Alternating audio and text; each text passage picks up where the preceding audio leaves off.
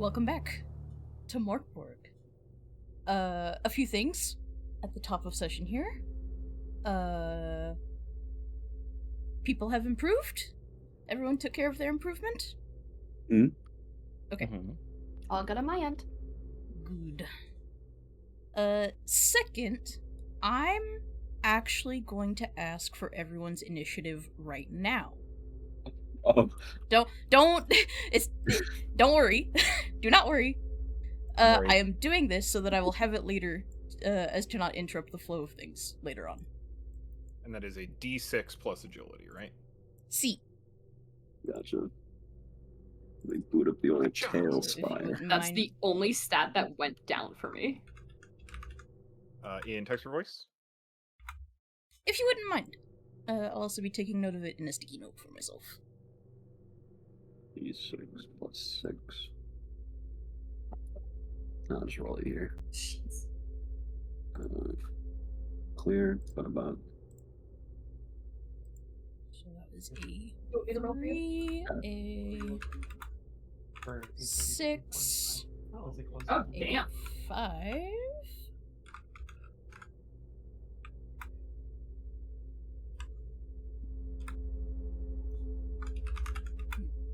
8 and an 8. Which of you has the... Runt. Runt has a 6.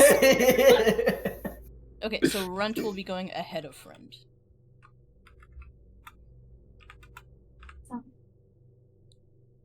And I will consider... Okay. Thank you so much for that.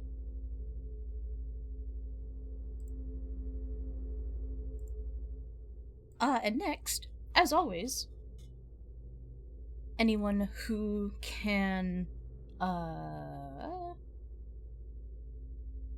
my brain, the words.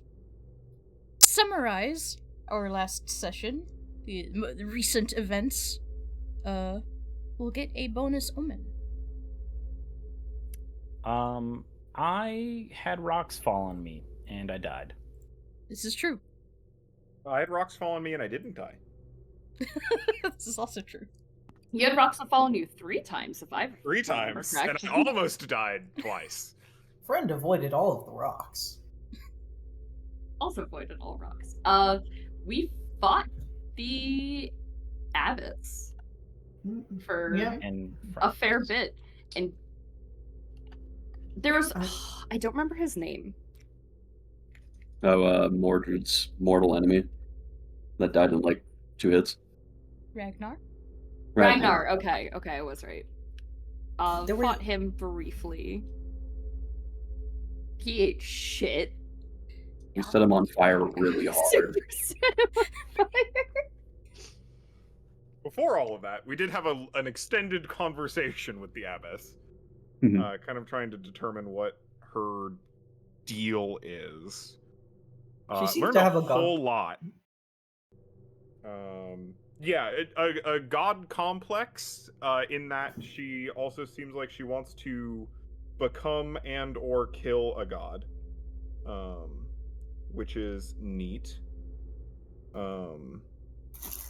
It sounds like she's medium immortal, and has been engineering the state of things for a very, very, very, very, very, very, very, very long time.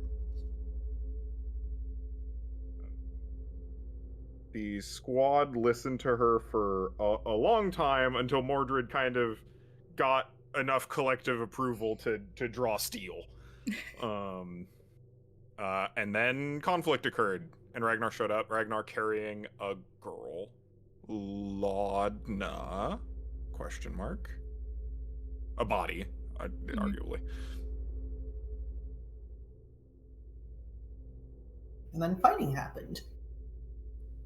But in the middle of things, the abbess essentially raised a bunch of crystallized knights and lord from the dead, sort of, so to speak, animated them, and they fought us for a while, but they also got killed. And then after she had taken enough damage, she fled down a hatch friend threw a rock down the hatch. That didn't work, unfortunately. And then we followed her down. Then we followed her down the hatch after taking the girl with us. At which point we came to the room that we are currently in. In said room was a journal by another former associate of Mordred, detailing some very, just from what I remember, horrific things. I can't remember unfortunately, I cannot remember specifics. But yeah.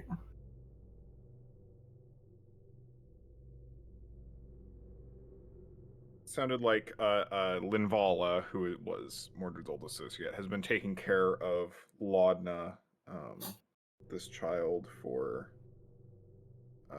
as long as she has been alive, and also that Laudna may not be able to be killed, and had been living in this room, which seems built to prevent an amount of self-harm.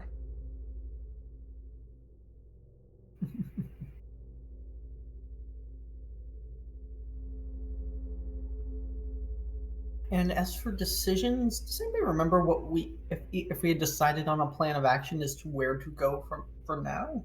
There was a sewer grate that we opened up that I believe Mama Bear was able to suss out where the Abyss has escaped to. Nice. I think I was starting to go down, but I hadn't gone yet. Yeah, we paused to take a rest, if I remember correctly. Yes. Indeed. Sorry, I have to let Bubby in real quick.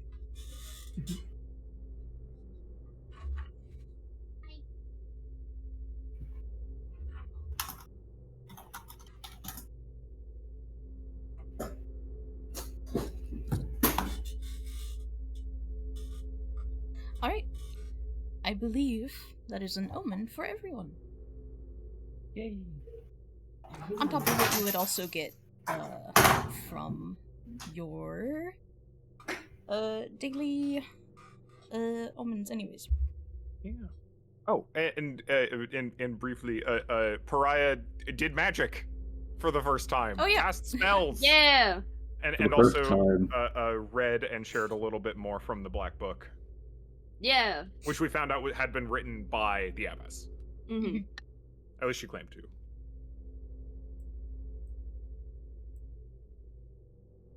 One omen each. I think I need to roll mine. Yeah. Very good. While we are resting, is there a way to recover HP? There catch breath?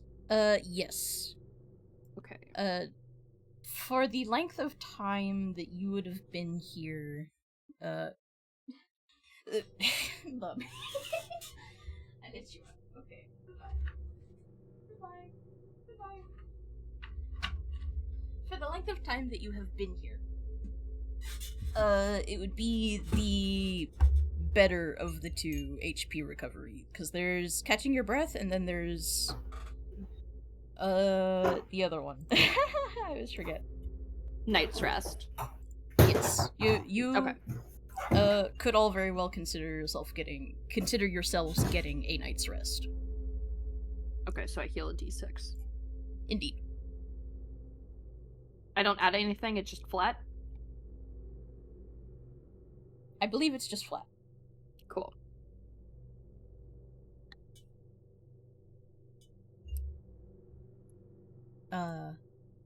While taking your rest, while you all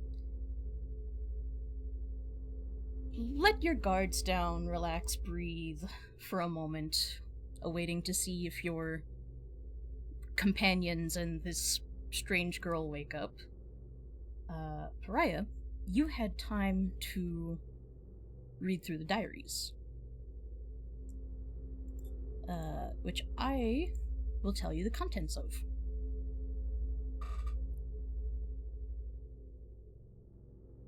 In Laudna's diaries, the contents of the pages are highly variable from day to day. The earliest diary pages are fairly typical in the style of writing for a girl her age in her late teens, though the tone is often upset.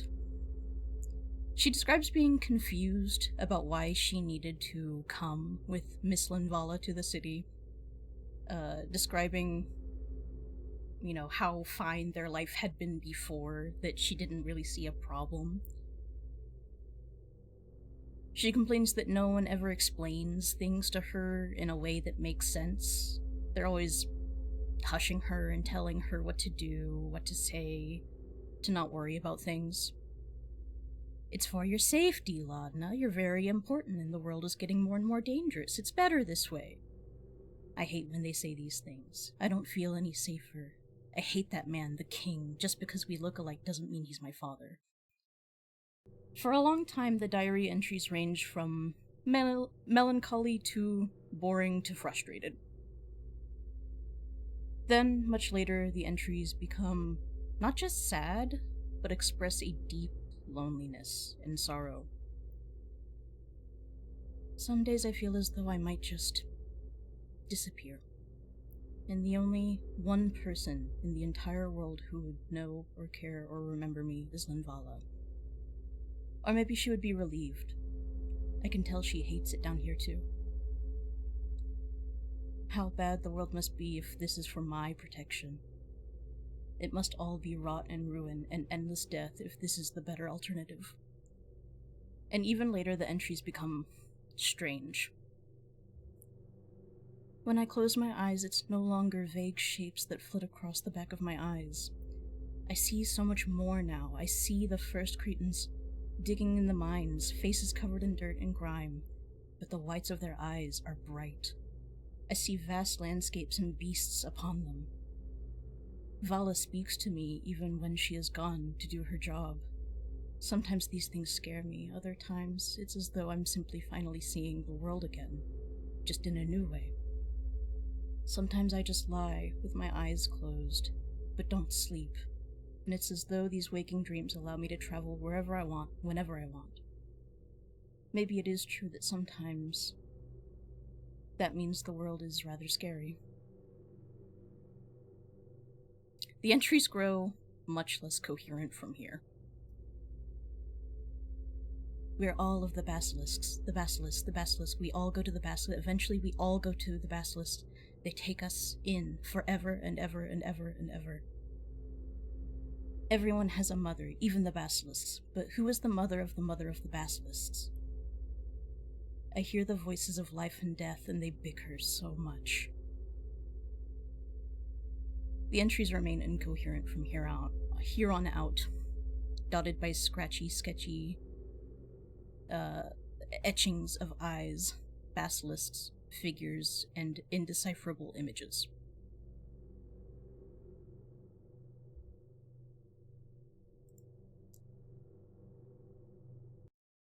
I'm gonna be so for real. I don't know how Pariah reacts to this.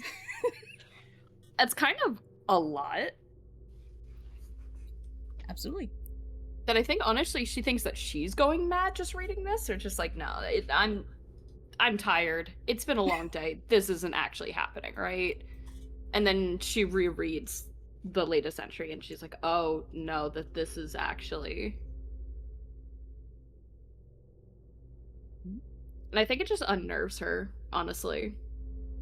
That she just closes them and just tosses them back onto just a nearby table. Certainly. While... Just easy. Out of ease. Mm-hmm. While you have had time to read... Oh, yes, I can also post that all for you. Thank you, friend. You got it. Sorry, yeah? While Yeah, you... You know what? You're getting it as a file. Oh. There you go. So you have time to read. While you are reading, Bartholomew. Yes. You are dreaming.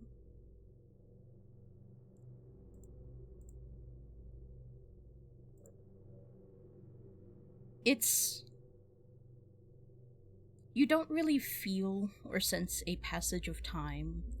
It really is almost as if you had simply fallen asleep all of a sudden, and you are in a dream. Or maybe a memory. You sit at the table, and your love sits... pardon me, let me start that over. You sit at the table you and your love sit at each night, to eat, drink, and regale each other with the day's work.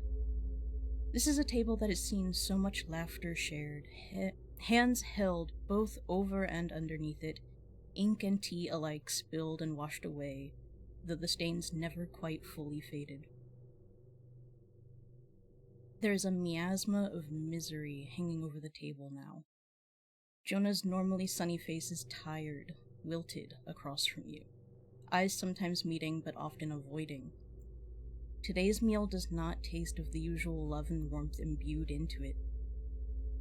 Jonah finally looks at you with a pleading expression. Please don't go to the academy anymore. Don't go tomorrow. You have a chance to respond. Ooh, do I respond with my voice or with the robot voice? That is your choice entirely. Ooh.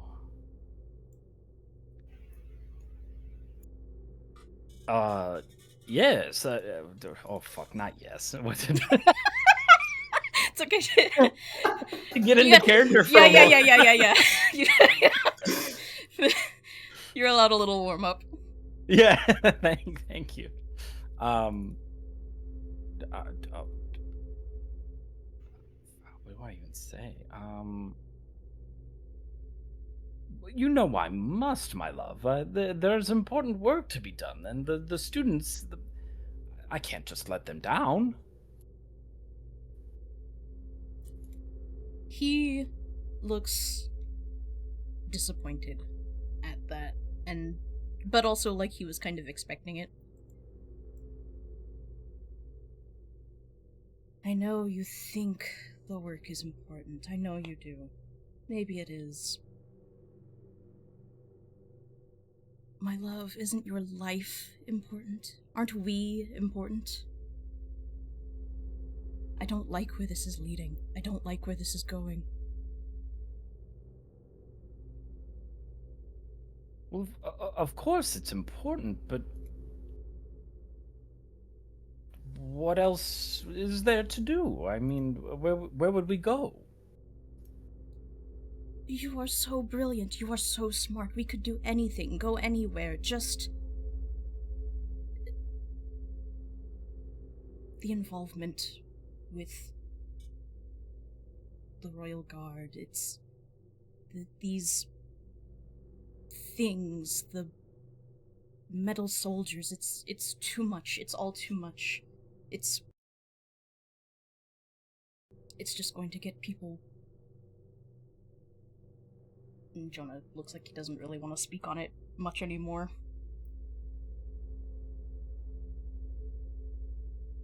Well, of course people are going to die. I mean, but how else are we to protect ourselves?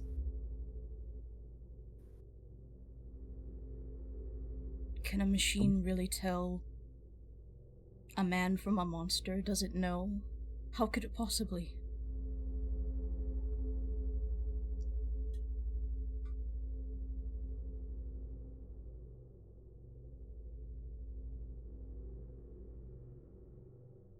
Bartholomew just sighs.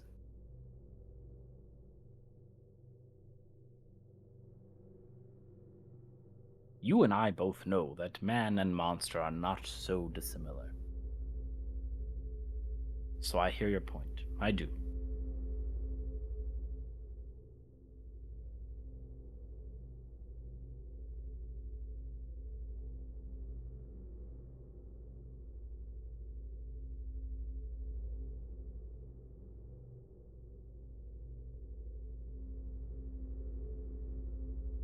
I don't know, Jonah.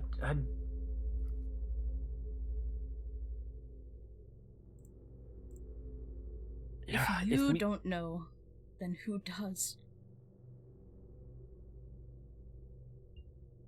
I'm just saying that I don't know if I,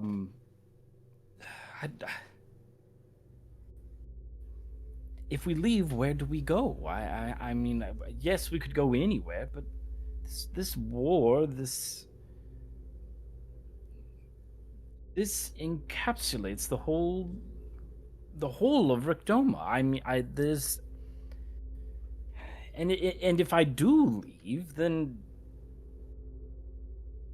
where where where can we go that I will not be found?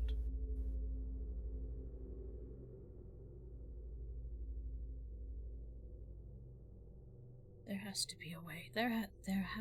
He looks at you and it is clear that he is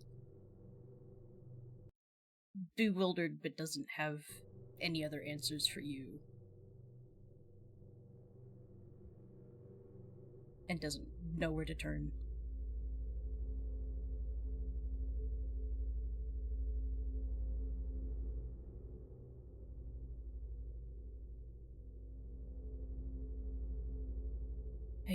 I just know something is going to happen, and I don't want to be here anymore, but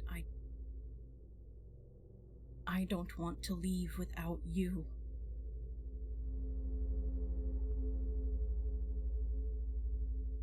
I don't want to live here without you.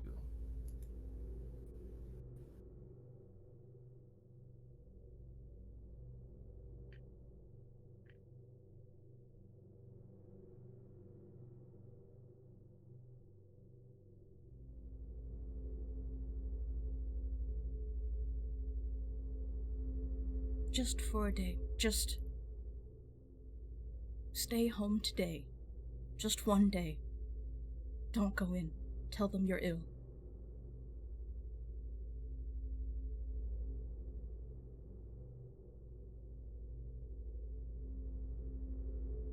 Surely you've earned enough time to just a single day to yourself to stay here.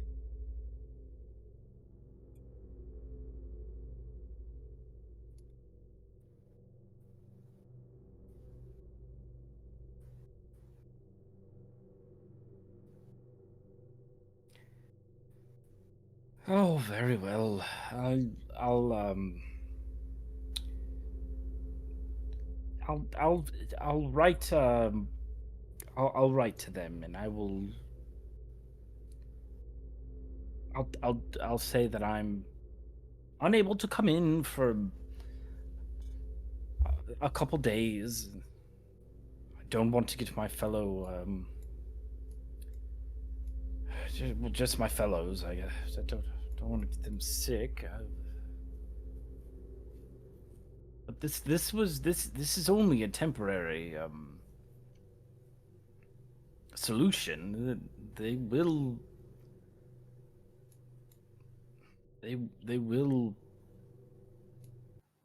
come looking.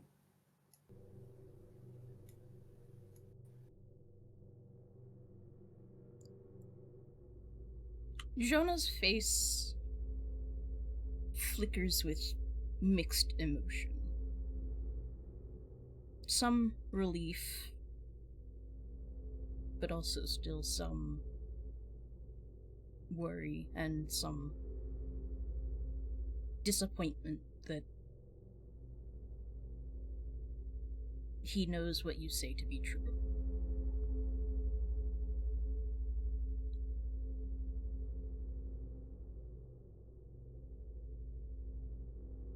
He gets up and comes around the table,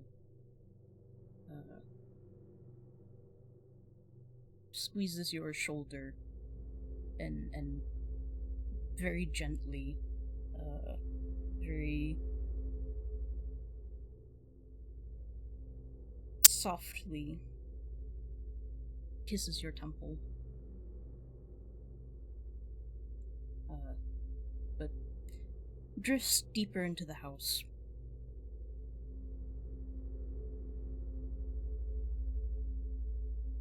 There's a long, long quiet after that.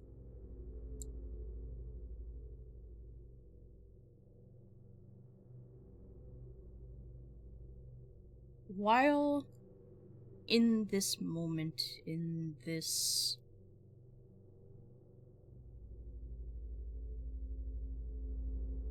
fragment, there's a part of you that knows what happens next, but also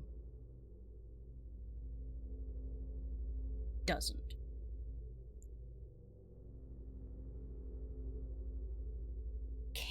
Can't picture it, can't conjure it in your mind's eye, but all the same you know that it happened.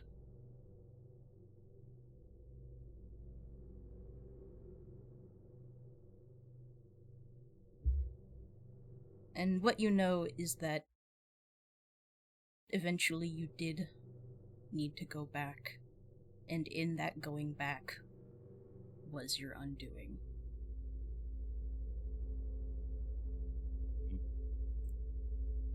You are able to wake up whenever you are ready. Before that, your curse. Unfortunately for you, Livewire now does half damage to you. So any damage you roll while doing Livewire, half of that damage will be done back to you. Oh, good.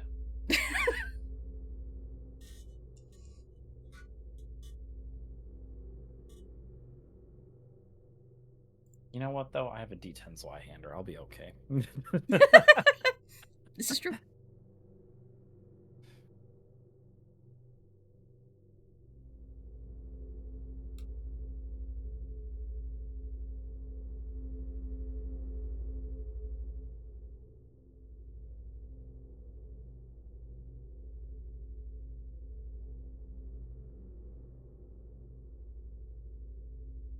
In the passing hours, it's probably been several hours since the altercation you are taking respite from. Pater has set himself up against the frame of the bed, sitting on the floor, and seems to be dozing.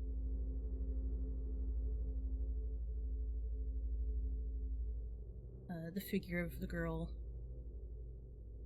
remains still.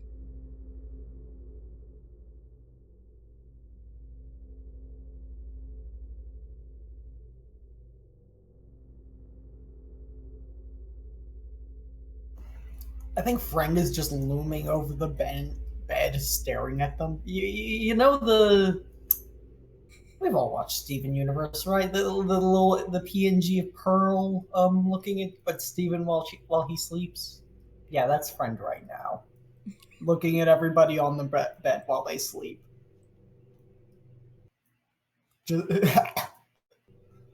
Just kind of awkwardly. When's he gonna wake up? Poke, poke. Poke, poke. You know, it's mildly disconcerting to wake up with someone staring directly at you. You're aware. What? Oh, you're awake. How was the sleepy? How was the sleep? Friend is ignoring what you said.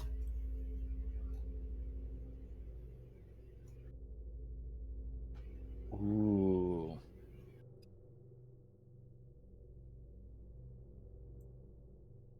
Well, I feel well rested, I suppose. I don't quite remember this room. Did we go out for a time? Are we in a hotel of sorts, an inn of sorts? Where are we? Oh, we're underneath. We went down the hole. We went down the hole that was in the big building, and now we're in that place. There's also a big hole over there that the abbess went down, and we're supposed to like follow her. I think we're following her, right? Right? I think we're following her. It's too early to be shouting so much. Just turns over where she is on the ground. Yeah. So that's what's happening. I don't know what a hotel is. You say a lot of interesting words.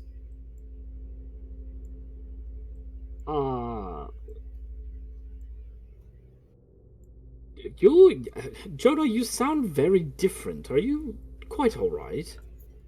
Oh, I'm fine. Oh, that's a good name. I like Jonah.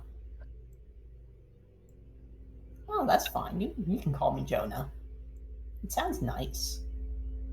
Well, I mean that is your name. Yeah. Oh, this is how I usually sound. This is how I sound right now. And there are times when I don't have a head and I can't make sounds. Very Yes. funny. Yes. I like that sort of metaphor for when you can't think of things. That's very good. Metaphors. Yeah, I also don't have good. a head. Those are good. I do those good. Well, should I gin up some breakfast for us? Is there a kitchenette or some sort I can make use of? Or... I don't think there's a lot of things in here. There's a table over there. There's Runt over there. Runt's a bear right now. There's also the girl right next to you. Oh no. I would say that I can explain. Did Oh no, she was there. I put her there.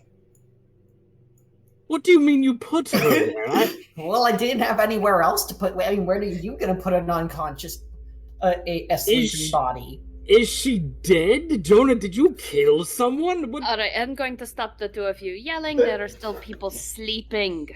Why are there so many people in this room? Did we have an orgy? I don't know what that is, but I don't think so. I mean, is this an orgy? No, very much no.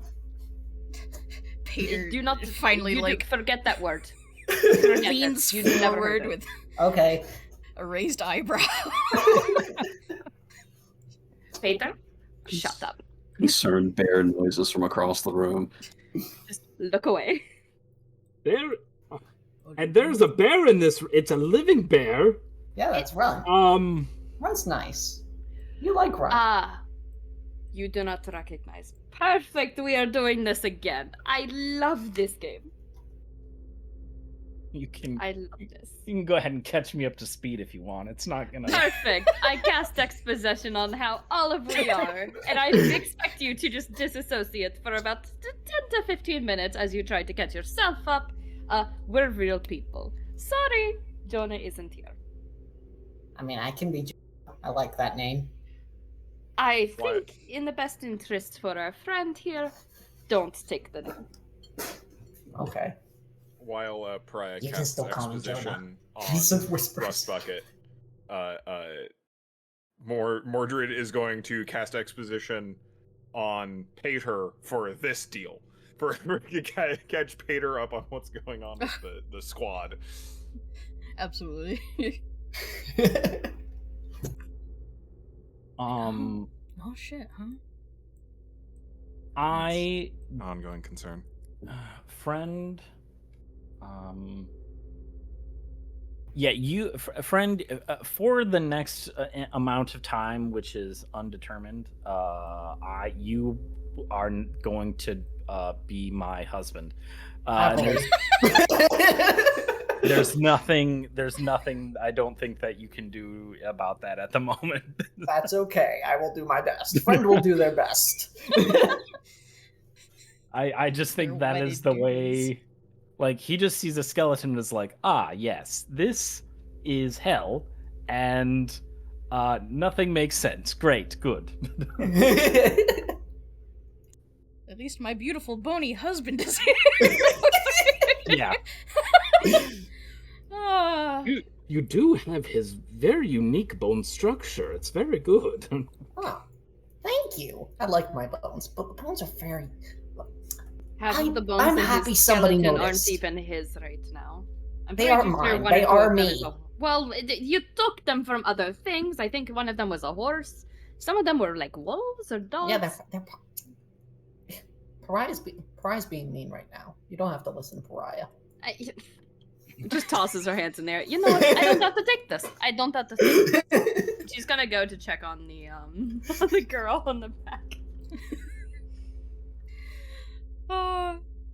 Okay. As you, this conversation has been going on for a moment. You've been distracted. When you come around, as you approach, you realize she's been watching you. Weird.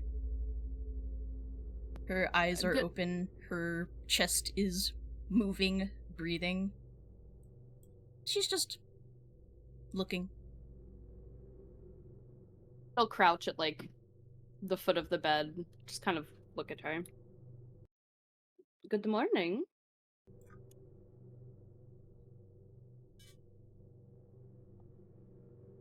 Are you feeling all right? She blinks and still just kind of watches idly.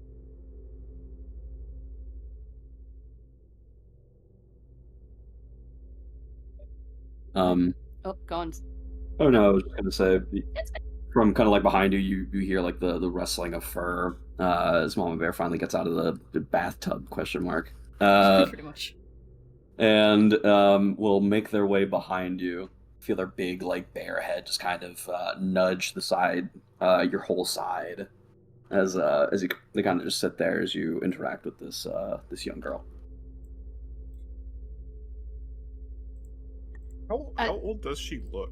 Yeah. She looks as though she could be anywhere from 17 to 19. Kind of hard to say, considering she has deep rings under her eyes. She's a bit, like sallow, sunken features. Sure is a corpse like some of us. She has very long, and her hair color is mostly a kind of like mousy brown. Despite her young features, there is a small patch starting at her scalp, along her temple, that has begun to gray.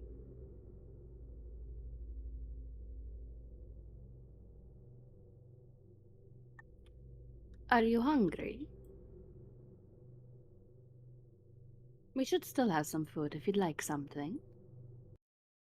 I think Runt had some of those eels that Mordred I was gonna cooked. say, does he like eel? Well, we're about to find out as the bear kind of like pulls their head back and like under their arm, and kind of like offers them some eel that kind of spills out of the sides of their mouth. I think at this, she... Again, is her eyes... It's clear that she is looking at you, not looking past you. Her pupils kind of train over you both.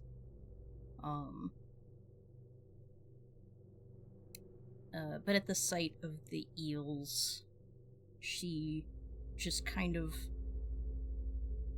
rolls over, turns away.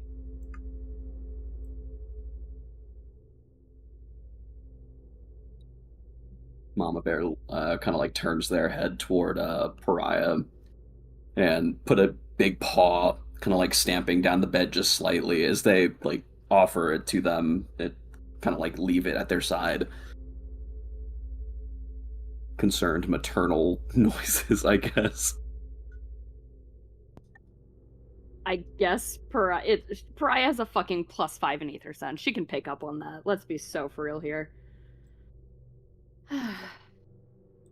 Alright. Understandable. They might look gross because they came from a bear. I promise you, they are perfectly edible and probably the best thing you're going to have in some time. I'm tired of the food that people serve all the time. Ugh. It is genuinely rather good. If you'd like to try some. I don't know the last time you've ate. Here, I'll even share with you if you'd like. And she's gonna sit on, like, the side of the bed. Basically just kind of rip this eel in half. Put half of it down onto the covers. Like, closer to her. And just, like, start kind of, like, gnawing away. Kind of like it's a piece of jerky. Trying to play this, like, as casual as she can to show, like, it's safe. And it's good. She doesn't react much, but the longer you talk, you eventually see her heave a big sigh, just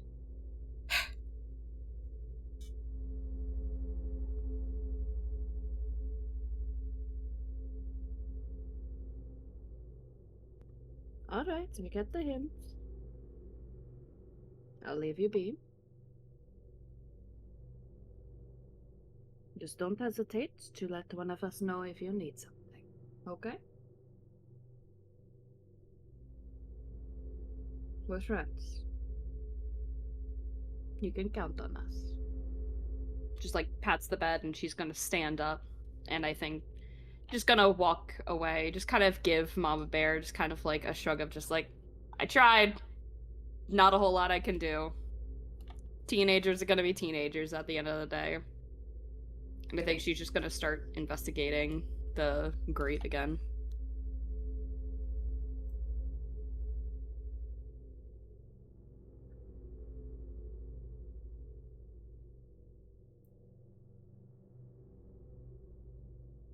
Pariah, what did you say your Aether Sense was?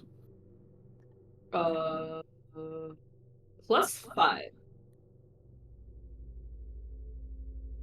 I'll say as you walk away, you hear the bear's hint of a motherly tone kind of brush past your frontal lobe, as it were. And it's staticky, it's bare, it's like a hint, it's a whisper. What should we do for her? Pariah actually thinks she's going fucking crazy now.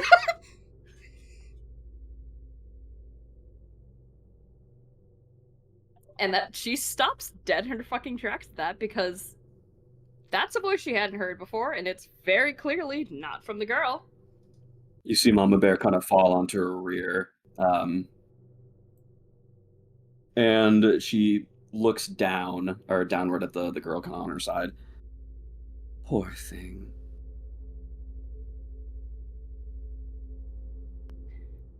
Against her better judgment, she's gonna go back up to Mama Bear and just kind of like pet her back in like the most like non-demeaning, like, you're not a dog, this is me comforting you, I swear, way that she can. Some people are slow to take help from others. Do not take it personally. And they didn't say any of this to you. They was kind of just like out toward this girl, and they give you a what you only can describe as a quizzical head twist, in best a bear can manage. Um, you can hear me. I'm afraid I'm going more insane by the day, but yes. I can. Your mind is twisted. That is one of the kindest things someone has said about me. I'll take it. My son speaks highly of you. Runt. He is a good boy. Troubled, but a good boy. You raised him well. And you get this like warm sensation that kind of like spreads through your temple. And Mama Bear again looks toward the girl. Who is she? What is her name? Will you ask for me? We know her name, don't we? In Linvala's note, it had been implied that her name is Laudna. Mm-hmm. Also, I fully fucking forgot that Critical Role had used that name before. Who cares? Literally, I who know, cares? I know. Our city now. Crossover of the century. Our city now. And even though it had only been like a minute or two since Pariah said like, I'll leave you be. Sorry. Guess what? She's fucking back. She fully expects this team to just hate her at the end of this, and she's like, whatever. Laudna? Laudna. Is that your name? At the sound of her name, she does...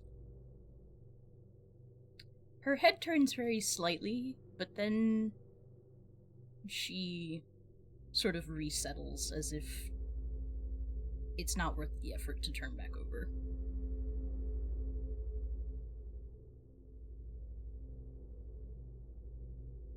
It is your name, yes? You don't have to respond, just a head nod will do. It is good for us to know what to call you. Yes?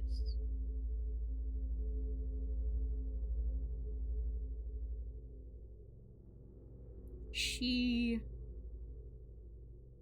curls up tighter.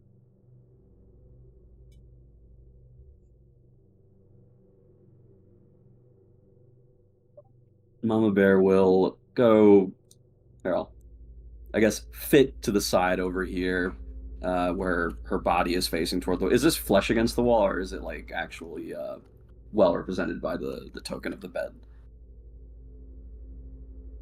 It's the placement is pretty accurate. It is slightly askew from the wall, not quite flush to the wall. Okay. Then I think Mama Bear will, kind of moving the bed as they do so to like kind of fit their massive size, will kind of like nudge their way through and just put their head next to hers. You are cold. And do their best to warm them with their semi-rotted body. I was going to ask, how would you describe your corporeal form right now? Your fur, your body? It is, so the fur is matted. It almost looks like it had been kind of stuck in dirt, as if this bear had climbed its way out of a grave. And from the rib cage down, there's this ever kind of self-repairing, and rotting hole that kind of lets viscera spill out at the bottom of it, and that kind of settles on the floor. But otherwise, they are, well, a bear. Yeah. When you kind of nudge your way closer, she does look to you, lifting her head a little. Up close, you can see that her eyes have a kind of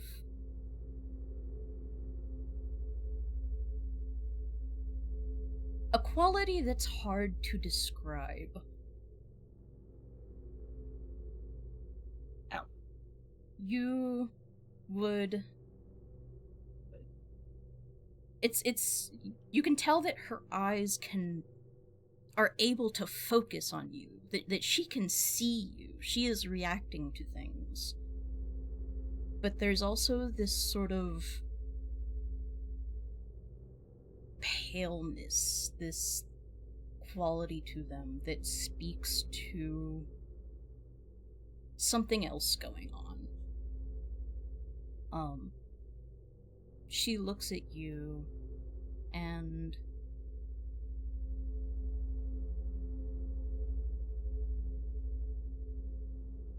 her eyes soften very, very, very slightly. She reaches out a hand and starts petting along your muzzle over the brows.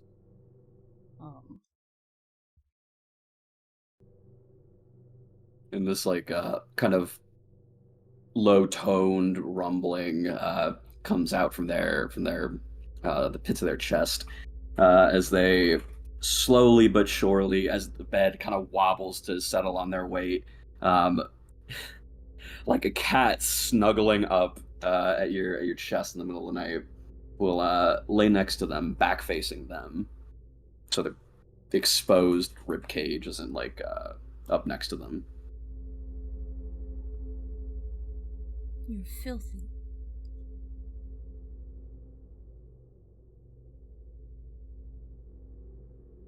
They simply sit and allow them to enjoy in their warmth. Pariah, you feel a sense of fulfillment emanate from Mama Bear.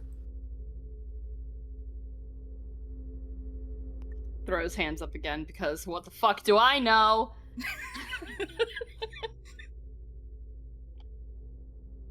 Just have fun. Going back to our fucking pit over here.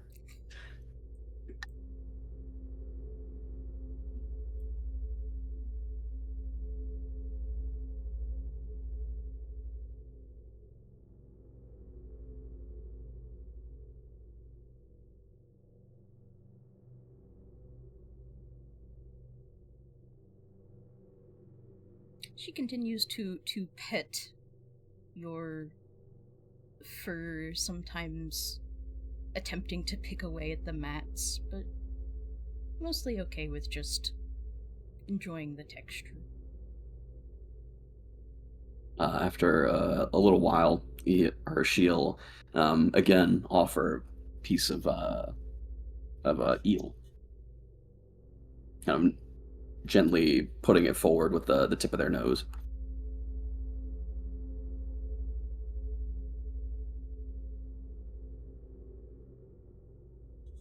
I can also make fresh food, if that would be preferable. What's the point?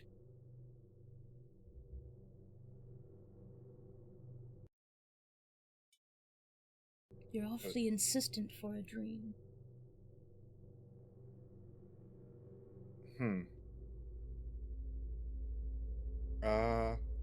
Alright. Various states of believing in or understanding corporeal reality. I mean, maybe we are in a dream. That I don't think I'd really considered that until exactly right. Pariah, are we in a dream? Do you think we're in a dream? I knew you. Okay, never mind. Would you like my answer? I would. That would be nice. Isn't all of this fake?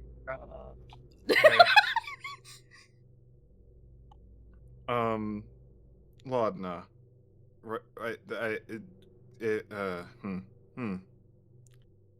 Um,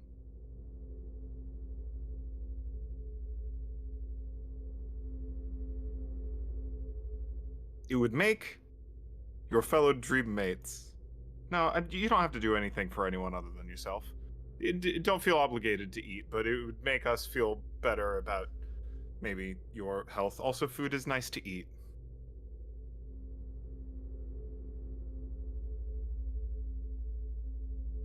Low rumble of agreeance from Mama Bear to her. I can't tell if I feel hungry or not. Robot in the corner isn't helping. The suit of metal armor. Can I have some of that eel?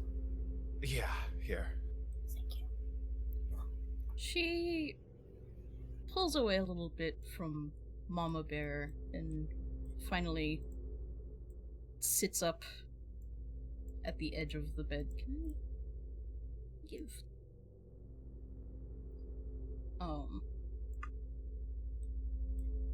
Just kind of taking stock of you all.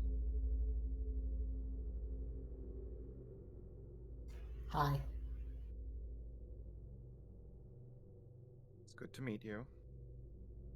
Apologies for intruding on. I assume this is your living space.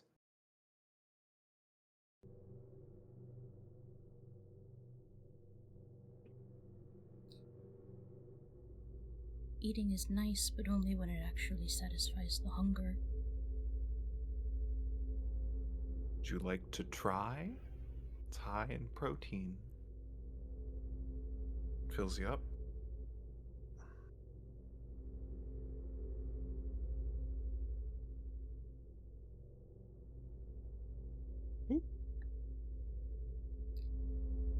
I don't like when the dreams are deceitful. It's just frustrating. I promise I won't try and lie to you. Deceitful. What does that mean? You tell me that? Lying. It's trying to Oh. be Oh. in especially in like a mean way. Oh, that's. Why are you trying to be mean? We're not trying to be mean. Oh, I thought she was just talking. Wait, are you calling me mean?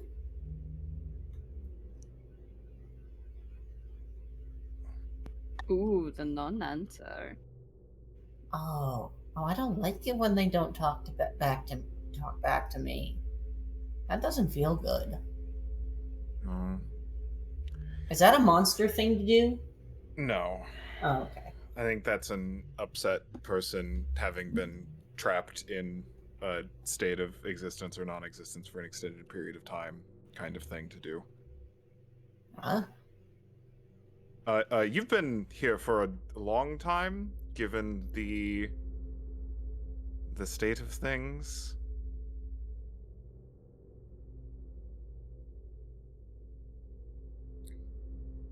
She seems to tilt her head at this, and her eyes kind of roam around as if thinking. And then she kind of squints her eyes.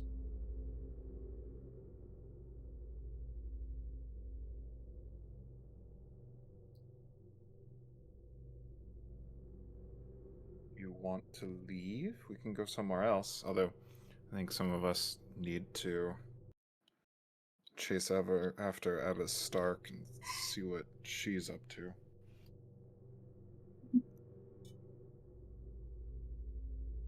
You're all very chatty for being in my dream.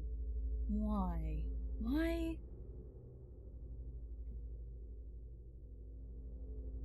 You're asking me things you already know the answer to because you're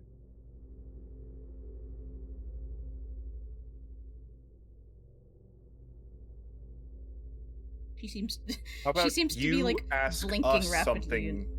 You ask us something you don't know the answer to? Maybe we'll be able to surprise you. I don't. We haven't been around for that long, so I don't know if we know that much. But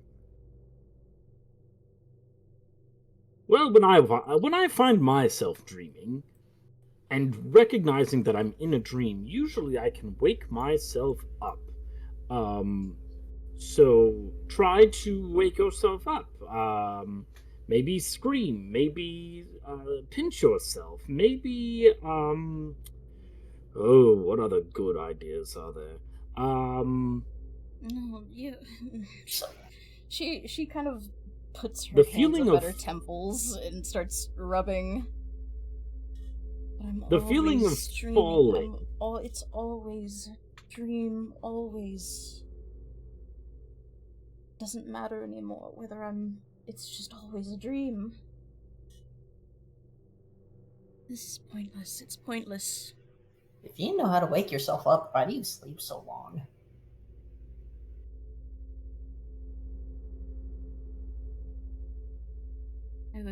Was I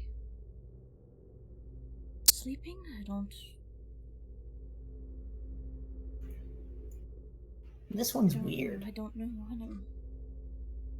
Well, at a Right. certain point, if you keep waking up inside of a dream, I think that means that reality is in fact your dream. So,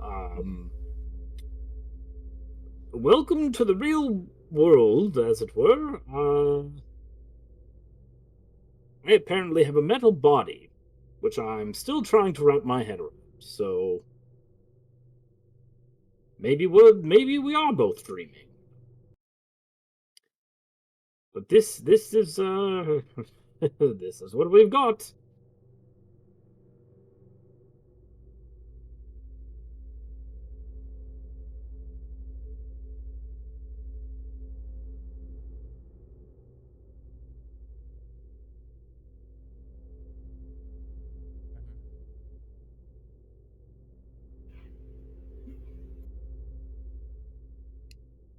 I think she finally looks at the food that's been offered to her, one of the morsels on the bed, and reaches over.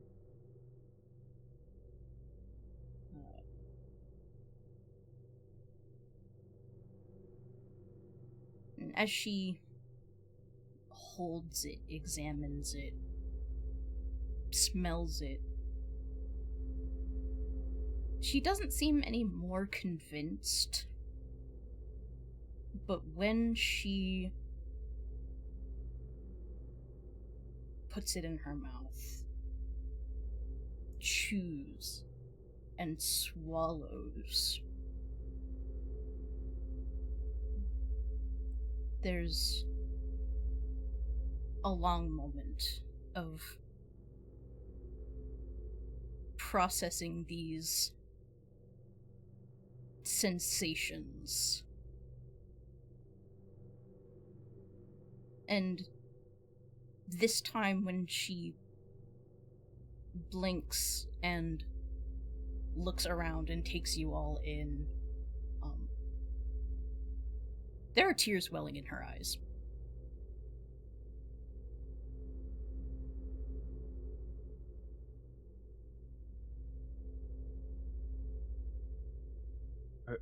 are you? It feels weird to ask this. Maybe. Are you? What can we do to help? Are you hurting? Are you? Do you just need someone to listen? Where's Linvala?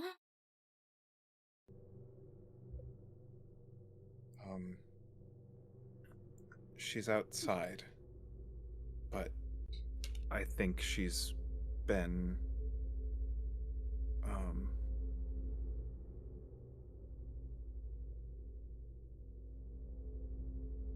Oh, is she the crystal?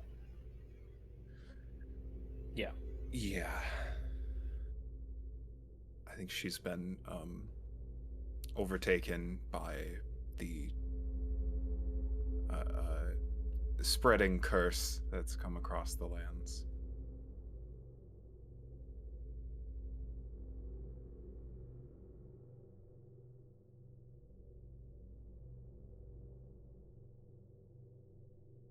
She, hearing this,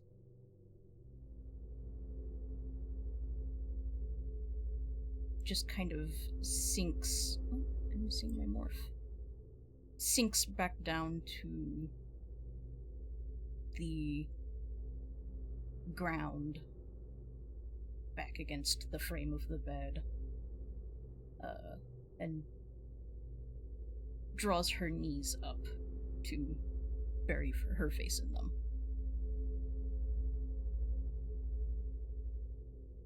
I think Mordred will kind of look at Pariah, look at the bear, kind of unsteadily, slowly approach, sit down nearby. You unsteadily approach. Pater actually comes over with a kind of confidence, but also a sadness.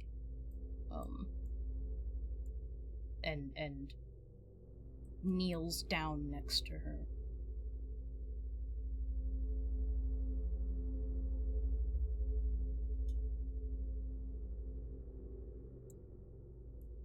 I'm so sorry we couldn't come sooner.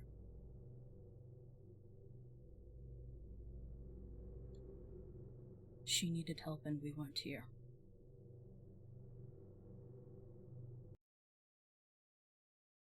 She was trying to tell us about you, about her, but there was too much in the way.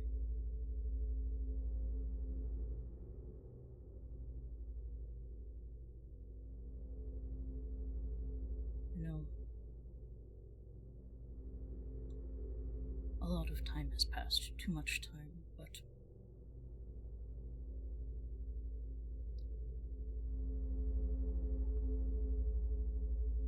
we're here now.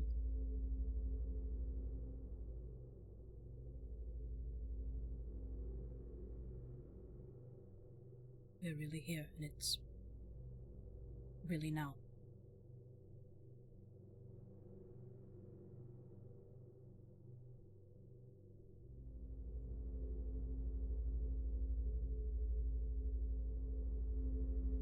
Despite his words, she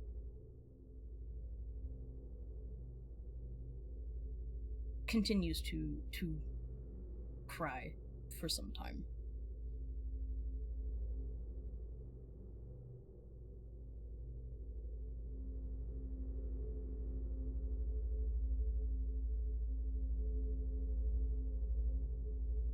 Pater looks across to you, Mordred, kind of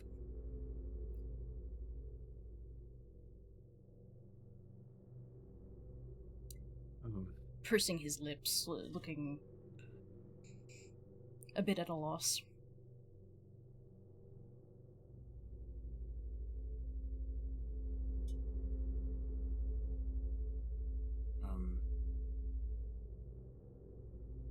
Pater, you said you'd look after her, right? I intend to. And get her back to, we said Last Bastion, probably?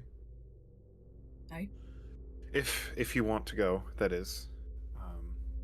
Laudna.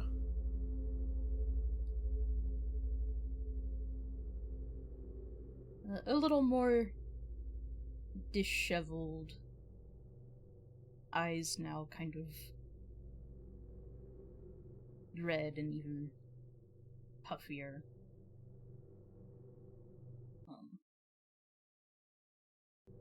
She lifts her head very slightly and gives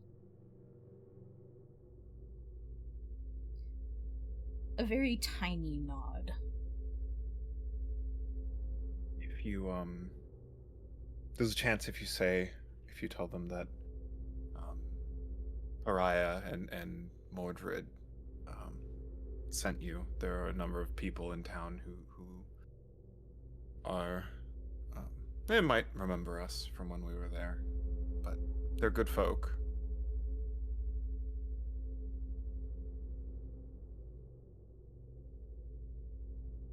Good enough, at least.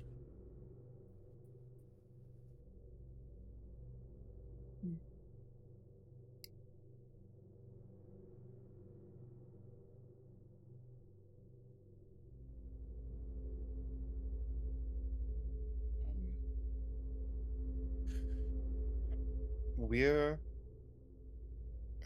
considering going after the Abbess, and I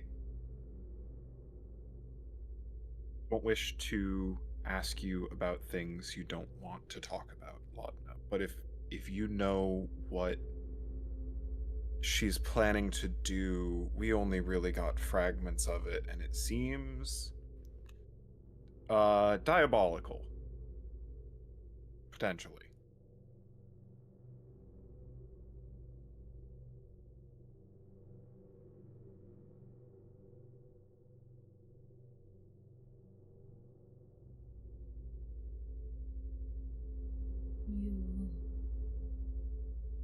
You speak of my mother?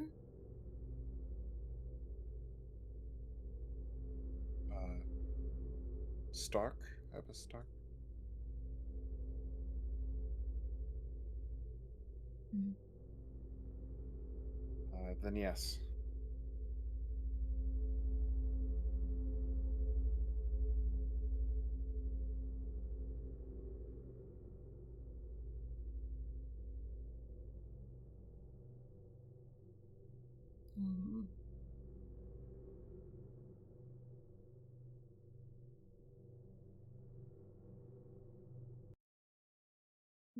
She just kind of shakes her head, though she still seems to be thinking on it.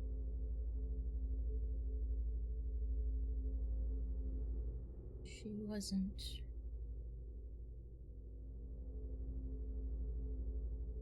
around much. She never wanted to explain anything to me.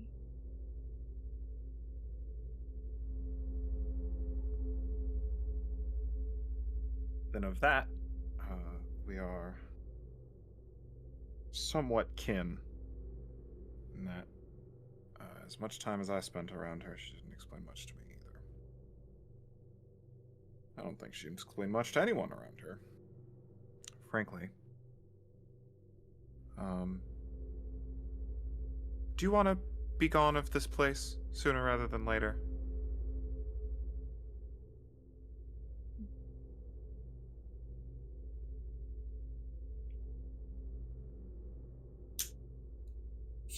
She looks like she kind of blinks owlishly around the room and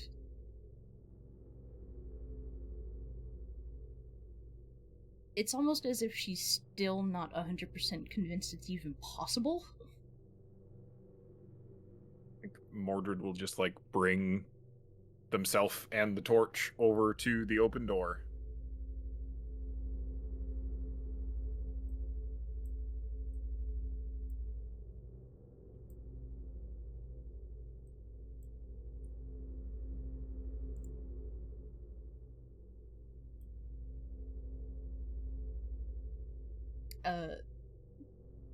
Pater offers her a hand from his kneeling position, and she very tentatively takes it. And he slowly walks her over.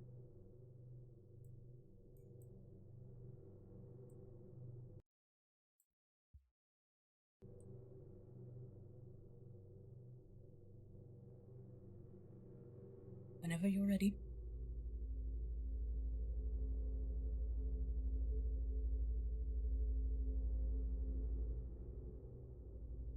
take our time, stay here a little longer, but it would likely be better for the both of us if we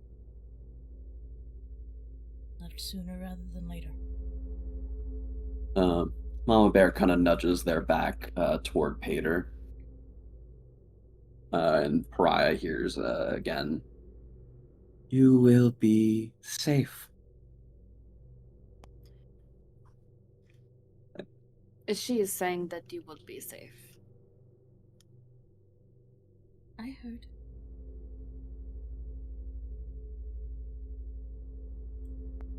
Never mind then. Safe journeys, both of you.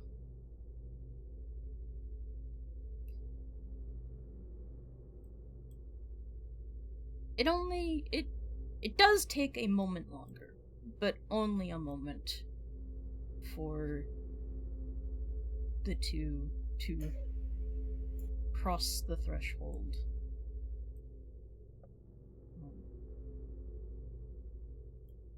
Pater puts a slightly firmer hand on her shoulder as they pass by the crystallized form of Linvala.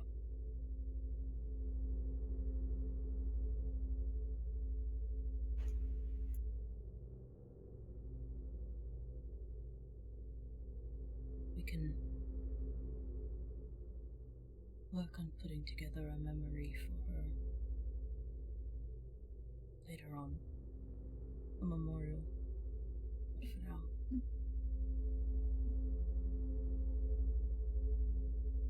we should move on.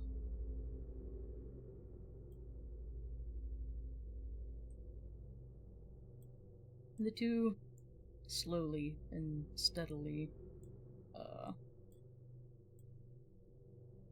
make their way up. Mordred will practically heckle back at Pater as they are on the way out. Just a keep the both of you safe, all right?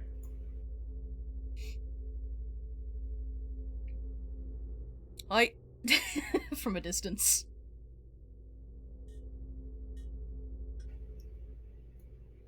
Oh.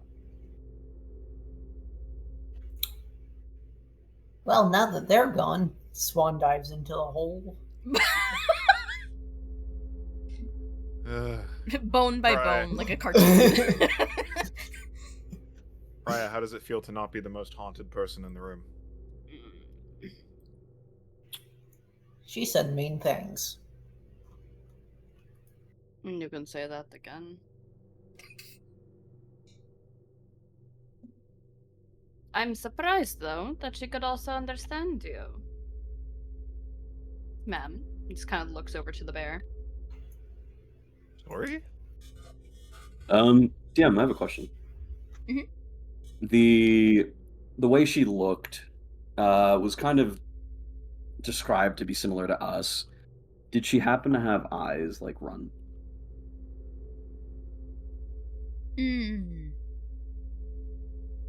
No. You get the sense that her eyes were that way for different reasons. In that case, Pry, you hear back a small little airy chuckle. She reminded me of my son when I first met him.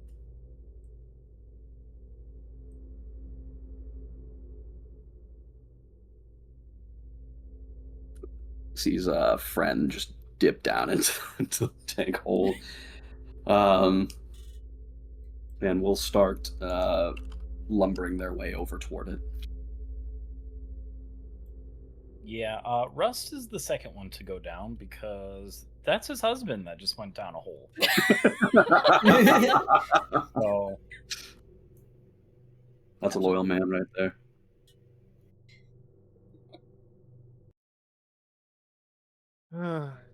Onward and downward, then, I suppose. Grab the As things. always. Alright, I'll come. You're in for this? I was about to say. I'm sure you were sure about this? What, like I have anything better to do? I'm sure it won't Go be home boring. to a house with nobody in it, except the cobwebs and the spiders that took over? Fair enough. I'll take All my right. chances. Come on. Come on. And she'll into the hole. Into the hole. Am I able to fit? Into the hole. How large are you in bear form? As large as your average bear, you could say. It's snug if you shimmy exactly the right way. But it's not comfortable and not a very natural posture for you. They do their best.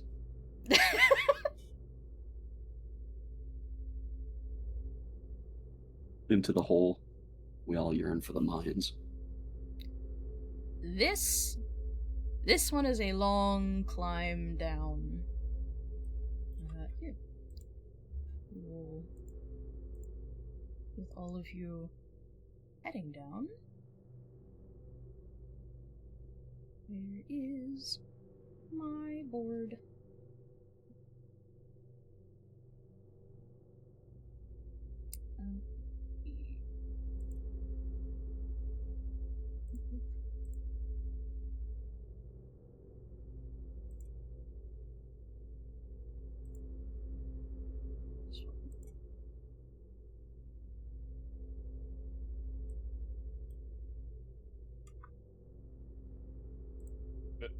Get you all. I can never hear. Boop. I wish it was easier to summon everyone all at once. I should probably start using marker tokens.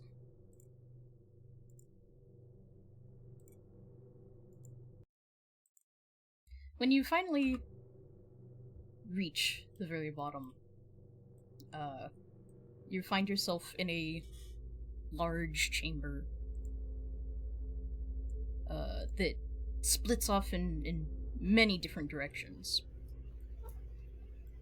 Does this look like the sewer that we encountered back in Last Bastion? Or is this just entirely aesthetic? Or is this just same pieces? So, it seems similar. However, this is much more intricate than what you found under the last bastion. The last bastion seemed a lot less cared for. There was a lot more natural rock formation at the last bastion, whereas this is like fully constructed, all smooth brick. This nexus seems particularly handmade and, to some extent, possibly cared for. Oh, are we about to walk for several? We're gonna walk down here for several hours, aren't we? Guess we'll find out.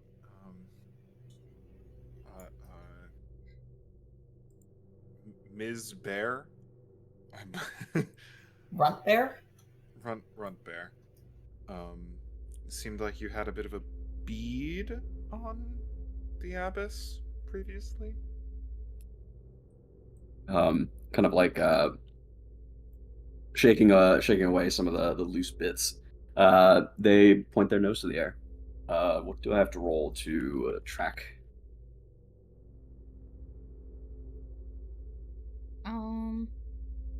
Is it like ether sense or? I'll say, if you want to go by scent, that's easy enough for you. That I would not require a roll. If you would like other or more specific information, that could be an ether sense. Okay, I'll say not only am I, because this is like there's no like forking paths or anything. It's just like one tunnel downward. I'll ask if there's anyone traveling with her, and I'll roll for that. Okay. All right, let's see. Didn't check on Ragnar. I'll let you know, scent-wise, what you smell most recently is her. And you know exactly which direction she went. Easy enough. So that is, I'm sorry, 15 plus 3, 8, to see if there are anyone, if it's just her wandering.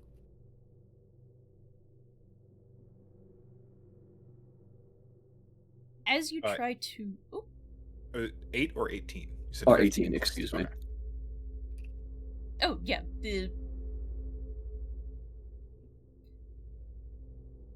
Under that most recent clear smell, you reach a little deeper, take in a little more air, more particulate.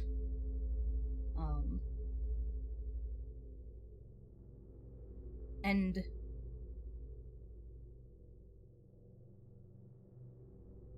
almost as if going back through time, through the ages of these passages,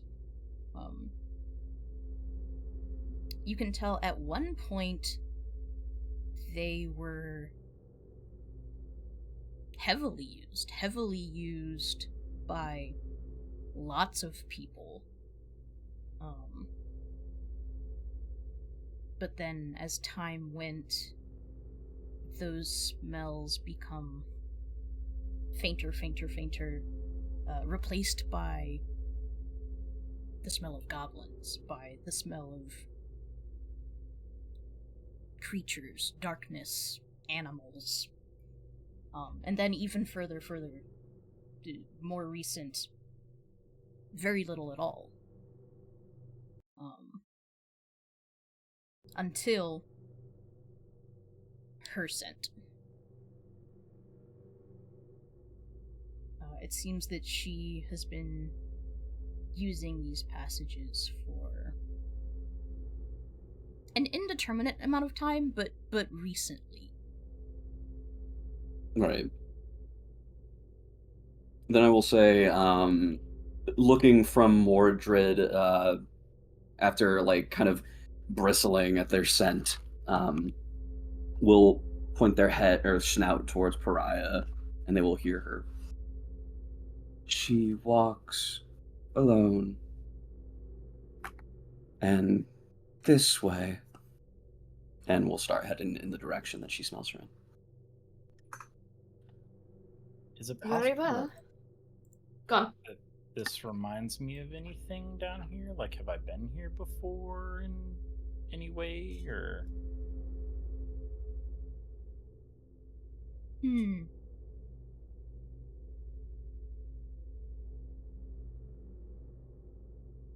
If not, then not. I'm just wondering if maybe like this is the way we escaped, or I don't even know if we escaped, so who knows? But I'm going to say, similar to what you had learned around the last bastion and seeing these in other places, is you were somewhat aware of this sort of aqueduct project, this idea of connecting all of Rictoma. But other than that, there is not physical familiarity. There is not a sense of, oh, I've been here before. gotcha. Okay.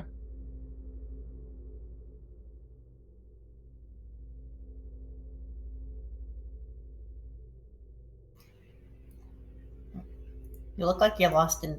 You look like you're thinking a lot. What's going on in there? Donk donk on your head.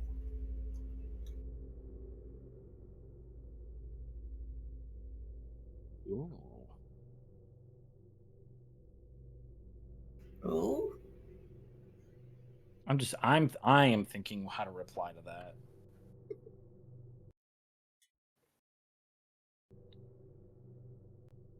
Tell her. Oh, just recalling a memory, Jonah. Don't mind me. I'll be myself here again shortly. I just maybe just reminded of things overnight while I slept. Oh. Oh, I wish I had. And I wish I had more dreams. All of you seem to have the weirdest. Seem to have dreams.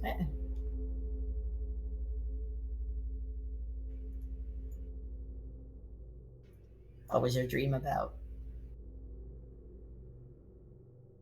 Oh, nothing you need to worry yourself about. It was not exactly a pleasant dream. It's just a silly old argument you and I had some time ago. Oh, you and I? Argument?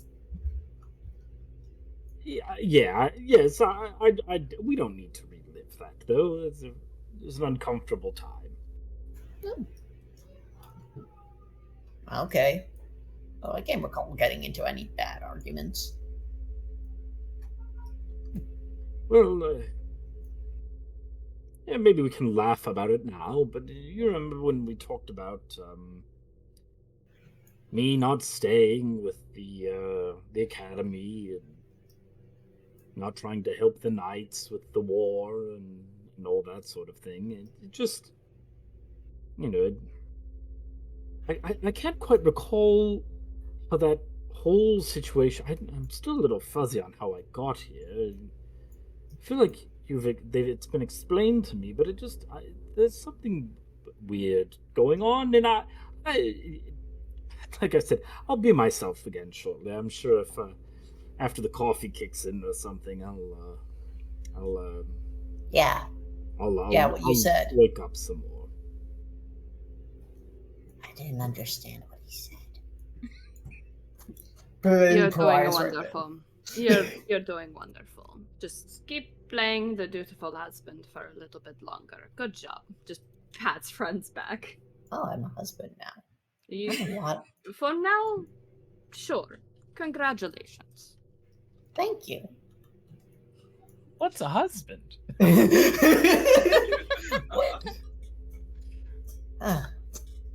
I'm becoming many things. I've been learning so much since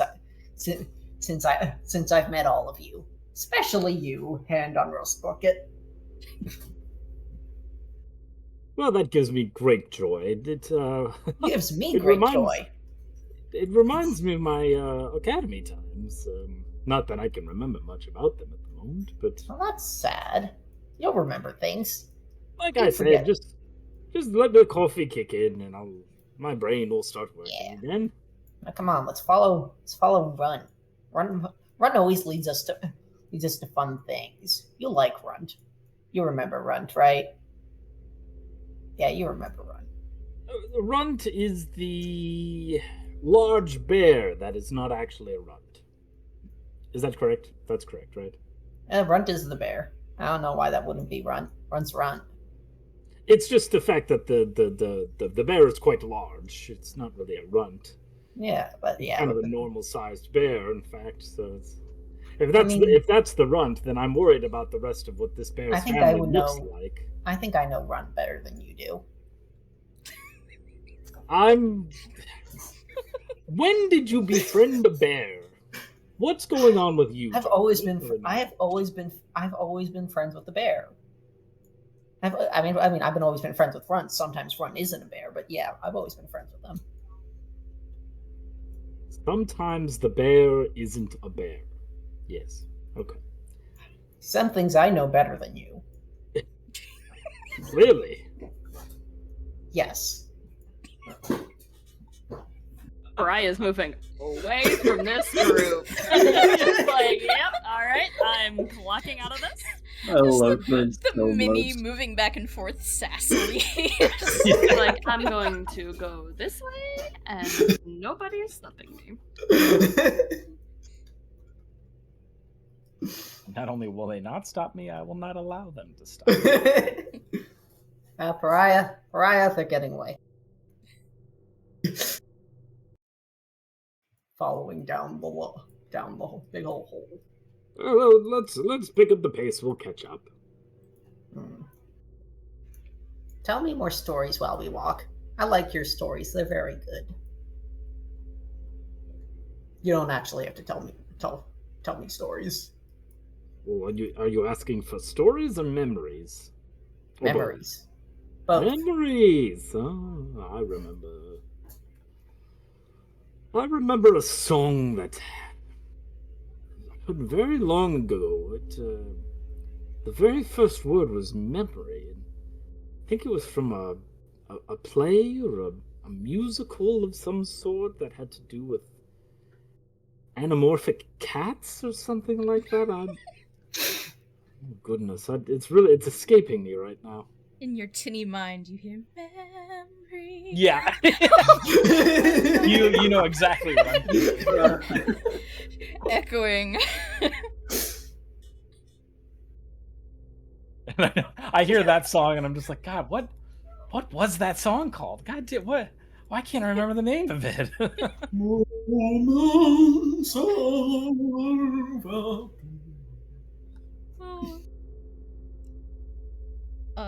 If it is all right with everyone, I would like to take like a 2-minute break, and that will be right Yeah. back. Sure. That's Yeah. amazing. I need the restroom. All right. You are in a deep, long tunnel system.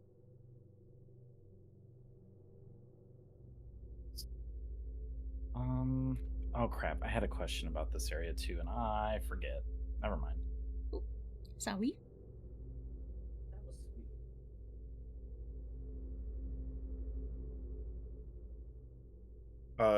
Is it like a straight tunnel, or is there any curvature to it?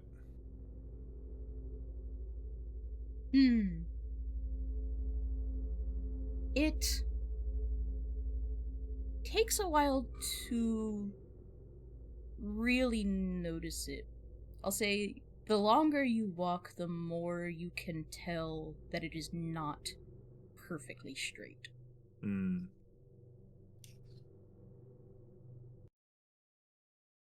And that there is even a downward slope to your walk.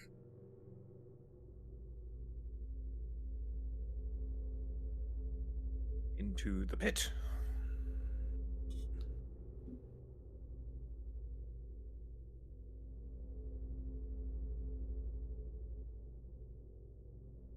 Let's go ahead. I'll fucking lead the pack. I'll do it. Absolutely. I think Mordred will walk beside you. For sure.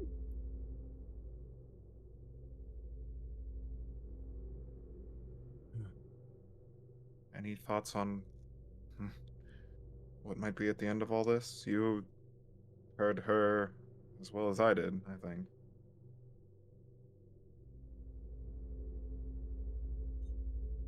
I don't know what to expect, and I think that is the most worrying thing about this journey so far. And that is saying something, seeing as in my short time knowing all of you have died before in front of me. Does seem concerning. I'm very glad Bartholomew woke up. I am as well. Though about as worse for wear as always, unfortunately. I've honestly gotten past the entire being frustrated at having to explain it every time, and I've just kind of grown numb to it. But he isn't immediately attacking us for being strangers, so I will take it. But going back, I don't know what's going ahead. I don't know what lies ahead, and I have a feeling nothing good. I think you're But probably right. only one way to go. Forward and down. I thought this is going back to that giant pit. Yeah, I was about to say, if we go far enough, maybe we'll be able to see out the top of it. Perhaps.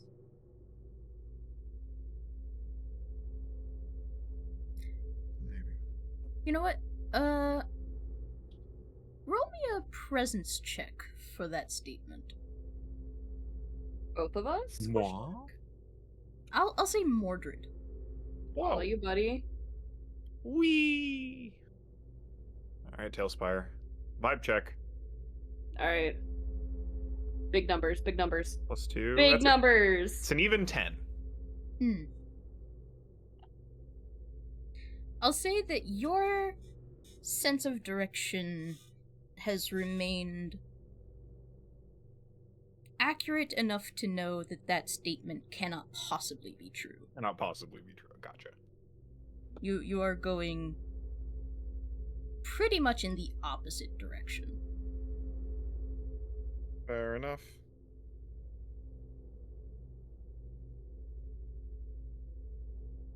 Maybe I the place did- doesn't adhere to corporeal reality, so much like everything else. Wouldn't that be nice? I did remember my question. It's not about this area. It's about my health. When I came back to life, how much did I have? How much do I get back? Oh, we did a ruling on this before, didn't we? I will I say know it's I have half? to kind of fix I myself. want to say it was half. half. It's either half or full. Man, for what's coming ahead, I am fully willing to say, I thought Yeah, it was just- full.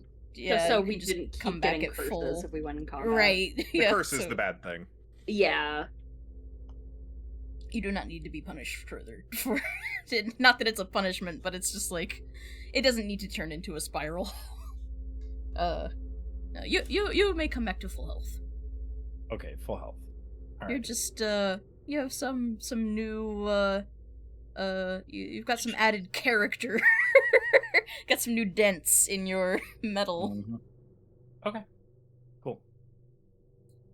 Bartholomew, Battle Damage Edition. Bum-ba-dum, ba-ba-ba-ba-da-bum.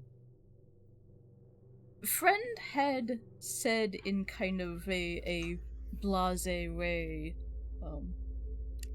something about walking for hours. Yes. As you all continue, that just becomes true to the situation. It was more accurate than you could have possibly known. The walk becomes steeper, sloped even further down. The nice, fairly well-maintained brick becomes more organic once again. The passage widens quite a lot. There's a little more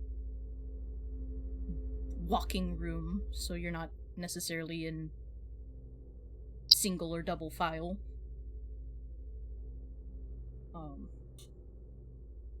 But it is also more not quite treacherous,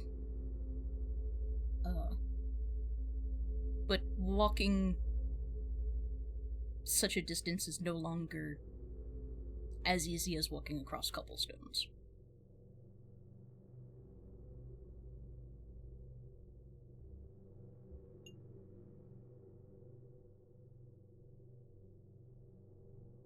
In that downtime, did you all consider eating? I think Mordred did. You did. I ate before when we were upstairs. I think if So did Mordred is, Run. Yeah, I'll say same for Run. I think if Mordred is ever eating, friend will just sort of like a friend tax. So like, can I have some? A nibble. Yeah. That just falls through his body. Just like the texture. Just like the act of chewing.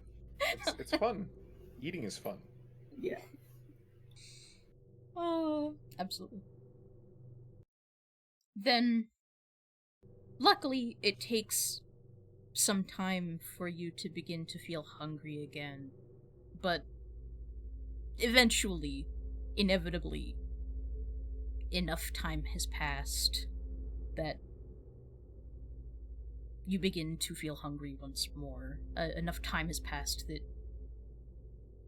it is yet time again for another meal. And maybe some relief for the bottoms of your feet. No longer supported by a cart. I think friend gets on top of Run. I'm bored. Let's play corpse again. And Do I need to roll a d6 even if it is Mama Bear roll a d6. for the curse? I don't know. Every time you make contact with not just runt, but every form of runt, these things that are of runt, then yes. Okay.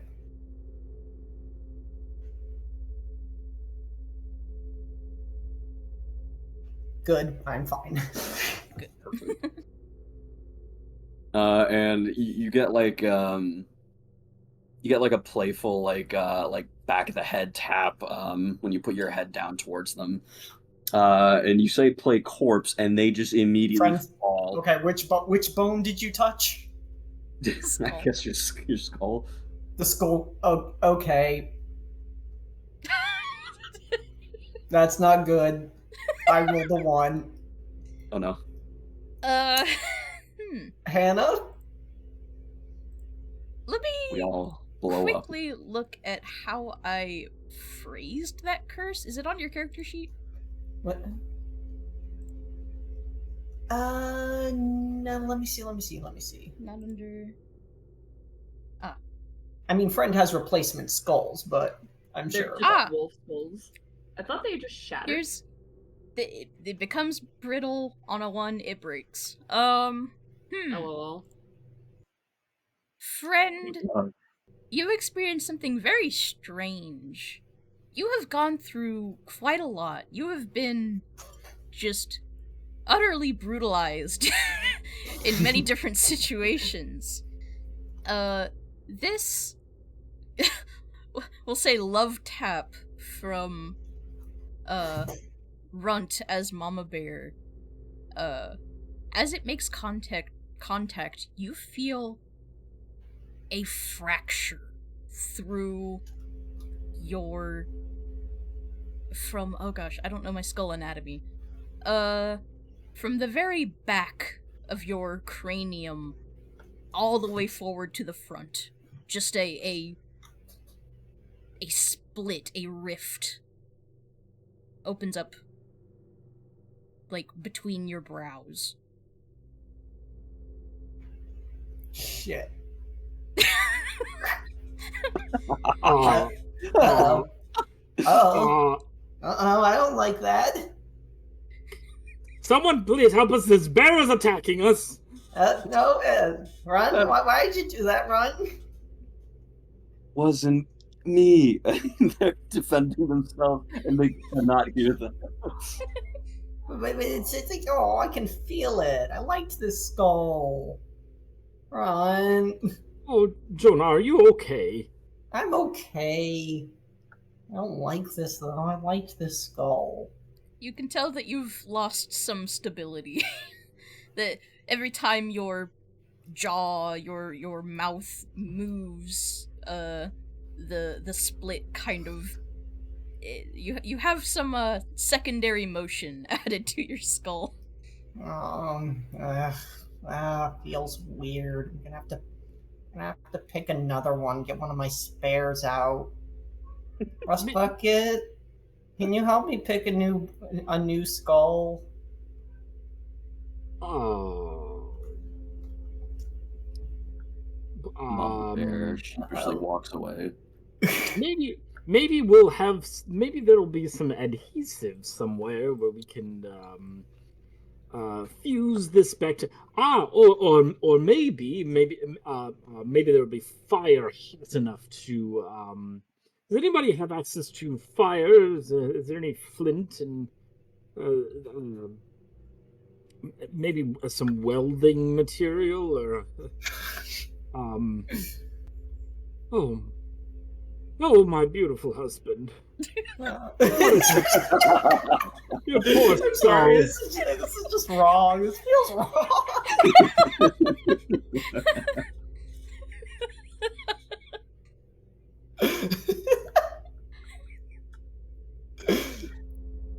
Friend will just kind of sulk forward, like, oh, this gonna have to wait. This sucks. Okay, well, if nobody is going to help us with this bear, Looks pointedly at Rund. keep your filthy claws away from my husband. I will defend myself and him if need be. And if there is a knight of the order here who is not helping us, so I would be very afraid if I were you. You see this hulking mass of like matted fur just like instantly gum down onto itself, like shoulders hunched inward as their head is like their neck is just negative space as they try and lurch away from you. I'm Turtling. sorry. She is saying that she is sorry. She did not mean to do it. Friend is friend could be friend cannot make pouting expressions. Friend cannot make expressions, but friend is pouting and is standing behind Rust Bucket. Here, come here, dear. And is just gesturing for Mama Bear.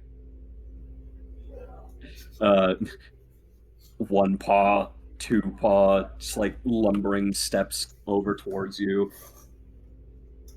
Very much just like petting everywhere on her face, like under the chin, scritches to the cheeks. I know you didn't mean it. A bit of skin falls off into your hand, but she otherwise looks pleased. It just casually like takes it, kind of puts it back where it was, puts it in place, and just continues doing what she does. Stays there for a second, and then slowly peels off. Just fully not paying attention to it, because if she pays attention to it, it's a problem. So if she doesn't, it's not a You problem. have to act like it's normal. Exactly. This is normal. It's a weird day when I'm the normal one here. I shouldn't be. She's just like, yep, okay, I'm just going to pretend this is all fine. All of this is fake. This is all one elaborate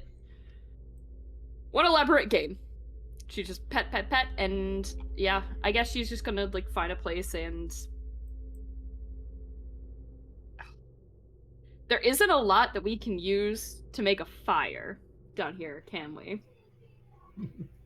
You do have torches that you had from above, but unless you have a flint and tinderbox in some way, shape, or form, and material with which to burn,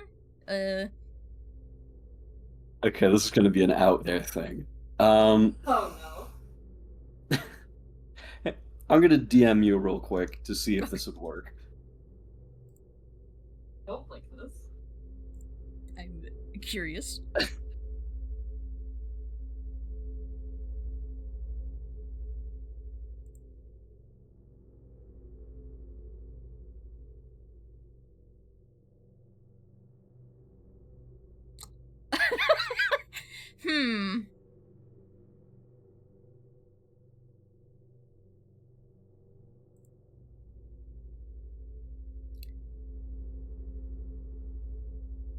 I'm going to say yes, but at a cost.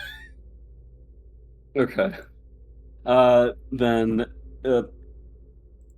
Pariah, you hear from kind of like the depths of your skull, two voices kind of like talking back and forth with one another.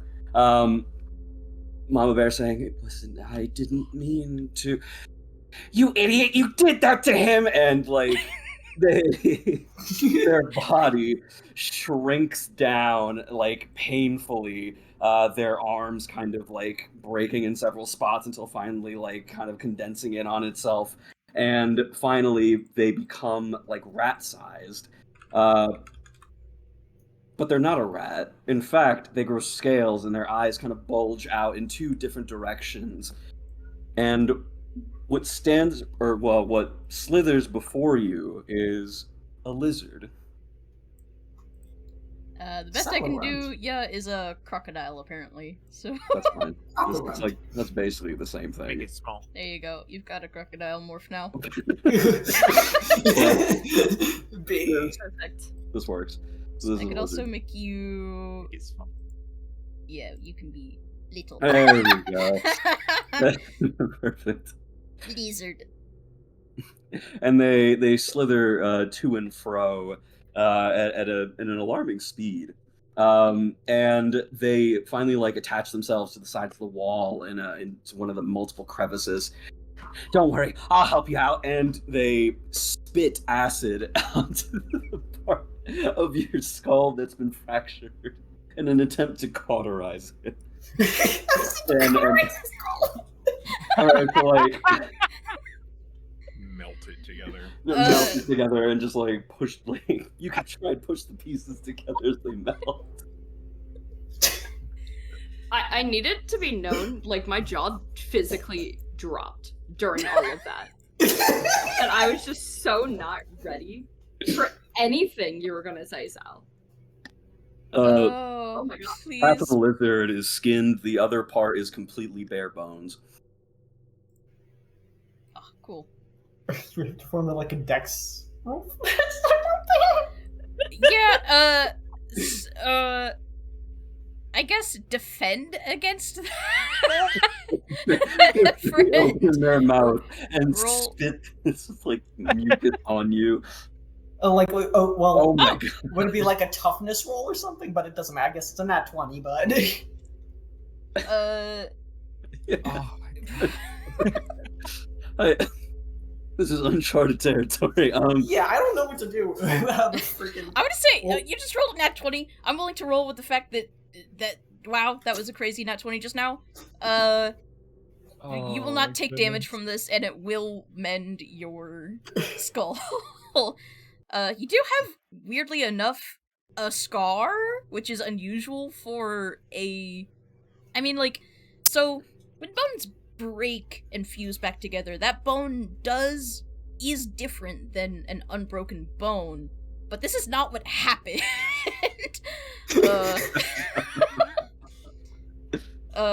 You basically got split open and welded back together, via the properties of acid. So your skull is fitting a little weird on your head, but it's at least stabilized. It's a little better. Okay. Yeah, I told you I could do it, Ron. I told you I could do that. I Yeah. like the personality on this one.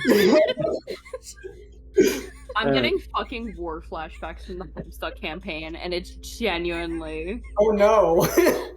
I'm getting actual fucking flashbacks here. And he continues to like pat himself on the back as he like kind of slithers along the path forward and eventually up and onto Pariah's shoulder. Oh no, it's out. It's fucking the lizard on one, and yeah, it's I was gonna say, like fucking Chip on the other. Yeah, you crawl up and Chip is like trying to get to higher ground. just nope. Chip's on your head now, Pariah. The lizard looks up at him, looks over at Pariah. What's with that guy? You are freaking him out. What? And he goes up to his head to investigate him. All right, Oh. Chip does Oh not my want God. to share space with you. Chip has retreated to one of the pouches just as fast as possible. And they Chip will. pulls the pouch closed. Chip has They will- installed a door bolt on one of their pockets. It's a Looney Tunes ass chase of like across his body.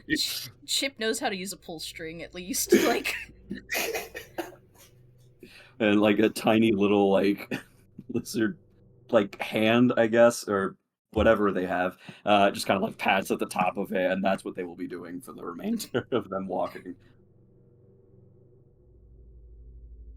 She throws her hands in the air. She's fucking over this. She wants off this ride. Everyone's supposed to like me.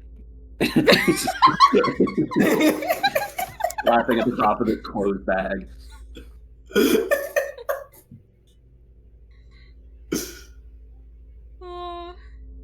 Lord. Very cool.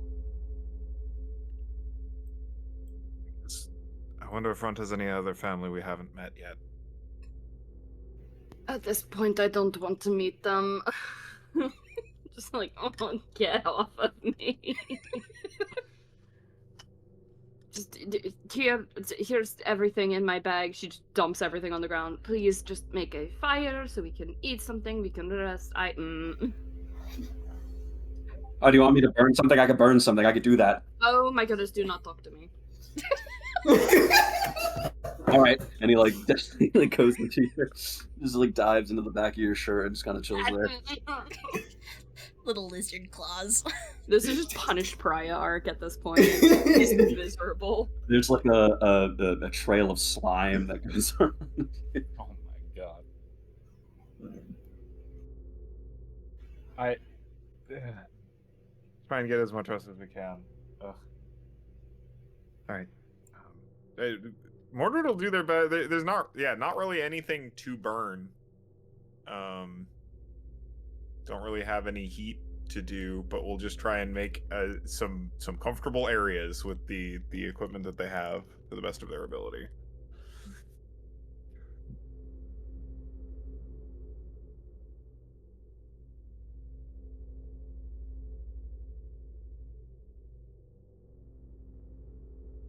And so sit around until we can get on the road again. It is almost shockingly quiet down here.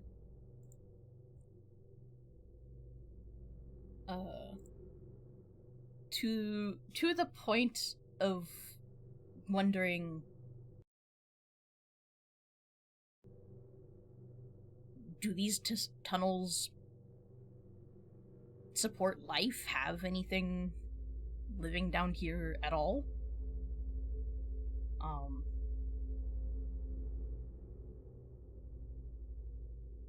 However, eventually that quiet is broken by,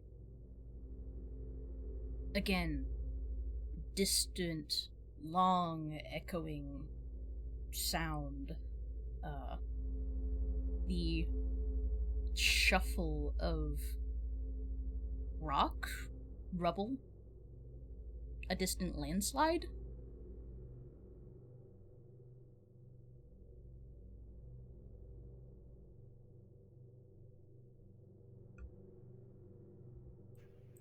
Disconcerting.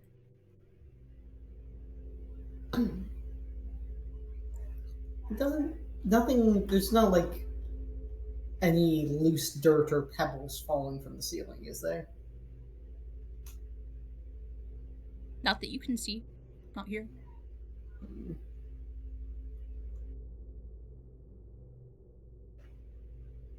Wonder what's happening up there.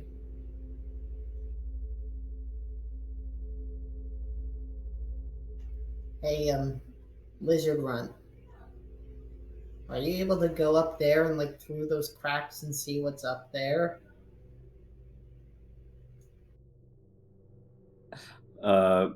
It is like almost cornering Chip, and then he turns his head towards you. and very quickly slithers towards your feet. Um, are you pointing him in a specific direction? Just pointing at the ceiling. Friend seems to think that you can, that you can somehow get to the top. This is not meant to be a serious request. DM, what would you like me to roll to get to the top?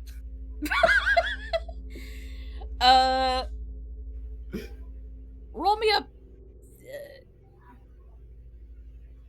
Do you try, or do you want to think about it for a moment? There's not a lot of thought going on behind those eyes, so I think he's just gonna go on command. Roll me a strength check. Oh, boy. What was that? That was it's a 6 flat. Try as you might, you find a tiny section that has something of a gap, but it's clear that that gap leads nowhere. And you try another and another, and you squeeze and squeeze. This place may as well be airtight for all that it would take for you to squirm your way out of here. And he finally emerges from one of the holes. Yep, just like I thought. It's just dirt. Oh. Apparently there's just dirt up there. That's... wow. What's the dirt like? It's dirt. Wow.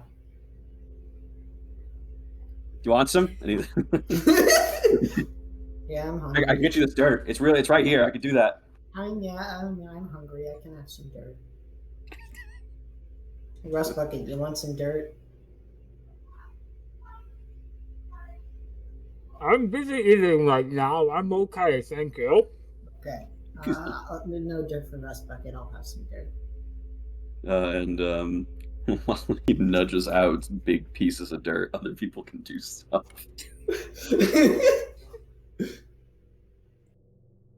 Mordred will retrieve some salted eel for himself and Pariah. That's Thank fine. you. That's fine. It worked out perfectly. What the fuck is this session? That's for Lovely. you to decide.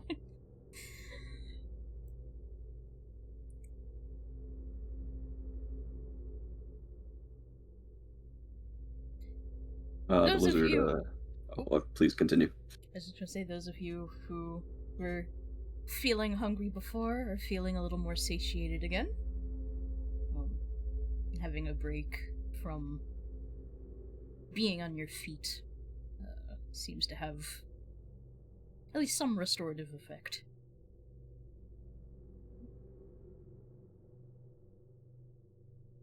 Would this count as catching your breath? Absolutely.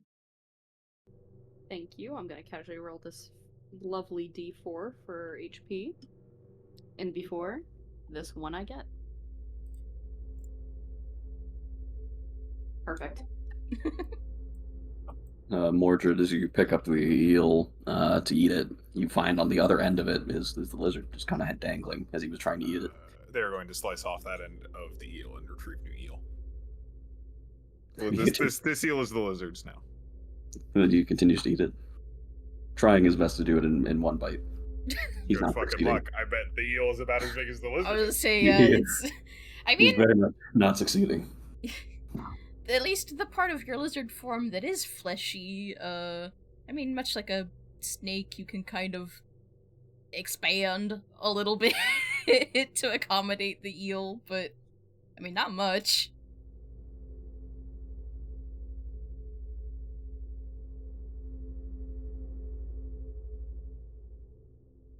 Some of it kind of falls through you. They just continue to eat it despite only half of it really doing anything. The other part squeezes out like Play-Doh.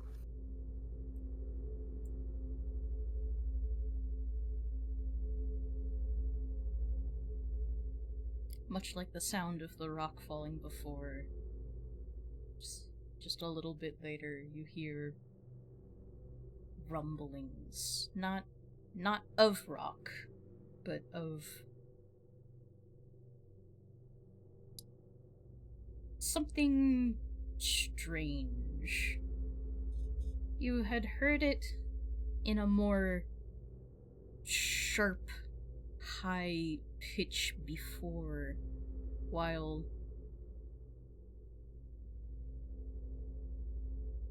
battling it out with Abus Stark, but now it reverberates lower, deeper.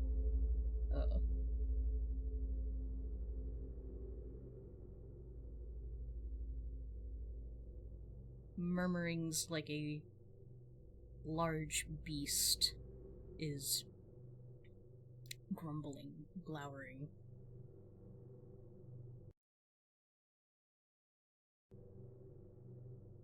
You think that could be the basilisks?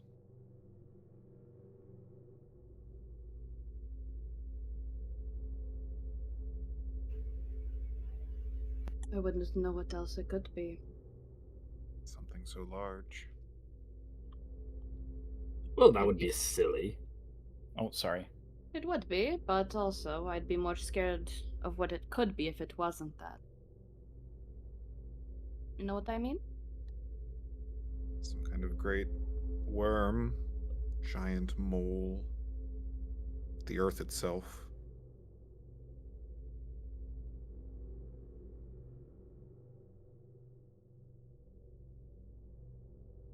I suppose rest will be uneasy tonight, but when has it ever been when has it ever been comfortable?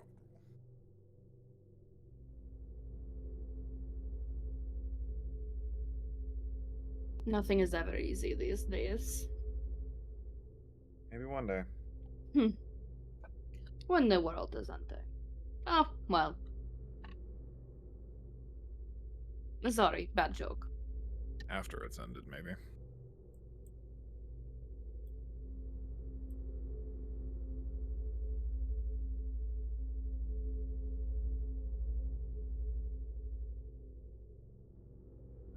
An uneasy rest. You continue on.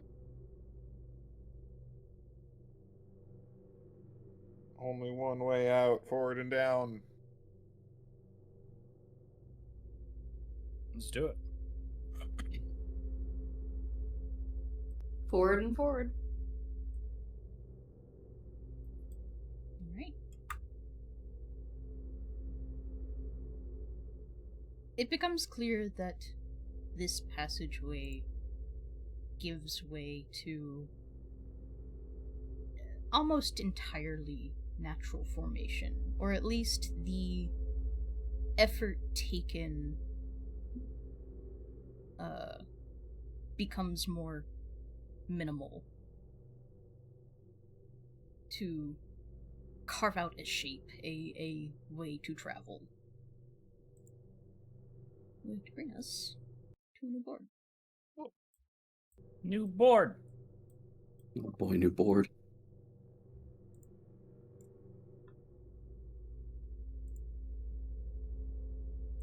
Face one new board.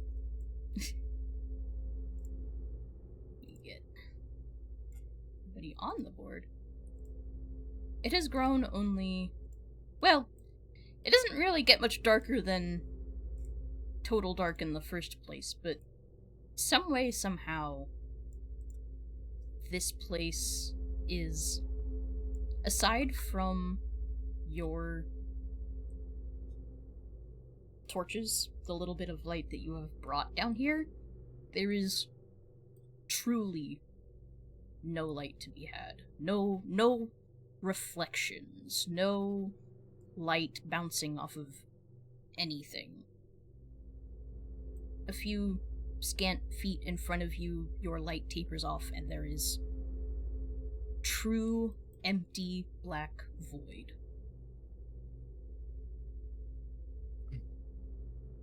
So this is rock and not crystalline, then. It is not crystal. It is clearly like not just dirt, like was mentioned before, but like deep, like rock cave formation. Just solid, not easily chipped through or broken up.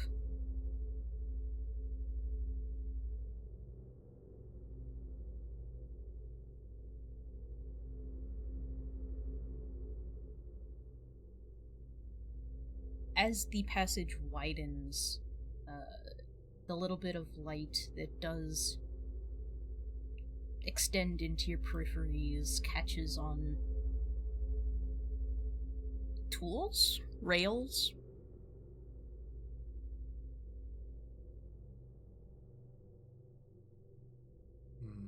Some carts filled with rock. The mines.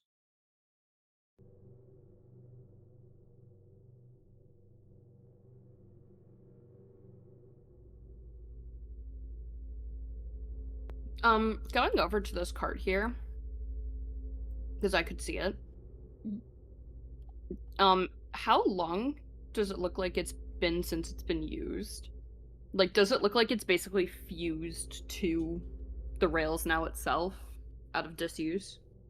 Absolutely. It looks as though it had you not really looked, had not observed, it could have been just a weird rock formation for all that you can tell it apart from its surroundings. However, it still has a tiny metallicness to it that helps it stand out. And if I try pushing it a little, it's not going anywhere.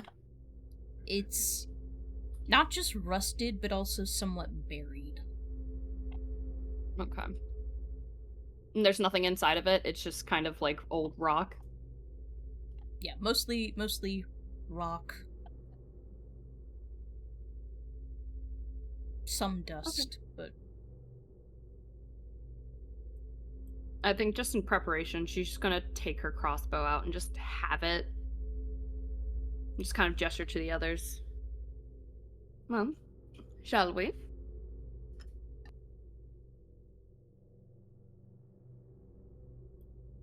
As always.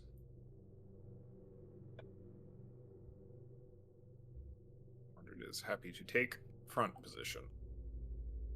I'll go right behind. I guess with Lizard. He sits atop your shoulder, saying that this isn't a good idea. I will actually take up the rear. alright.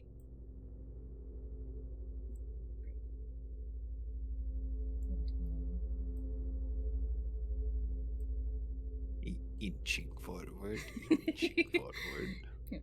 As you continue, it's much the same for a little while. However, after a certain point, the little bit you can see of the rock formations around you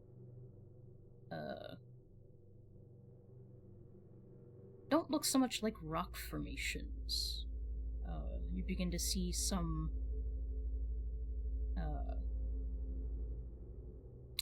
what's the word I'm looking for? Basic construction.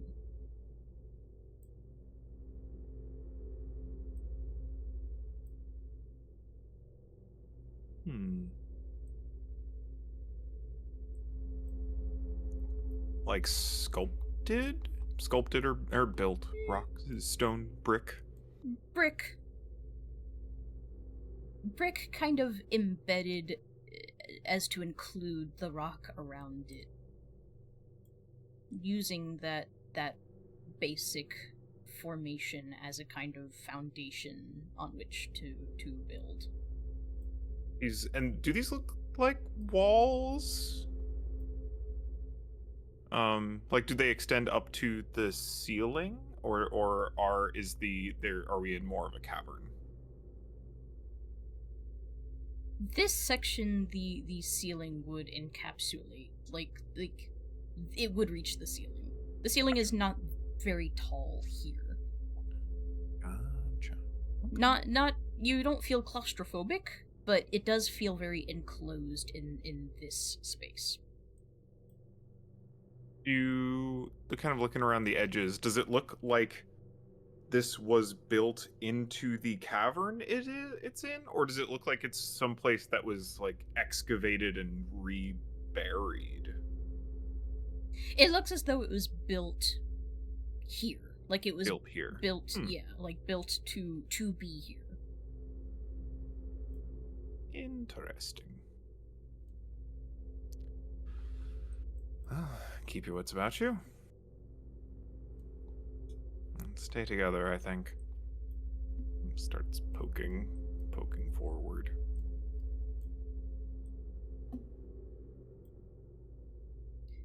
More and more, you begin to see, however old, however disused, signs of living, of life. Passing your light over these places, the nooks and crannies of this location. There's more brick, some wood, some wooden features, though this has begun to really decay. If not damn near fossilize.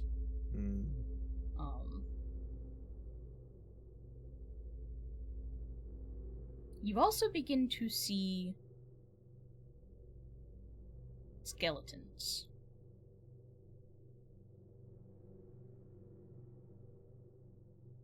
How old? The first one you come across almost does not even strike you as being a skeletal form at first. But when you pull back and look at the collection of what you thought to be rocks, pebbles, stones, you realize, oh, this is a humanoid form. It's so old.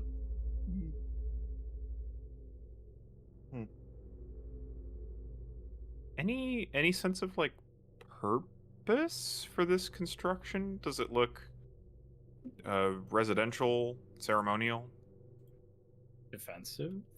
It feels like facilities. Storage, maintenance, something of a checkpoint. Weird. Barren and utilitarian.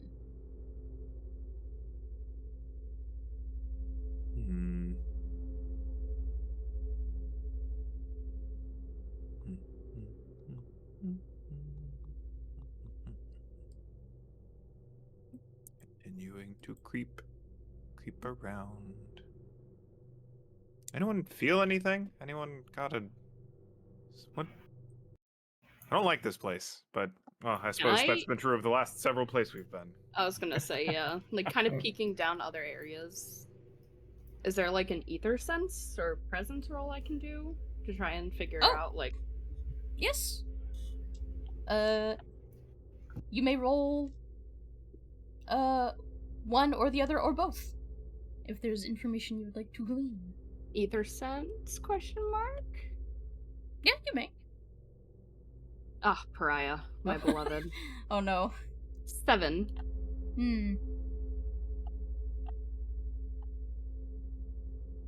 I want to save my omens, unfortunately. No, of course. Here is what you get. Moving through this space, there's this... You get echoes. Like, you feel that this was maybe once fairly busy, bustling. You get this feeling of flow, movement, process, but that's kind of where it starts and ends. It's almost so distant now as to be nigh inaccessible to you.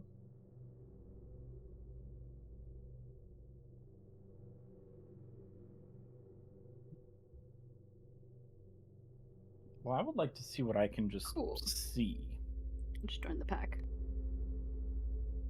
What are you looking at? Do you have a light source with you? Not really.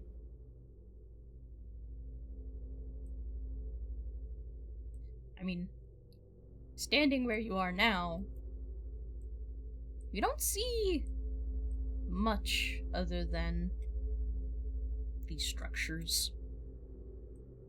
Bits of the cave walls poking out from between these structures. Is there Stalactites and stalagmites. Is there like signs of movement or? And when I say movement, I mean like constant coming and going, or like a specific type of movement, like there is like like worn stone, as if something slides across it, or there's Yes, I will give you this that since kind you of are stuff. looking for it and simply observing. Faded now, there are grooves in the stone, kind of moving between these buildings. Pairs of lines that have been dug into that sturdy earth. It would not take much for you to see these as like wheel tracks. Ruts in the earth where wheels had run back and forth. Interesting. So wheels in the sense is like this is how people got stuff to and fro in this area, or? Certainly. I mean, Okay. It would not be unfamiliar to you for any sort of like construction or mining site for like wheeled carts or barrows to move things around. Especially heavy things, many things. Okay.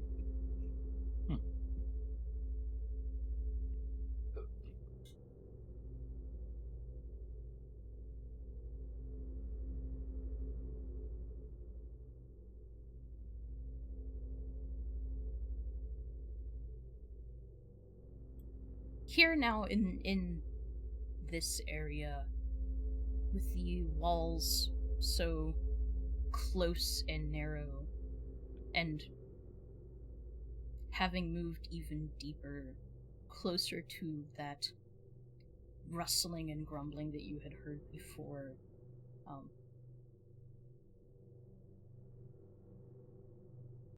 sound picks up again, now with more bass, more clarity than before. A voice so deep that it could not possibly belong to a person. And another lighter, familiar voice, muffled in the distance.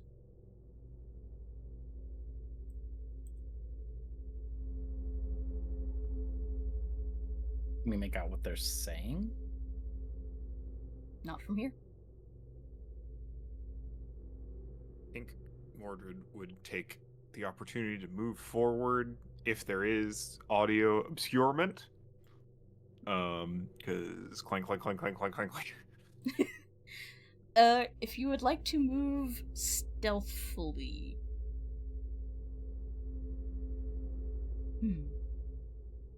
Slightly more quietly, at least.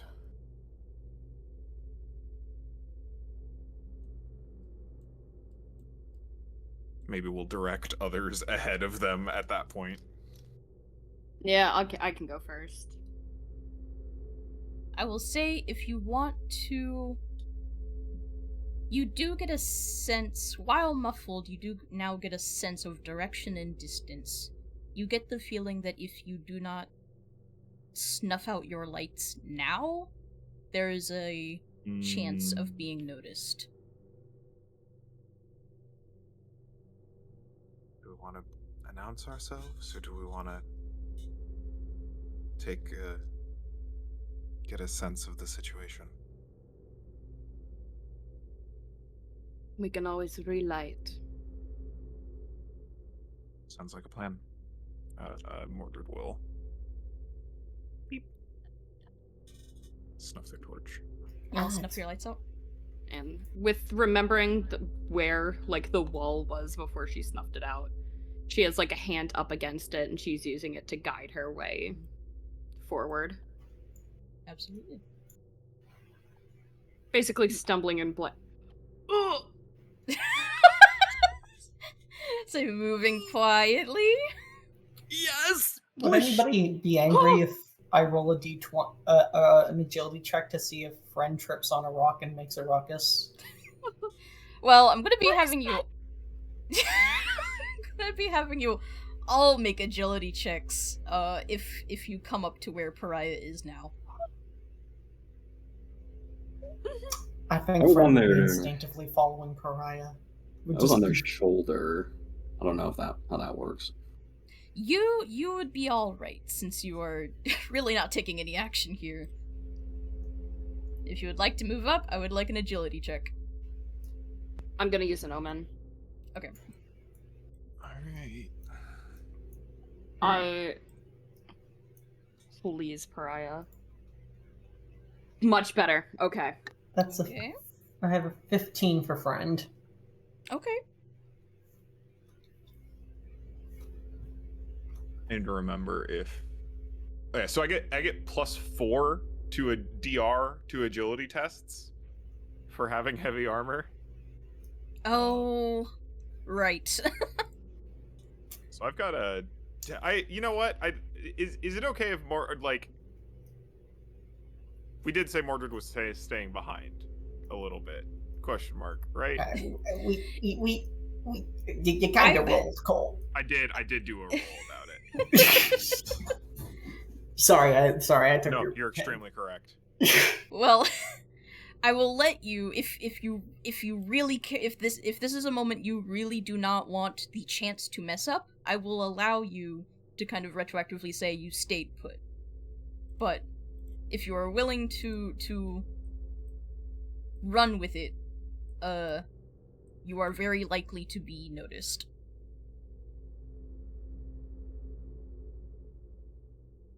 I will give you that choice. I'm gonna do an omen about it. I think. Yeah, we're gonna move forward. We're gonna honor the dice. Oh boy, You got this. it's worse. That's the. Oh boy. Okay. You know what? We win these. Rust Bucket, where would you like to be? I can't see fucking anything. So like I'm kind of in the same boat as Eli right now, where it's like, do I just step on a twig, or do I just be like, whoa, God, where did you all go? I can't see. You know, like I can barely even see the walls. I mean, is it dark? Is it dark enough that you can't see the back of friend and follow friend? without don't any even light, know- you cannot see. Yeah, I was gonna say I don't even know where friend is right now on the map. So I think Rust Bucket is just doing his best and moving forward. I think y'all talked about being silent, and so he's trying, but he's like following the walls around. I think what I would like for you to do is agility with disadvantage. Roll me 2 and see which one's worse.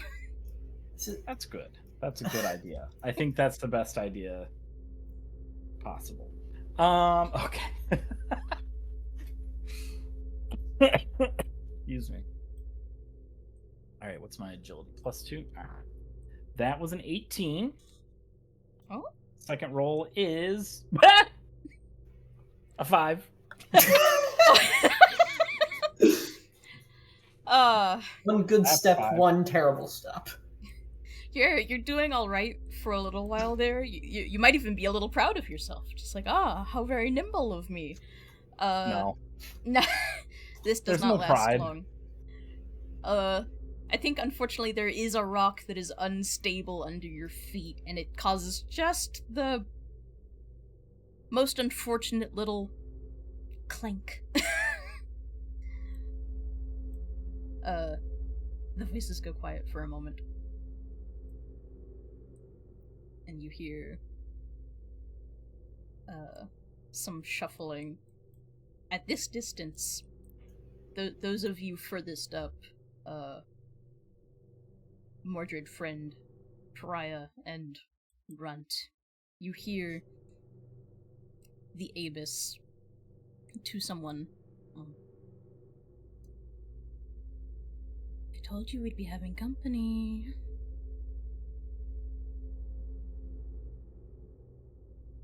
And if I may, we should probably take our 15-minute break there. Yay! Cool. I'm gonna This make some more is- coffee. This is the session where everything is just what's the word? Gonna go to shit? Yeah, silly, going to shit, and everything is yeah. Can I get just Everything like is HP awful. totals from everyone? Just Oh, out of a friend curiosity. okay, so here's the thing. Friend doesn't regain HP. Friend only Fabulous. so he's at 11 still. Uh-huh. Yeah, I'm at least at 20, so that's something. Mm-hmm. Yeah, 20 out of 20. Okay. Hey, Oh, Ron. sick. We have the same Alright, HP. that's 17. That's actually better than I thought. Okay, I'm sitting at 16. Or no, 13. Sorry. We're fine, right? No, We'll be fine, right? no, we're not fine. No way None to of know. this is fine. Hey, We that just- basilisk is a friend. I think we'll be fine. Is it? Is it? Oh. You say everything's gonna be fine. We just stepped on the final boss room. I think we're. Dude, I we're- turned the corner and saw this fucking model, and I just went, oh no. Yeah. Hmm. That's where I'm at. Interesting. Everything will be fine. Back in what's 15 minutes from now? 35. Back in That's not 35. bad. All right. Cool. At Pausing. 35. Welcome back. The Abyss has made it clear that you have been noticed. And she says, Is she looking right at us? Can we, hard to say. Oh right, she because we're Well, you can this is now covering it. you can now see that she has her own light source, a very faint lantern. But also, yes, the veil makes it a little bit difficult to tell precisely where she is looking. She kind of lifts her chin to the dark, casting a long, sharp shadow behind herself. Probably better to step forward than to linger too long in the dark. Okay. I again. We meet again? Friend? Hey, yeah, I am friend. Yeah, Behind I tried her. to throw a rock. I tried to throw a rock down a pit at you. Interesting. Behind her is an enormous figure. A scaled, rocky-looking beast with a pair of fangs, tongue flitting in and out between its thin reptilian lips, horns growing out from the back of its skull. And on the ground in front of it is a head that clearly used to be attached, but at this point in time is lying, hanging by sinewy threads. If does this, from what little friend can see through the dim light of that the abbess has, does it look like anything friend has seen in his picture book? From your book, you remember an illustration of the basilisks. The basilisks you have heard so much about this entire time. The resemblance is clear, however, what you would now be able to understand is that that depiction was very much a sort of idealistic reinterpretation.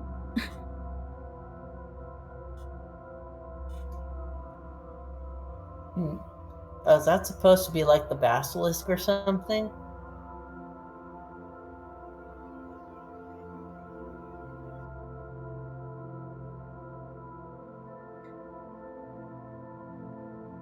You get a kind of a rumbling that shakes you from the floor up. Well, rattles you to some extent. Xylophone noises. As your teeth chatter, though it is not you who's... It's not from the cold.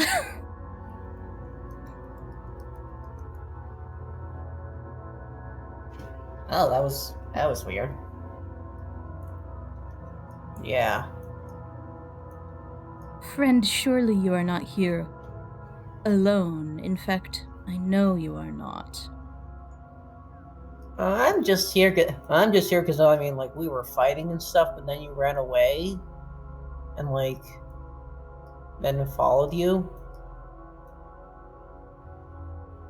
I'm not exactly sure what I'm supposed to do with you. Like, generally when stuff attacks us, it keeps trying to attack us until I kill it, but nothing ever really run away before. I don't really know what to do with you. Rust is moving forward. Order to relight their torch. I supposed to... I think... Shit. Maybe I should just make you go to sleep again. Or go to sleep. You'd like to try, wouldn't you? I don't know.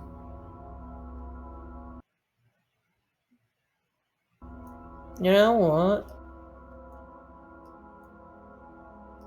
Yeah.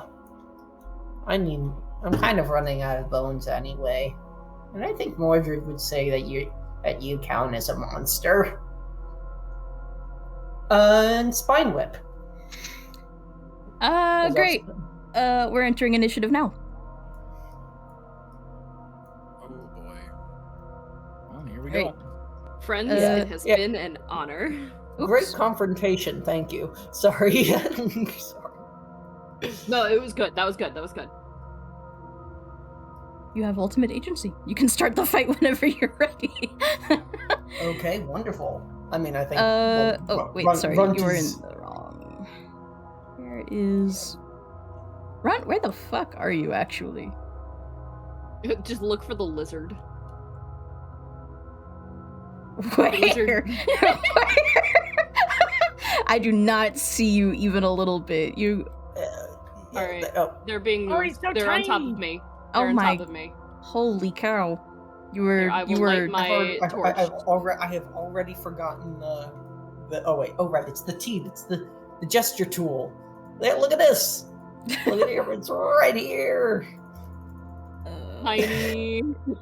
Rust, you are next. I'm just enabling torches so that I can see a little bit better. Real. Yes. At this point, you have time if you would if you want to take a second to relight your torches. That is not a long, laborious process.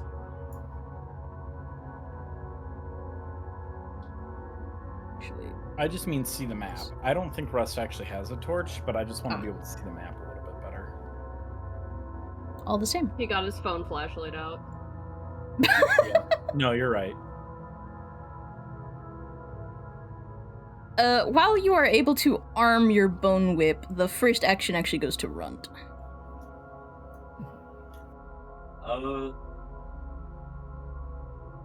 I think the lizard is just entirely petrified for a moment and falls from your shoulder, Pariah, as I spend my turn transforming into something else. Something with a little more bite.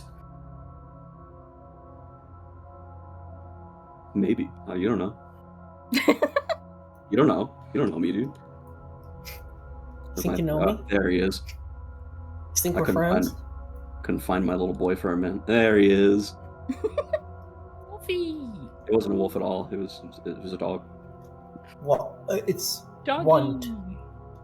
Yeah, it's Runt. And Runt. am I allowed to move, or am I kind of Yes, stuck as this is a full turn. You can do whatever you want. One attack, full movement, whatever kind of reaction. In a bit of in a moment of direness, the wolf runs forward and attacks. Oh, so for this combat, you do not have to roll to hit either of these enemies right now. You are not rolling to see whether you hit or not. You will always hit. You are rolling to see if you crit. Oh. Okay. So please just tell me. You can also choose not to crit, but like you can choose not to roll and just. I was going to use my the crit. Well, there you go, and that's why we do that. All right, Ron, go off, I guess. All right, let me. So you will be dealing double damage. All right, let me just see my damage on this boy real fast. Attacks are DR 10, Fangs D6, crit on a natural 19 as well as 20. Okay, cool. So I will do a D6. So it's 2D6? It's going to be.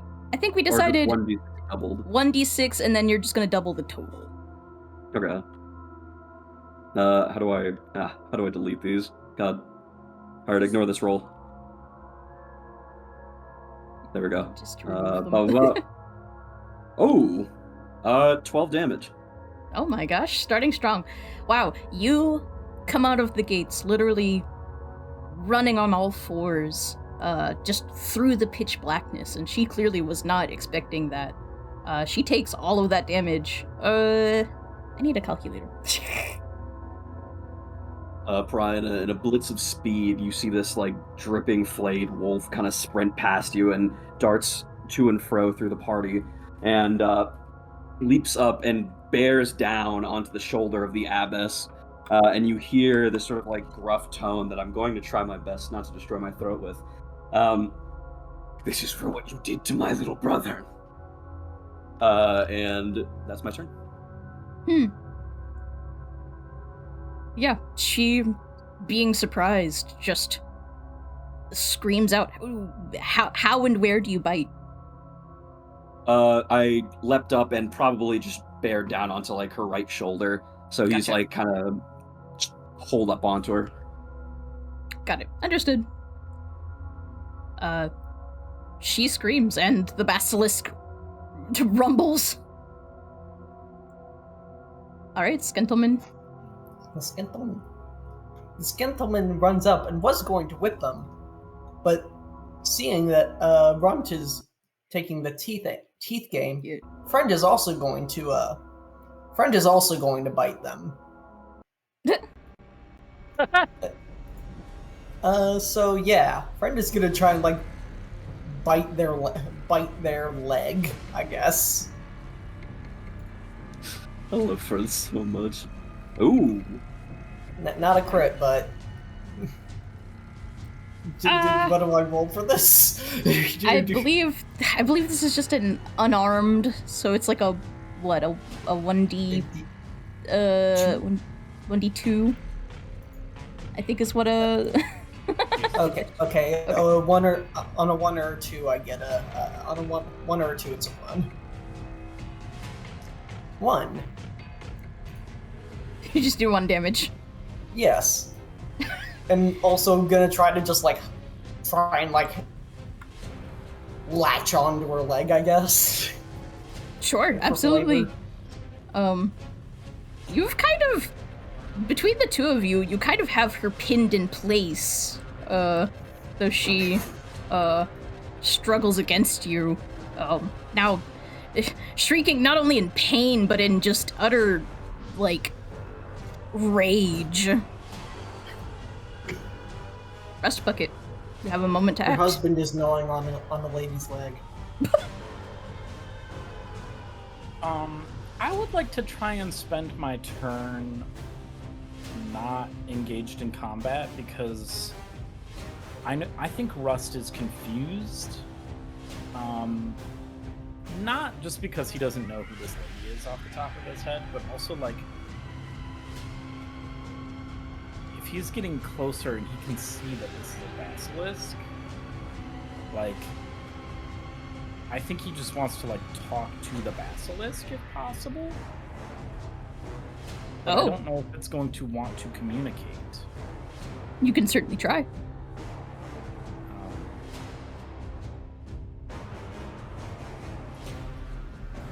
can't even say that.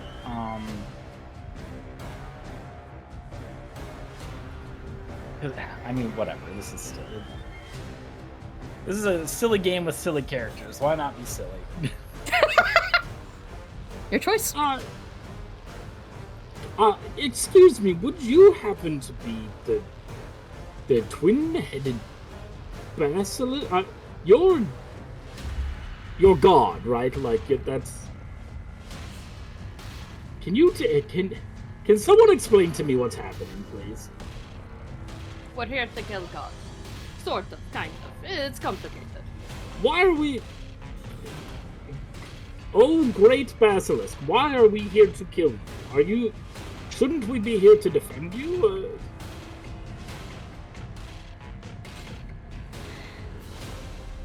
The basilisk looks at you with large,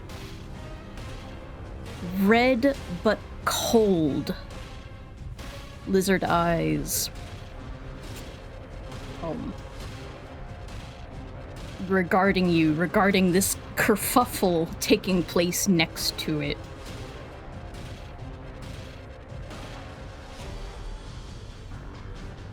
You continue to engage in typical mortal writhing and a struggle.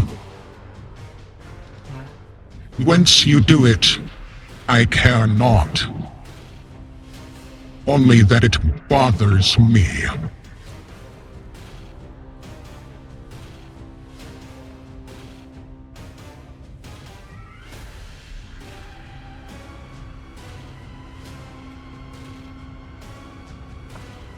That is your answer for the time being. I think all that Russ is gonna say then is,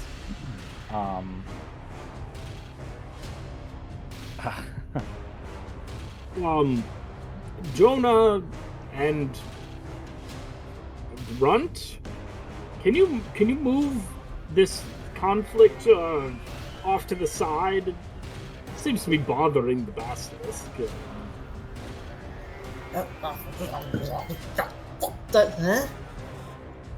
Like, how am I supposed? Run! I think we gotta run. We gotta drag her away. Run! We gotta drag her away. Boss Bucket says we gotta drag her this way. And then obediently he starts dragging them away. Well, she gets her action first, but yeah. Yeah. That is the plan. Alright. Noted. Oh, would you like to do anything else, Rust Bucket? No, No? Okay. not yet. Pariah.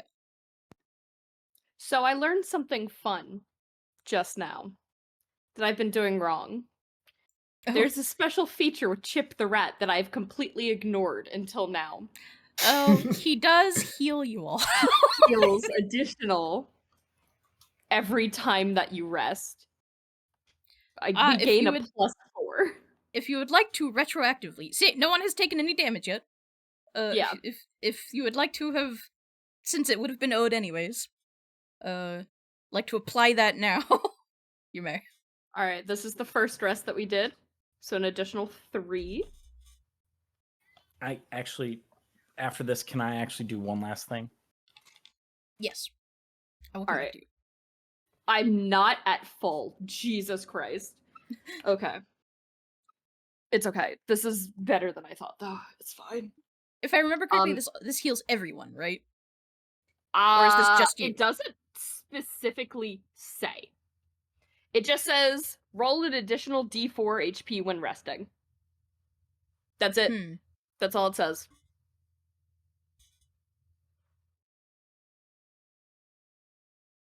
I think it's unfortunately implied that it, like, Chip I think only it's loves for me. you. Yeah, I think you benefit the most from Chip's presence. Therefore, it's kind Cool. of meant for you. You paid the cost for it, so That's amazing.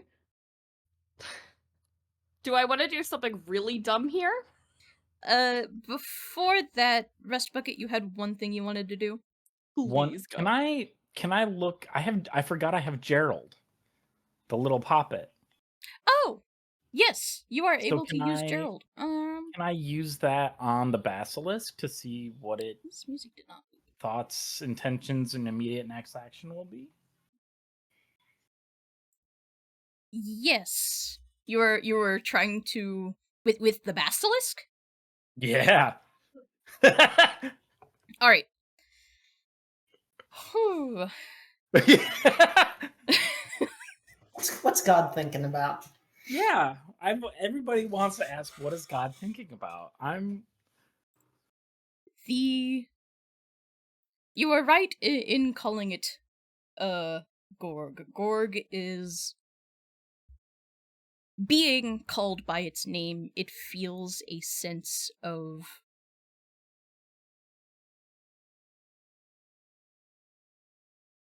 how to put it into words.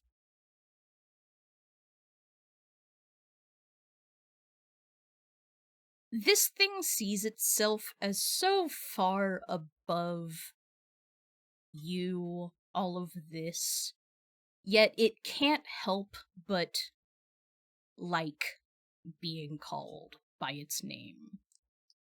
Especially when living with Verhew.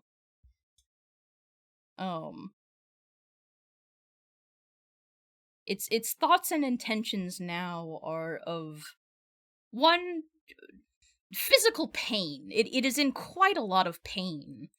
The pain of having its brother's neck severed.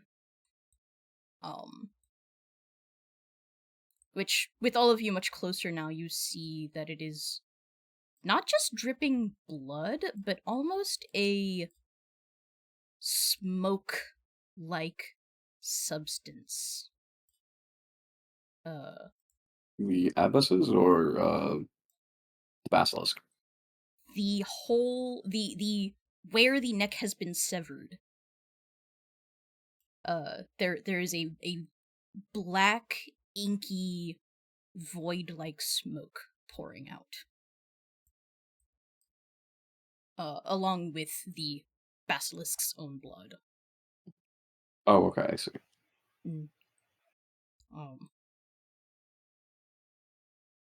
Its intentions are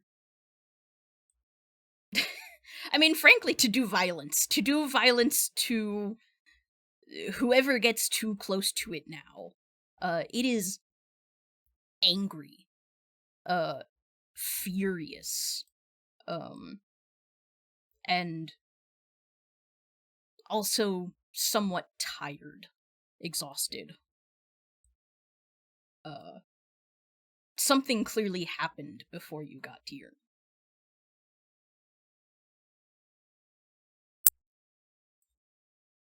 Is that enough? Does that get across? Yes.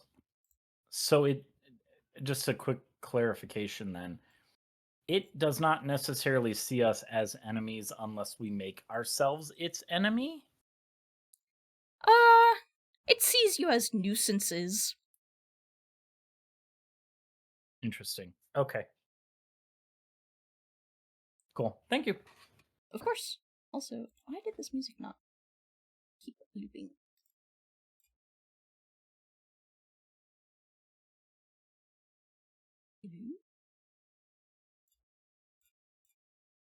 Okay. I guess we'll go back to this track for now. For some reason, this track broke. It's fine. Okay.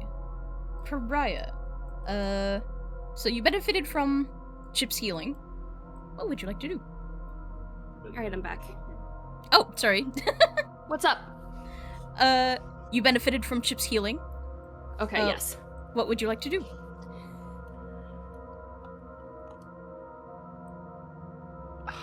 I'm not gonna do the dumb thing. I have my crossbow. I'm gonna go ahead and aim it towards the abyss, and I'm going to fire. Alright. Just to see if I crit. No. No. Okay. It is still, though, I believe... Yeah, it's a D8. 7. Oh. Yeah. And I will mark that arrow down. Kind of in between all of this flurry and writhing, you managed to find an opening. Where would you have liked this to hit? Chest, I guess, or shoulder. Certainly. And I'm gonna move, like, kind of here, kind of blocked, kind of not. Even through this darkness, with what little light there is, in between all of this flurry and movement, through the shifting and shaking of the veil, her eyes connect with yours, and strangely enough, you see, I mean, certainly rage, something you would expect, but also a kind of betrayal, a particular loathing. Is there anything else you would like to do?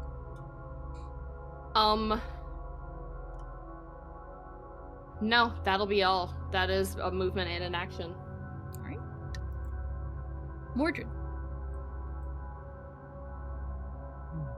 I think Mordred really wants to take a beat to read this situation. Is certainly still striding forward.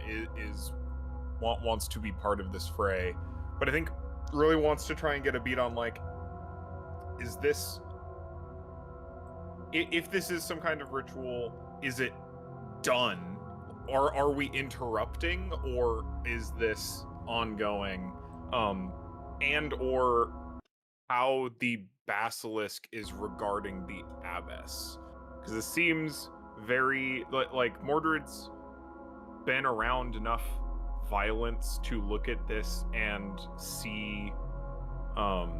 The abbess was talking about killing the basilisk as a whole, but this looks like a sibling murder almost as much as it does the abbess trying to off the basilisks. So yeah, just really trying to get a bead on this situation before committing to a specific course of action. Certainly. Yeah. How do that? Well, I was going to say, what can or would you like to do to try and get that bead? Torn between the very practical reading the room versus, like, there cannot possibly be a more magical place than this to some extent.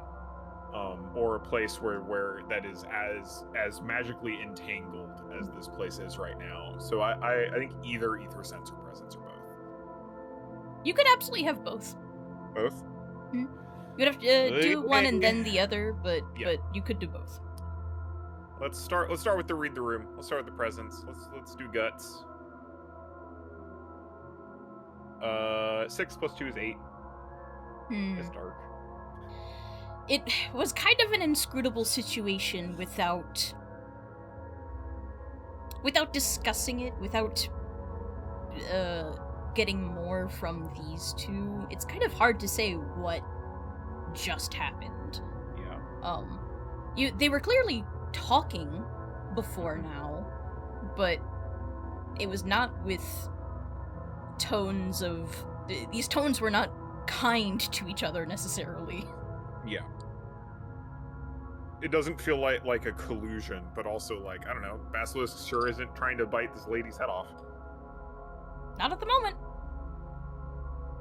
Maybe we can encourage that. Alright. Ether sense? Certainly. Margaret is nervous about trying to read the magical atmosphere of the room. And the dice say accordingly. That is a 5 total. Oh, sorry. I have the ring. That's a fumble. Oh, right. Because I fumble and crit on an expanded range. Hard fumble on ether sense.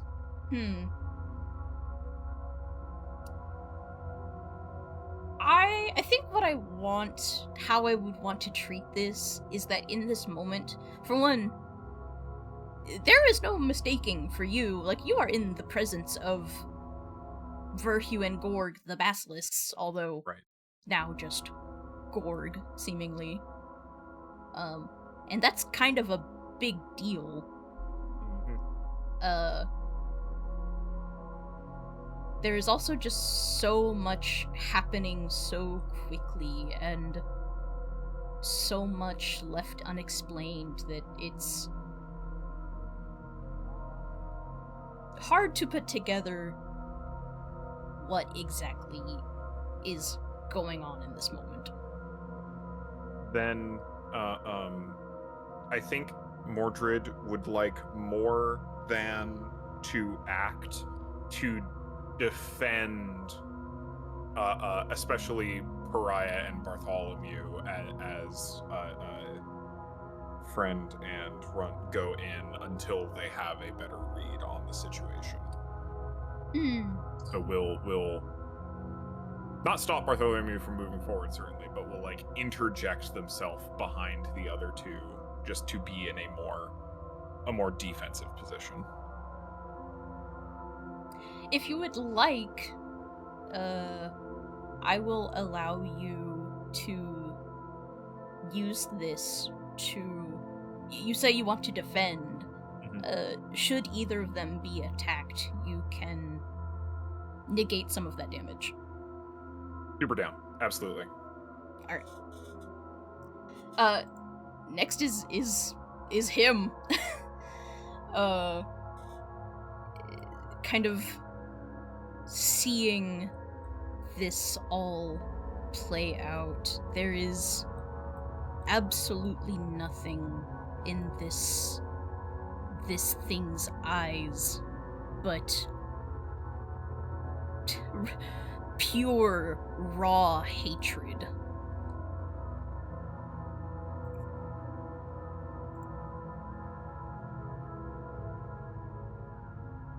I tire of all of this.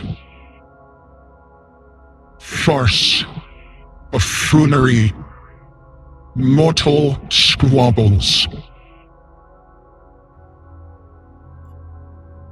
He is going to take a big ol' swipe at the 3 figures directly in front of him.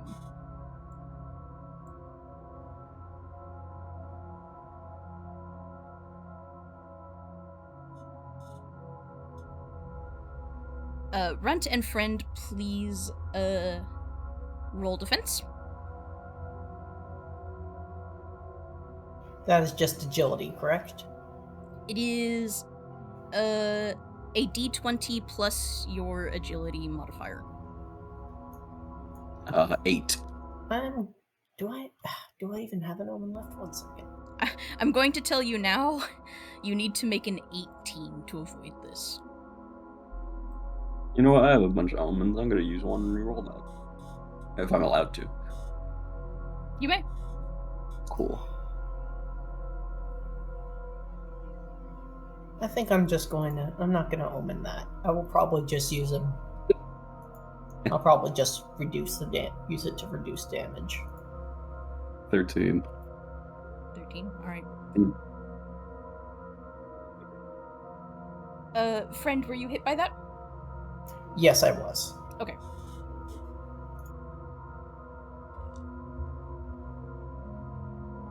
Well, luckily for you, it is only 2 damage. She will be taking that as well. Oh, and I can just 1 moment. Oh, in that case, if it's just 2 damage, minus D2 to incoming damage. Ah! Against all odds, you were able to brace for this, swipe, this talon that cleaves, through you all. Oh yeah, friend's arm. Friend, it doesn't hurt friend either. Damn. Lucky.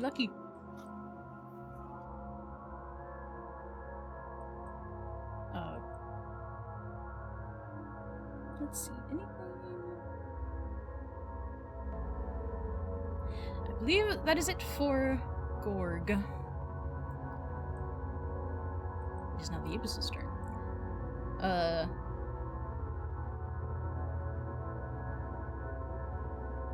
She... Despite here. What? Why can't I... I have a DM question. Why can't I mess with my health counter now? What is going on? I can't mess with the health counter on this anymore. Right, and you're right, yeah. But not on her. And I don't know why. I had it. You can try moving her a little bit. Oh my gosh, you're all selected. Jeez. Okay, thank you.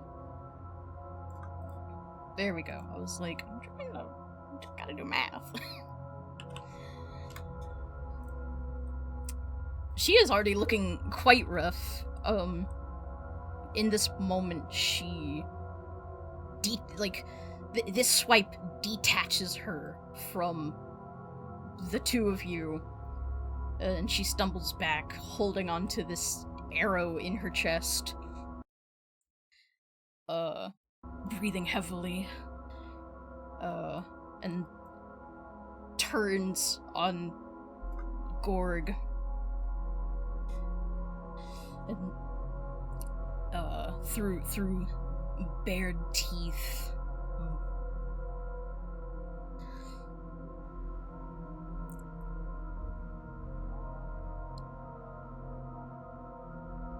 You will keep your promise. You will do as I tell you to.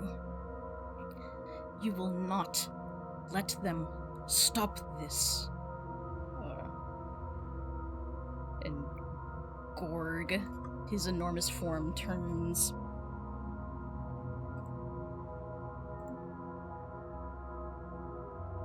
I will do as I please. I am not shackled to you as you might think.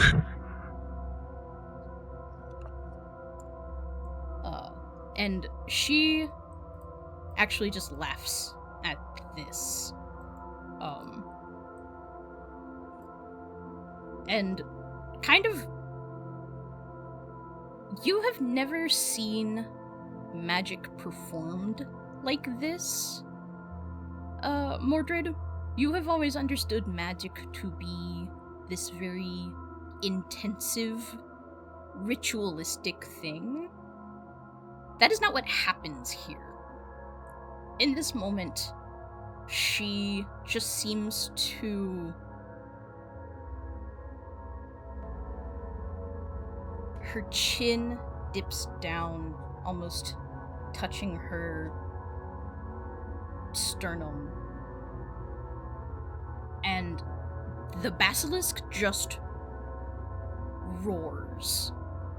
And you now see how those roars could have reached you from so far away, from countless miles away. It shakes everything. Debris falls from the ceiling. It makes your ears ring. It is so loud. It's body thrashing for a moment before it stills again. And then the pair look on at the rest of you, now in unison.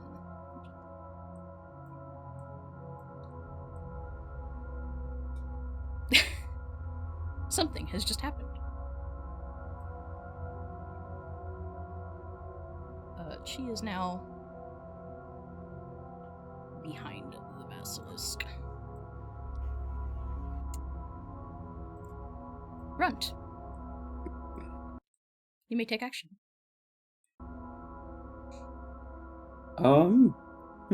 I think with a sort of genuine ferocity, if I attempt to maneuver around this thing to get at the abyss again, will it hit me? Like, does it have a range of attack of opportunity? It will take agility to get to her.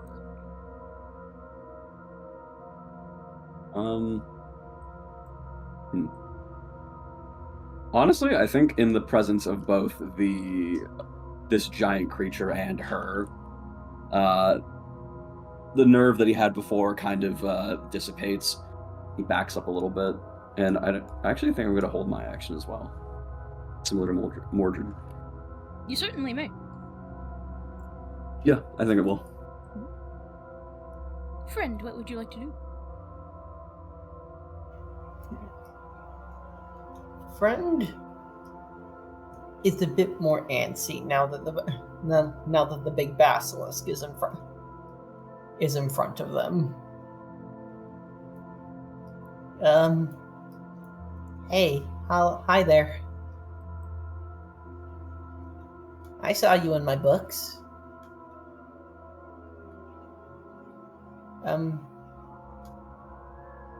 That lady is bad. Can we have her? The two tilt their head in unison. The basilisk continues to look at you with murderous intent. Okay.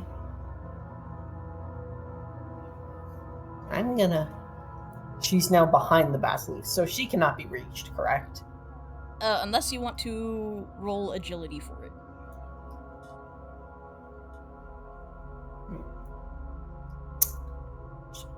Can I perhaps roll a check to see how difficult that may be?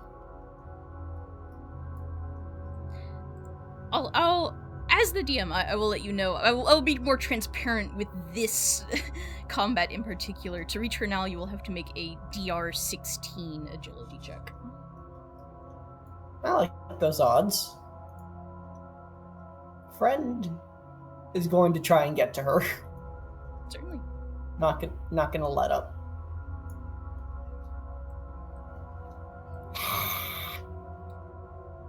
Fuck it. I'm using. No, I'm not using my last omen on that. Cannot get to her. So I failed that check. Any consequence?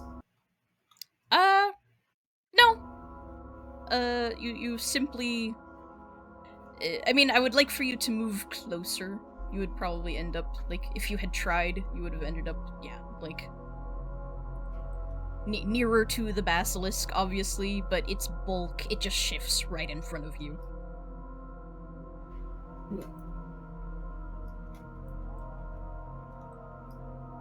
Out of curiosity, are there any bones sticking out of that head? That severed head. Oh, practically severed head. The only you can see is the very faint, like, there is not much jutting out. There is only some embedded, like, in the skin. Okay, that's fine. Thank you. Mm. I guess that's all friend can do right now, then. I mean, you could still make your attack if you wanted. It just wouldn't be against the abyss.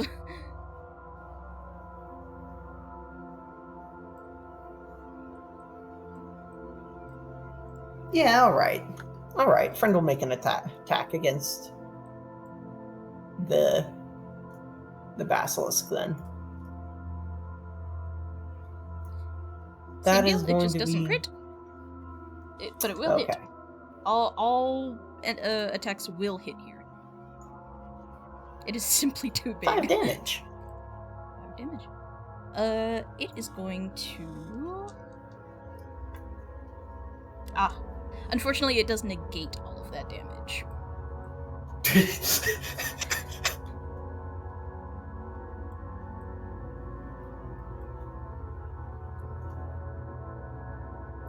It hisses at you ominously.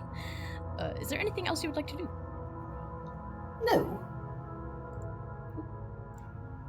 Rest bucket.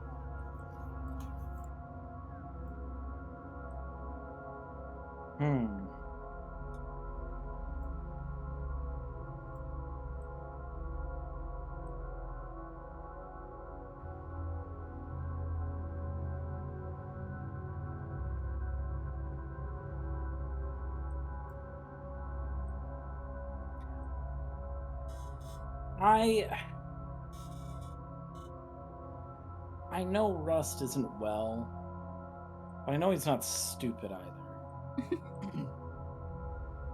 And I know that he knows what he just saw happen.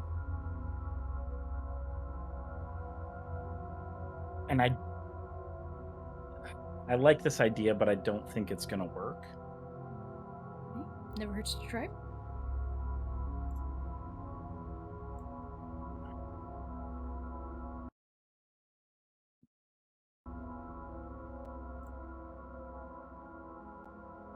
The sensory crystal probably wouldn't do anything. Right? Like... Is there something you're wanting it to do?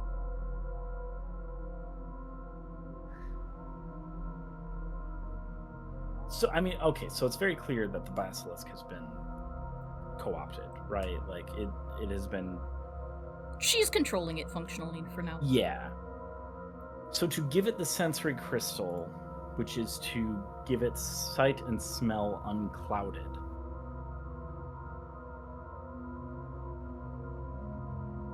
I don't think that would, like, break it from its curse or help it in that sort of struggle. Is that a correct? Its senses continue to work. It is simply... It would not undo the magic being done. Yeah, that was kind of my thought. Like I said, I liked the thought. Didn't think it was going to work. That bitch got go then.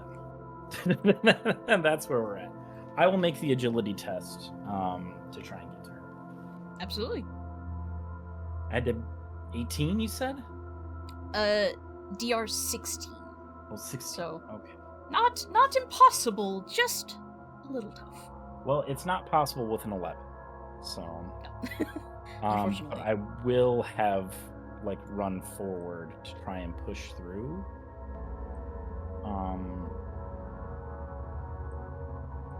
And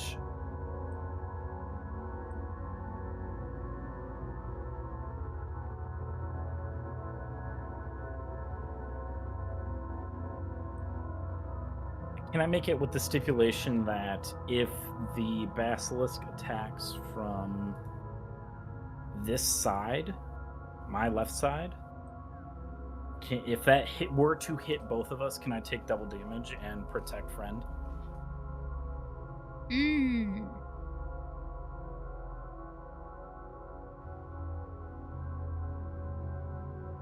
Yes, I will accept a noble sacrifice. Okay. In that case, that is all I will do. Very well. Pariah. Hello. Has the basilisk been hit at all? Not by us. You saw Runt make an attempt, or wait, was that Runt or was that Friend? I think that may have been Friend actually. Made an attempt. Friend. That was Friend. Okay. Made an attempt, but while it connected, it did not do enough to harm the basilisk. Gotcha. I'm just gonna vibe check my companions real fast to see kind of what the mood is. If we're going for them, if we're going for the abbess. I'll tell you right now. Oh, go for it. As of right now, Rust is not going to attack the basilisk. Cool. Mordred certainly got their eyes on the abbess. It looks like they're going to go for that kind of the dodge around attempt. But what happens. Perfect. That's what I like to hear. I'm gonna go ahead and pull out one of my scrolls. I'm gonna use Grace of the Sinner. And I believe it is a presence roll to be able to use it. Yes, you need to do... Man, we've used scrolls so little. Got it. Thank you, you're the best. DR12, I want to say. Yeah, DR12 presence test. And if That's you a natural fail... 20. Oh, good. So, Fantastic. could have used that on an attack. However, Mordred. Oh. You now get a plus D6 on one roll of your choice. Ooh. Alright. And I'll just move right there. Alright. And that will be my turn. Very good. Mordred, you feel empowered. So, Jill, you said it's a 16? It's a 16. So I need a 20. You need a 20. Because I have DR +4 on agility checks. Oh no. You could hold on to that roll if you really want to, or you can... I think either way, I want to signal to the other people. This basilisk sure was two-headed. Are going to skew hard to one side, so that either it gets attracted toward them, or it stays on the other people and stays away from them. And they're gonna go for it. We get to see how the D20 roll goes first, is my understanding. It was I get to apply it to a roll.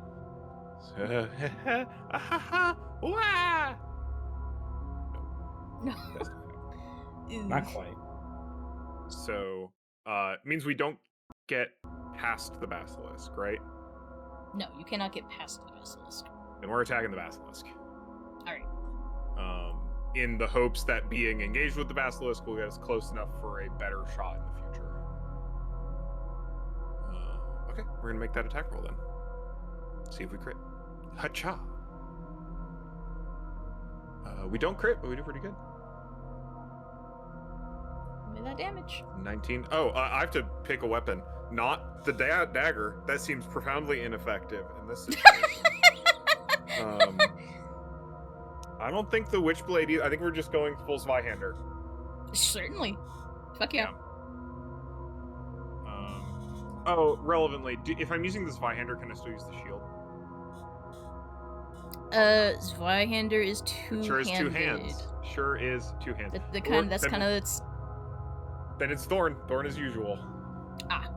Alright, so d6 plus 1, and then we are seeing, so 4 damage. You can add the d6 to damage. How long does that last? It does not say. So I think Borg is going to hold on to that. Cool. Yeah. And then we're going to see if Thorn bites back. Ones are bad. We're okay. Remind me how much damage that was just now? 4. Unlucky. It negates it. Cool.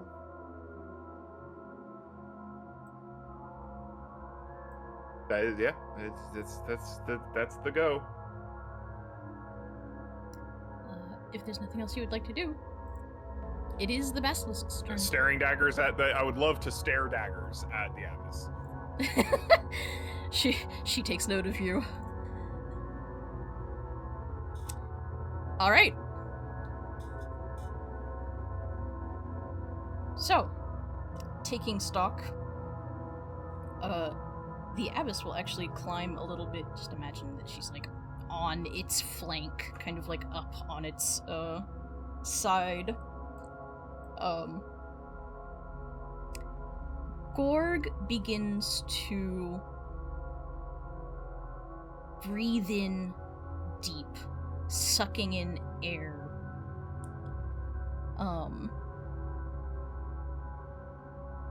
And seems to almost like expand its lungs. I would like for everyone to make a defense roll now. Oh boy. Agility? Yes, it's a d20 plus your... It's basically an agility check, no? Yeah. 11. Yeah, it's pretty much 19. Oh, yeah. 19? Yep. 19? 1. Oh. Right. I got a 7. 7. Run and Pariah are twinning. I'm Also just got a gonna 19. tell everyone now for ease. You needed to make an 18. Oh. Sure didn't. So I tell you what. everyone who did not meet or beat 18. Alright. It releases its breath, and with it is a fine black mist. Not dissimilar to the smoke that pours from its wound, but also distinct. The air becomes acidic, acrid. It only did 4 damage. However, it is irritating.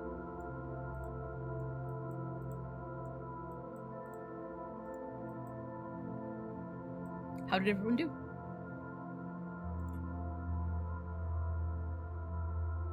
One. So because I passed, I take half or none? You will take none. Bet. Then I think, yeah, Runt takes no damage.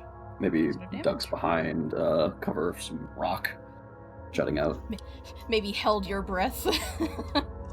Does Rust take all of Friend's damage? Not for that, no. Oh, okay. Yeah, that So- one's kind of... That's not quite Alright. exactly... How much damage did you say? 4. Does armor reduce that? Armor can reduce that. For Yay! you. Lucky. Fumbled? Fumbled. I always forget the fumble rules. I think Cause- your armor gets worse. Normally for defense, it's real bad. Yeah. You lose your armor. Take double damage, and armor is reduced by 1 tier. Oh So man, that's sounds like that happens. that is mean. Yeah, and unfortunately, I think that is just what happened. Yep. So you would be taking 8 so- damage. Yeah, and my heavy armor goes from heavy armor to medium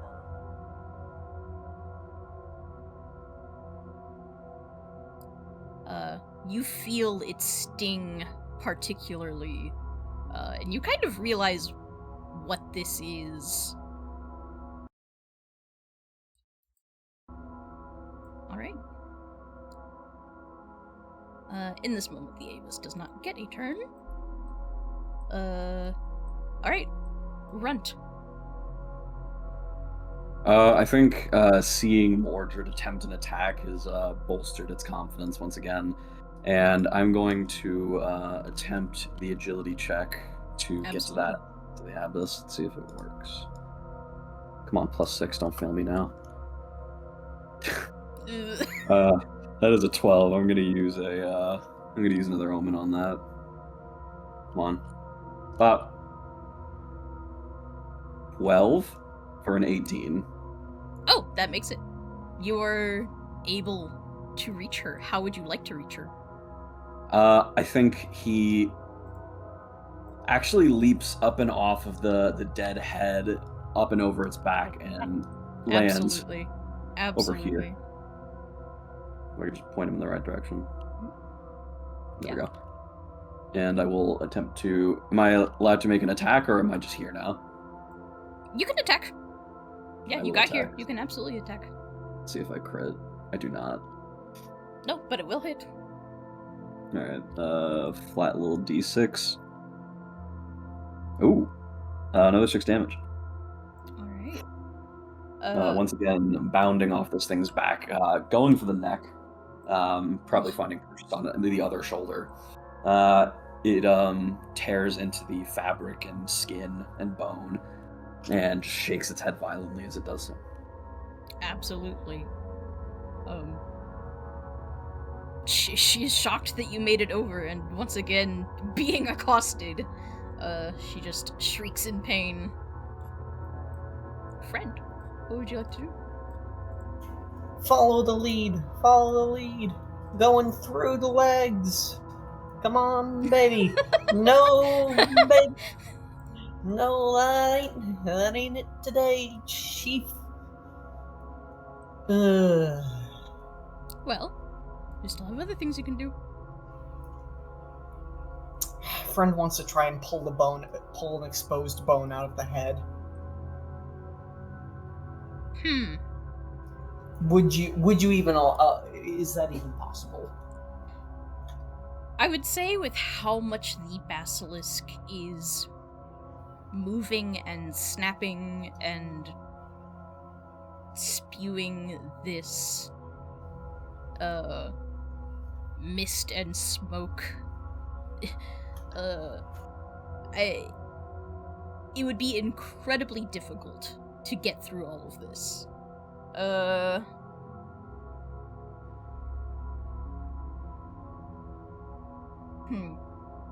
I will let you try an agility again, but the DR is actually going to be even harder than trying to get to the abyss. Yeah, it's worth a shot. You never know. Even worse. Okay.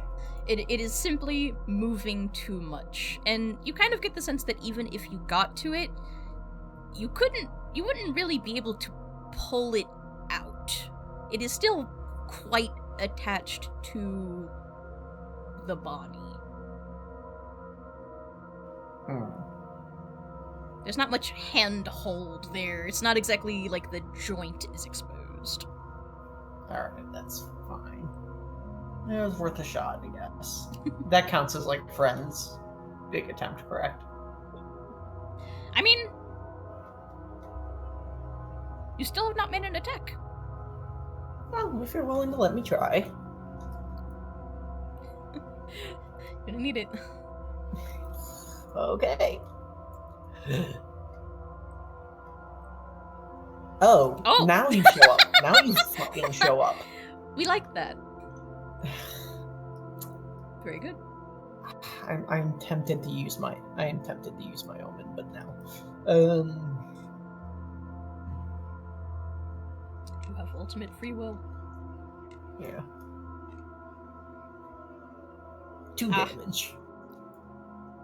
Oh no. Not good. I have bad news. It Kings does of- not make it through.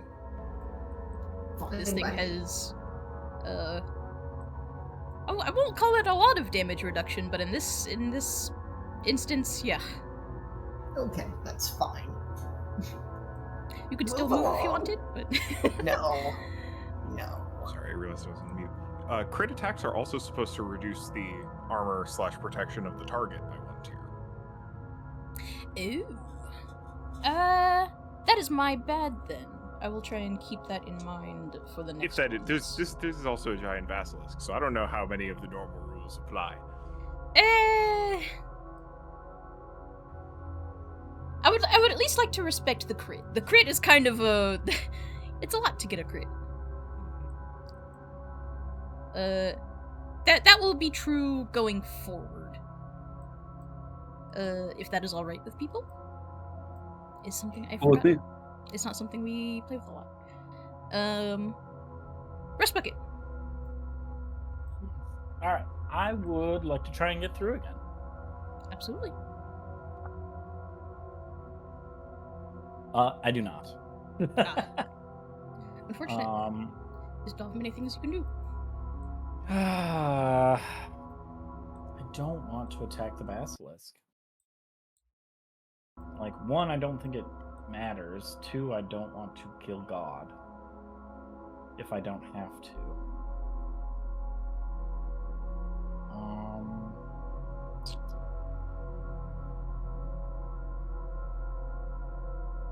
What I can't get through is the issue.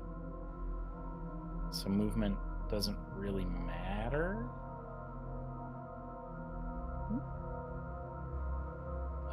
Up to you how you want to be positioned.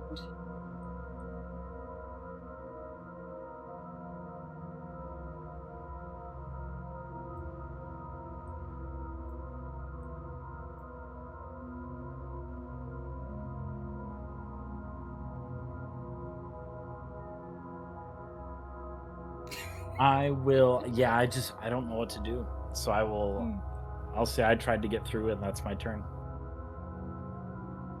If that's what you want. Yep. I pray. Okay, so here's my question. Okay. I am a ranged fighter. Yes. So if I move enough, say like right here, I technically have good line of sight of the abyss. This is true. So if I try firing on her, theoretically, will I just have to roll to hit like normal? Yeah. I think yes. In this case at range, yes. Alright. So +4. 16? That does hit. That is the threshold. You know what? We love to see it. Alright, that's gonna be a little bit of damage. I'm going 6 damage for the abyss. That's pretty good. Clean. Just another bolt straight to the chest. Absolutely. Gonna turn her into a pincushion, and that is my turn. Do you land it about where it had landed before? Like, are you like trying to like stack them? I think honestly that's very funny. Yeah. Let's do that. I like that. Then, despite all the ruckus, you are fairly accurate.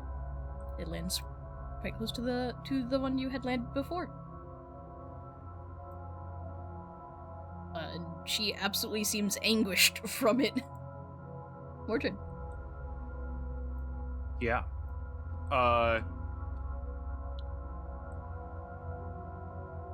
Can Mordred try to use Thorn to sever the connection between the basilisk and the abyss?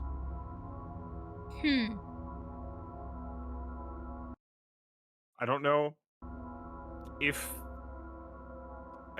it seems like some witch shit, but I don't know if that is even remotely a thing Mordred would know how to do, would know if is possible, but Mordred sees Witchblade, Mordred sees this connection between the abyss and the basilisk. Kind of reaching for straws. I like...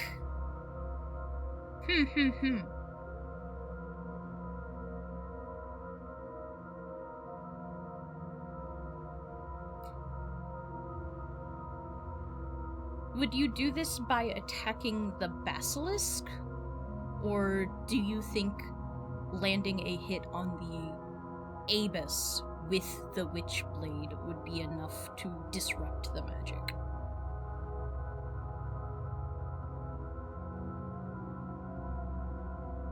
I think I think the basilisk is the thing Mordred is trying to overcome is the fact that they can't get to the abyss.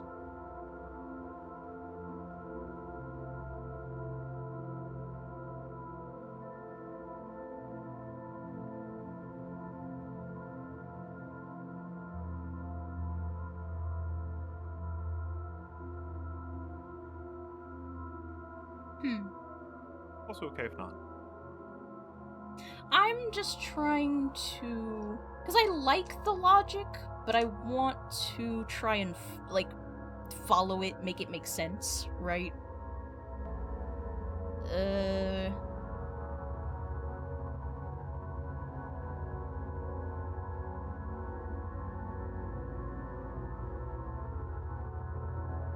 I will give you that if...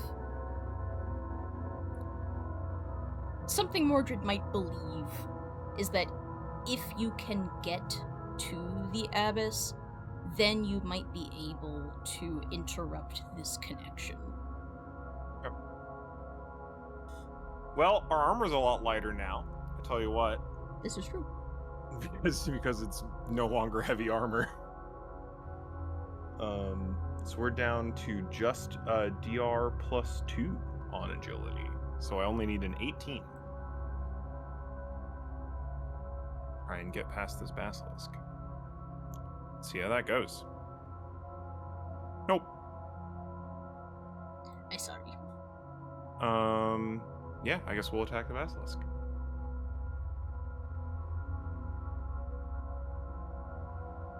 Anyway.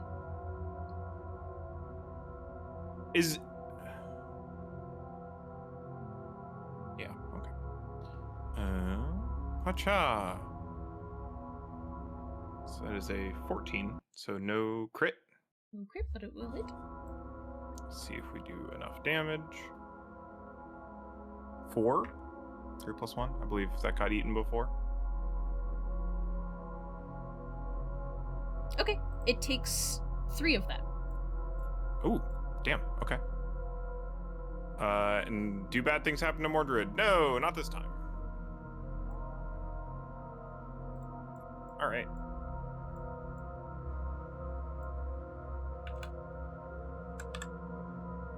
After seemingly a lot of struggle, you take a swing, and it becomes apparent to you that this thing is not impenetrable, just tough as hell. A little trickle of blood comes from your slash. It does not seem pleased. Alright, all of you around its base, Rust Bucket Friend, Mordred, and, Runt. Please make a defense roll for me. Oh boy. Your DR is again 18. Oh, Natural 20. nice. Or a 26. I'm so sorry, I blacked out for a second. Do I also have to roll for this? Not you. You are far enough away as Yippee! to not be affected. I got 10. 10. I got a 9.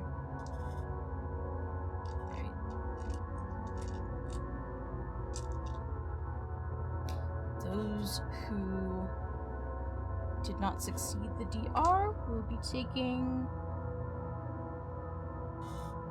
4 damage as it takes another wide sweep at all of you,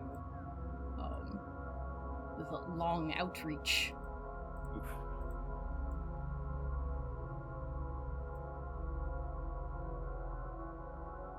Margaret is not looking great. Down to 8. How much you say? Down to 8. No, the damage. 4. 4 damage, which can be negated. Oh, right, I've got Oh my gosh. armor. It's just less now. You also have a shield, correct? I do. So So minus D4 D4 minus minus 1. Yeet. Okay. We don't take any of that damage, actually. Nice. Good.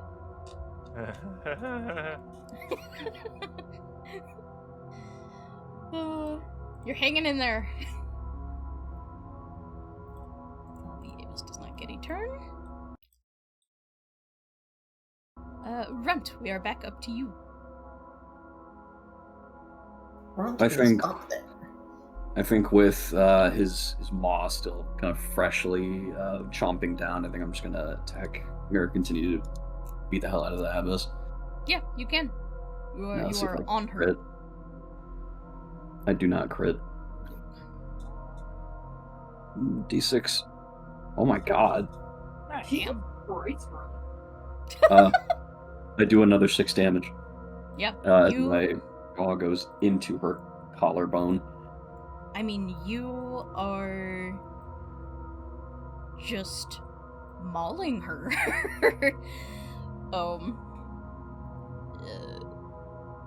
Right, you she- hear a cacophony of noises coming from Run's family. Speaking of retribution. Oh my god. Run. Runt is on their revenge. I mean, okay. So before you had been so wary of her, she had really, set you on edge. Being basically attached to her now, there's a strange feeling comes over you, a strange sensation. It's this... Everything that she had said before, everything you've seen kind of coalesces, crystallizes in your mind. And it just sort of makes sense that, she is the source of you, your struggles, your pain, your anguish. She is, while not the thing that made you by hand, she made you possible. And it's a very strange feeling. Is there anything else you would like to do? Besides pocket that information, no. I had my turn. I put 2 face down. Friend. Thing is the same verse, same as the first and the second. Nope, that's not happening today. Nope, not happening today, Chief. That's a big old no. What else would you like to do? Yeah, what else would I like to do? Yeah, I'll tell you what I'd like to do. I'll tell you what I'd like to freaking do. Friend is going to be just getting very angry with this basilisk constantly being in their way, and is going to try and hop on their head. Is that okay? Is that a thing he can try instead of attacking? Yeah, if you want to... If you would like to sacrifice your attack in order to more assuredly do what you want to do otherwise, then I think I'll allow that. Okay. Friend is going to try and get on this dragon's head. Not the dragon, the basilisk. One of the basilisk's head. We're so used to dragons. Yeah, sorry. No, it's fine. Which head are you trying to get on top of? Right head. Head on the right. The living head? It's right or our right? The living one or the dead one? Living one. Living one, okay. We're trying to climb atop BORG. No,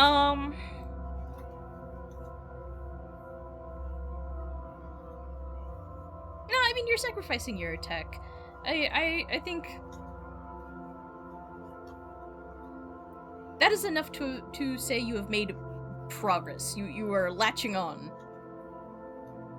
Okay, that's fine. Let me buy, you stupid big old snake thing. I thought you were supposed to be nice. Everybody likes you. Everybody's supposed to like you. Why are you being mean? Rust Bucket, what would you like to do? Alright, I'm gonna try and push through again. That is an 18 on the die for a 20. Oh! Yeah, then describe to me how you are reaching her. Oh my gosh. I don't think it's particularly acrobatic. I think, if anything, it's probably more of a test of strength from him, where it's like, there's the claw comes in front, and he just kind of takes the brunt of it on his arms and pushes it out of its way and kind of struggles forward, or like runs forward to get up to Practically her. scrabbling to her. Basically, yeah. Trying not to step on top. Oh, there's front. Okay. Oops. It's a little crammed back here. It is a little crammed. So I feel like I am actually underneath the basilisk then. A little bit. That could be possible. Kind of under its haunch. Yeah. I'm going to try and remove her from behind it. To remove that obstacle for us. I like this idea. What do I need to roll to make that possible? I think if you really want to move her around, that is going to be a strength check. Okay.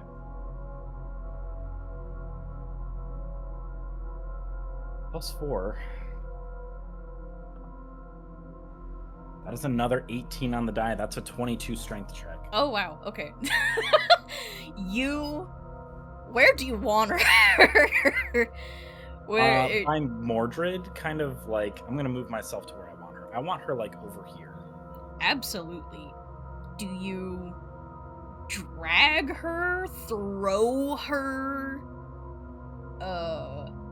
Just kind of manhandle her?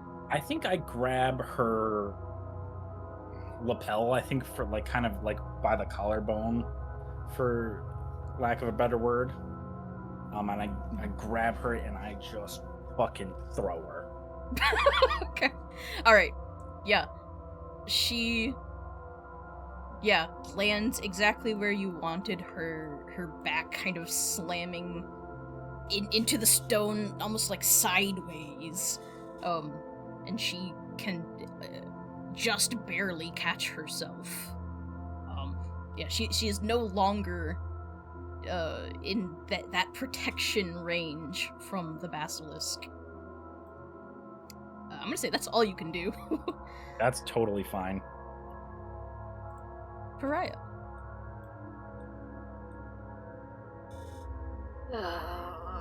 I'm sitting pretty in my little corner over here.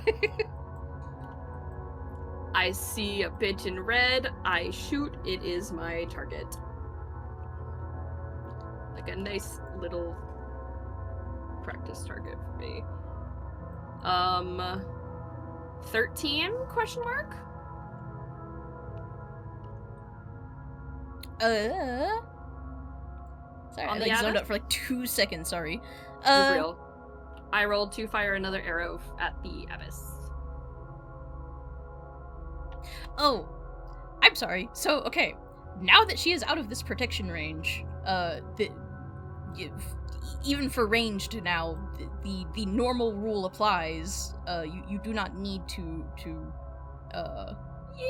you're rolling to see if you crit, but you will hit.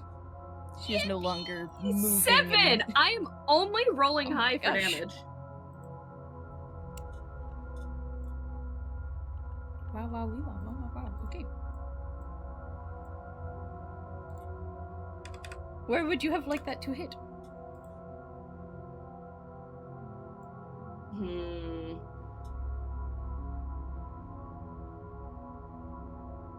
I'm gonna aim for the knee.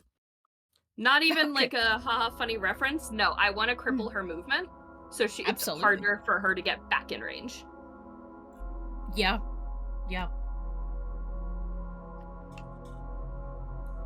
Not. She takes it. Is there anything else you would like to do, movement or free action wise? She likes her little seat here.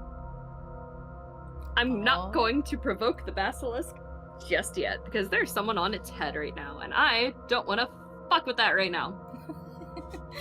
Certainly. Mordred. You've been delivered the abyss on a platter. I think Mordred has Little realized turn. now is not the time for defense. In general, armor shredded. She just barely like managing blows from this basilisk. With the abyss displaced, they're just going to fully drop Thorn and their shield and draw Ragnar's Zweihander. Damn, yeah. Oh, dice gods, please deliver onto me a crit. Hey, either way. I thought that was. I could have sworn that was a 19. From a distance, I thought it was almost a 19. I'm sorry. We'll take a 13 for sure. See how this die roll goes. Roll 8. I would like to spend an omen to double. Oh no, it's not double. It's maximum damage for an omen. We're holding on to our omens. 8 damage is real damage. Yeah, absolutely. I have too many tabs open. So that minus. She is looking. I mean, okay. How do you? In what way does this connect with her? How do you? How does this blow her? Traditional Zweihander technique. Were heavy top-down slashes, like really taking advantage of this blade's weight in addition to its cutting edge. Got you. Then, yeah, you heave this thing, and it, I'll say, cuts into her vulnerable shoulder from where Runt has been just absolutely tearing into her. Stopped by bone, but certainly does real damage. To the point of, all these arrows, the bites. It's her mouth continues to pour blood.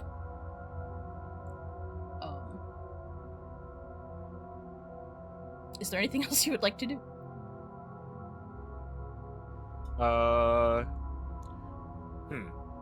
Do I get a sense of, now that this is disconnected, which way is the basilisk turning towards us or towards her?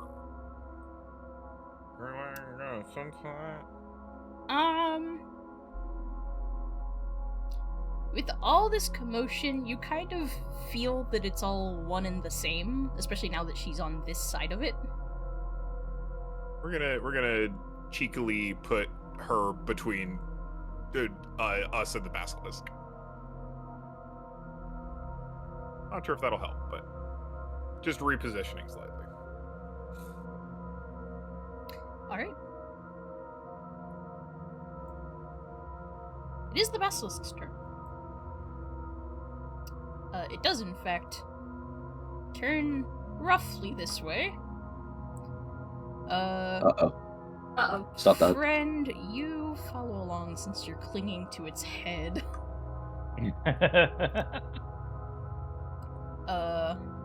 Hi, bestie. I need...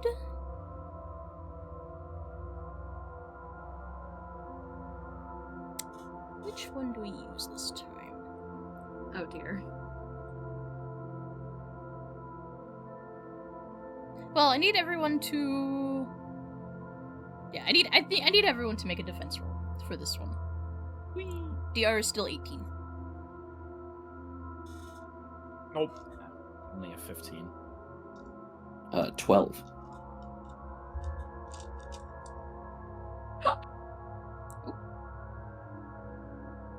It's an 18!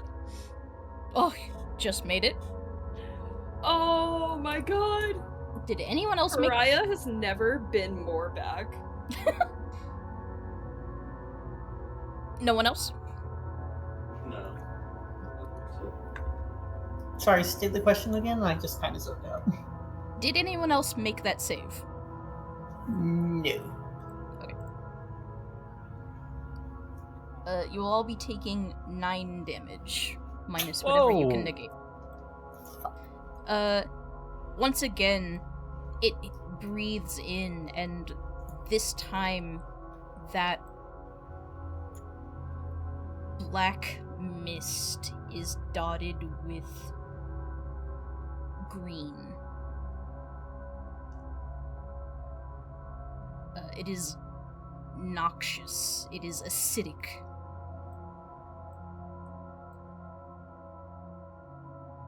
You said you could use an omen to reduce damage? Yeah, by D6. I am also doing that. Yeah, I'm gonna have to do that. That's nuts. Oh! Got a 6. Got a 6 on the D6. Very nice. I only got 2. Still? Rolled a 1 for my So- armor. Again, And hanging no in shield. there. Who needs it? I have 5 health left. Oh, but you know what? She also takes that. She is not immune to that. So... I wonder how she feels about that. She didn't like that. She doesn't like much of what's happening right now. She does get a turn this time.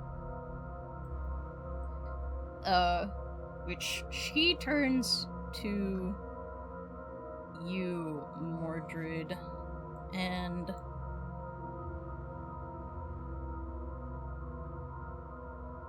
I am gonna need you to make another defense.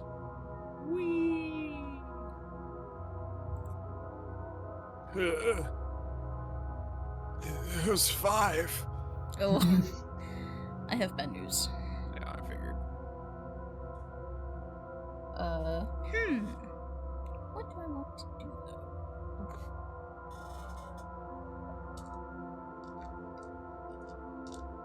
I'll be...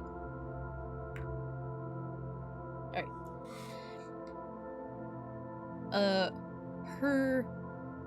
Her own witchblade in hand, only dagger sized, compared to your longer witchblade. She raises and takes a slash at you. 4 damage, unless you can negate it. We'll see how my armor does. Got a D4. That's another 1. Alright, taking 3 of that. Down to 7.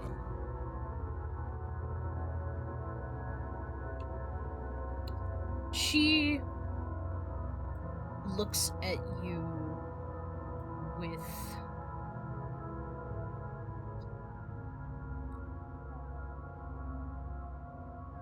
a kind of like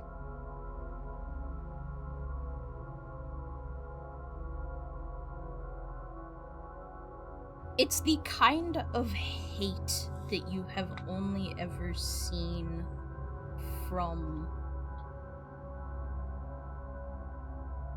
what you would have once thought to be like kind of the other side, right?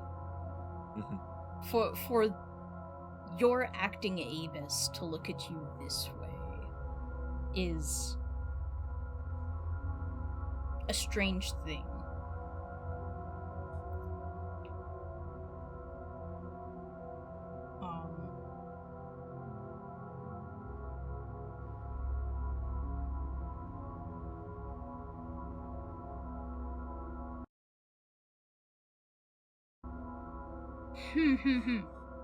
She this close to you now, with a rough, rasping, blood-wet voice, says to you, "Did you even bother trying to visit her grave? Have you only one thing on your mind at any given moment?" I've spent every waking minute alive for the second time mourning her.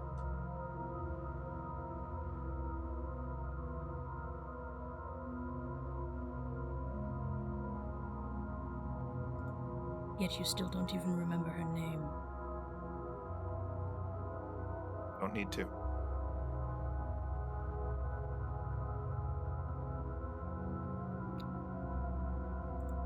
Runt! Where are you? There you are. I'm trapped betwixt God and friend. Here we go. There I am.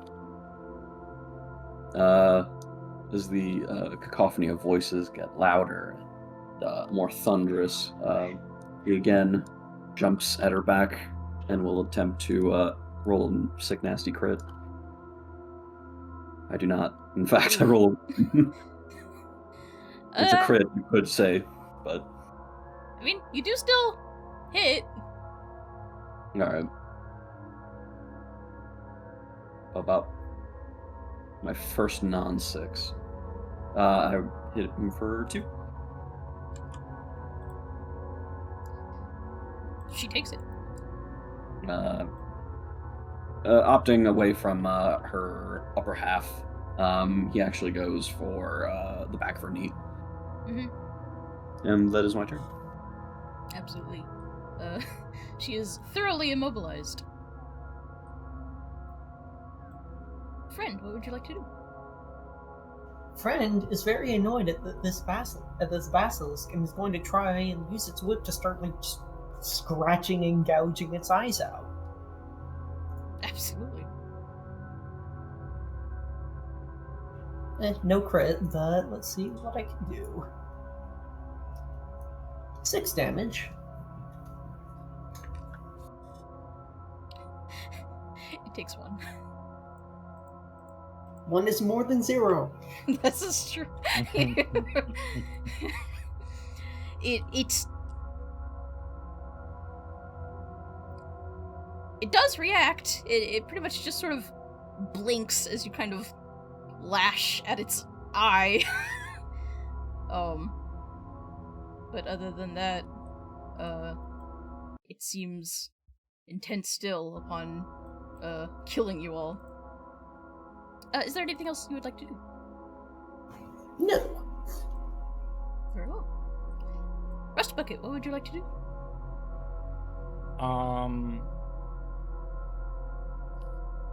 Okay, so he's not technically in that space. I'm gonna come around to here. I'm going to pull out the Zweihander and I'm gonna take a shot at the lady in red. Very well.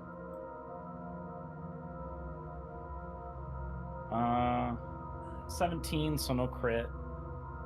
And then it's a D10 weapon. Is that right? Yes. Yeah. Okay. Where are my omens? Let me see him. Oh, I have so many left. I'm going to use an omen and max damage for 11 damage. Whew, okay. Oh my gosh.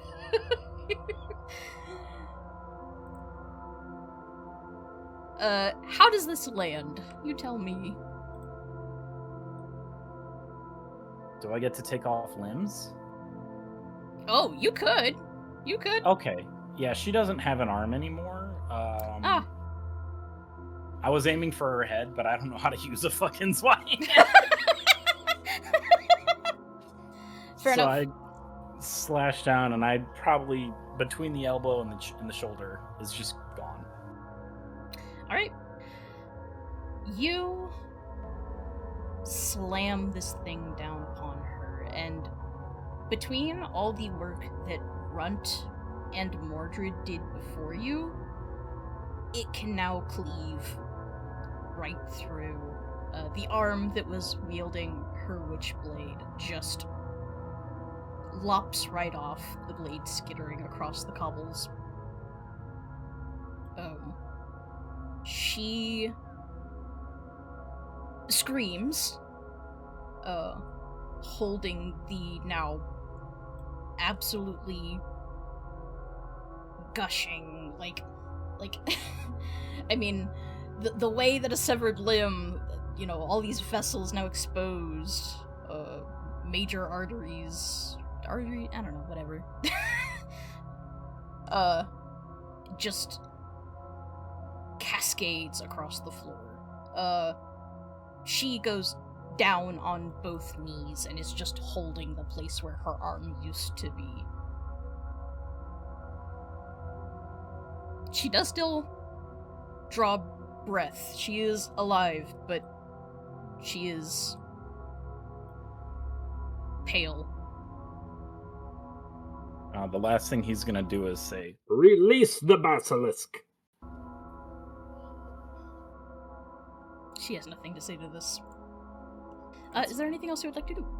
Nope. Pariah. I'm ripping out a different scroll, baby.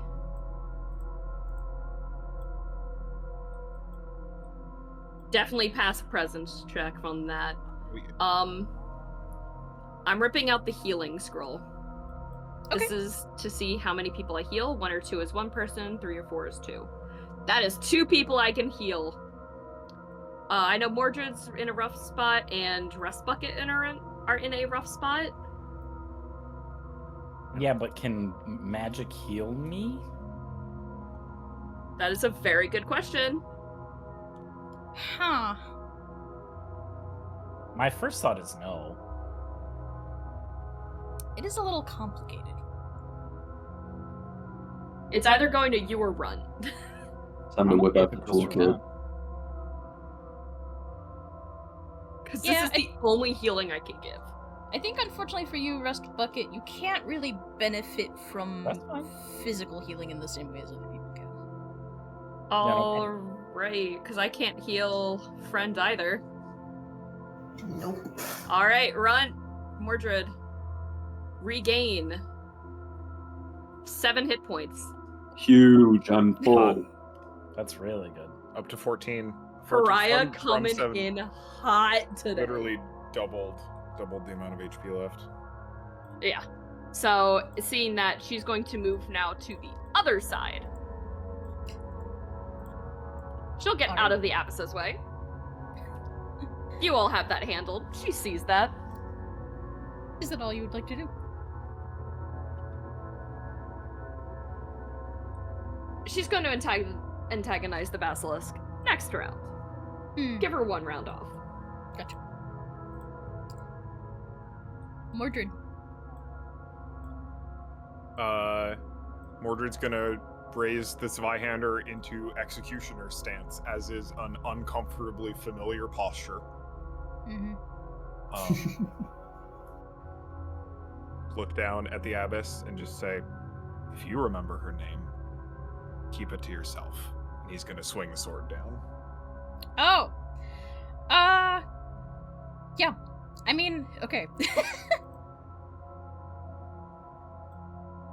I would say you don't have to roll to hit or even crit for this one. I am curious to see roll the damage for me. Just I was to gonna see. spend an omen to do maximum damage. Oh, you're doing maximum. Okay, then I would kind of like to roll to see if I crit. you could. I got this ring. It's never gone off yet, except for the bad one. No, not a crit. Down to none omens to do a full 10 damage. Do you still have the funny d6? That's true. I could do D10 You could plus just do D6. 16 damage. 16 damage. Do it.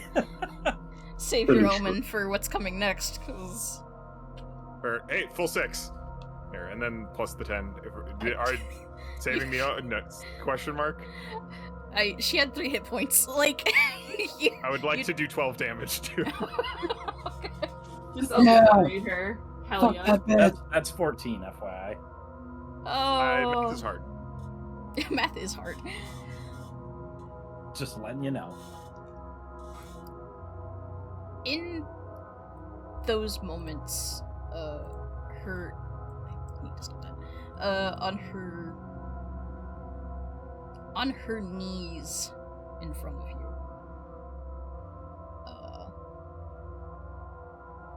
Looking up, you can see her looking up at you. You can see her eyes. The unnaturalness, the shared shape and color of the basilisks.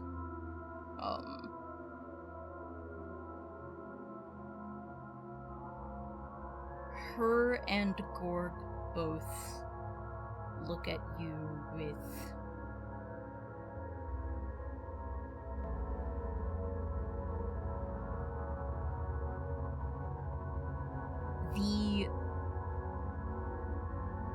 not just the hate of a single moment, or the hate of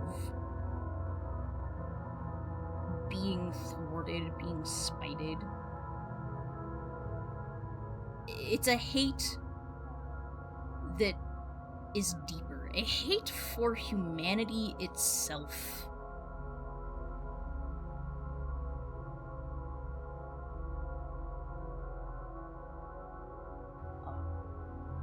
And you extinguish it.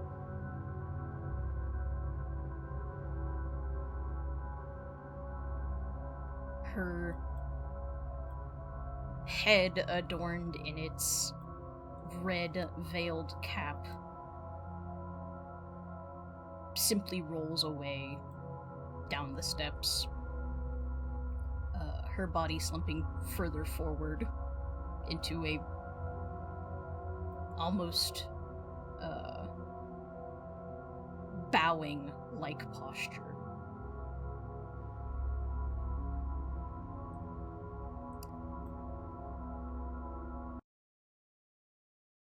In that moment,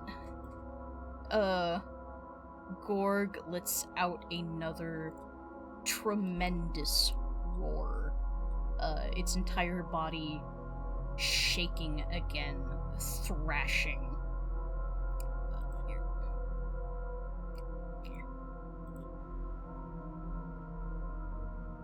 It seems to shake its one living head back and forth as if to clear it.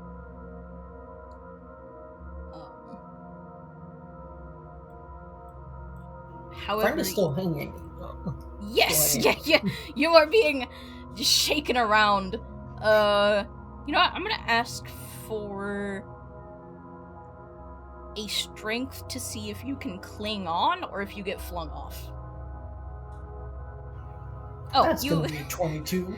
You are able to somehow, against all odds, you cling to this thing. I mean, it has many handholds, so at the very least, you can hold on.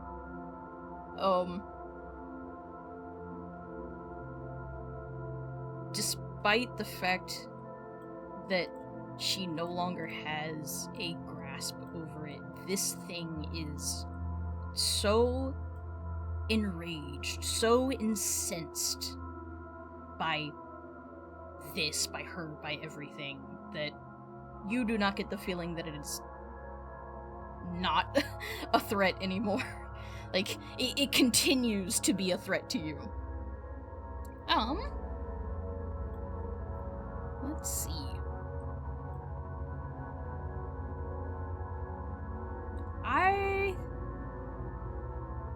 You three right in front of it, actually, You know what, yeah. You three right in front of it, Runt Friend and Rust Bucket. Make me a defense roll. Well, isn't Friend on top of its head? Yes, but that does not matter. Okay. 16. 16. 17. Do any of you make at or above an 18? No. Unfortunately for you, going into just an absolute frenzy,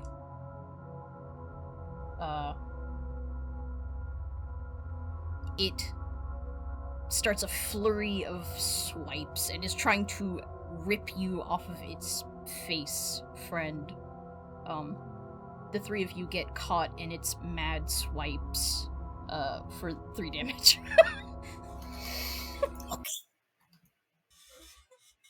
I am near fucking death. So It does not damage Friend. Oh, very good. I'm gonna use another omen and take a d6 less. I'm sorry, how much damage did it deal? It's 3. 5. Okay. I take no damage. Oh, good. Thank you, omens.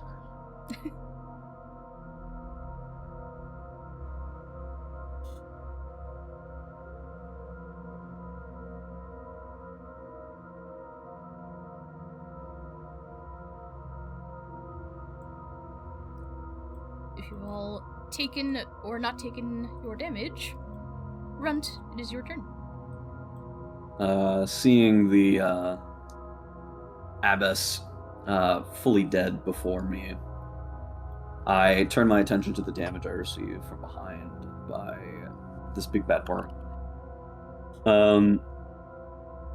And seeing Friend kind of dangling on as its head dips down in an attempt to get it off, Runt will attempt to bite at its jaw. Alright. See if I crit. I do. Oh my gosh. Alright. Okay. I joined the crit party. Got any omens left? Yeah. One.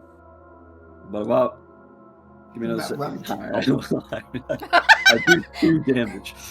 Oh no. Wait, Rob, do you have any omens left? I do. I have 3. You can do I max could do max damage. damage. That might reduce it is a crit on an attack, so it might reduce the armor again, which is pretty crazy. It does reduce the armor again regardless. Crazy. I will expend one of my last omens to roll or to do max damage. So 12. 12? If it's still doubled. Yep. It takes most of that. Oh gosh, math. It takes math. For the first time. You said you went for its jaw? Yeah, I think as its head kind of dips downward in an attempt to shake Friend off, Runt finds the opportunity as its head is lowered just enough to leap at it, and kind of waggling from its maw is biting into its jaw. Absolutely. You find a vulnerability and take advantage. It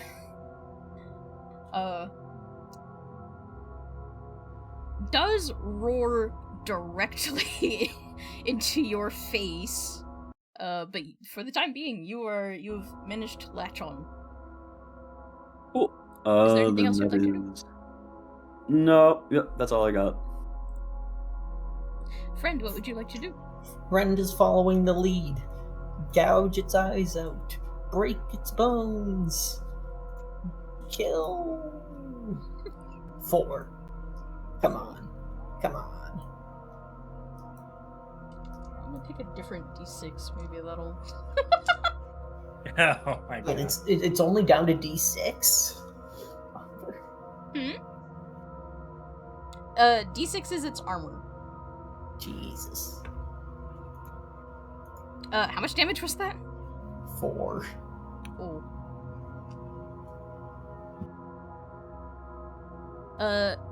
Your swipe does not seem to affect it much.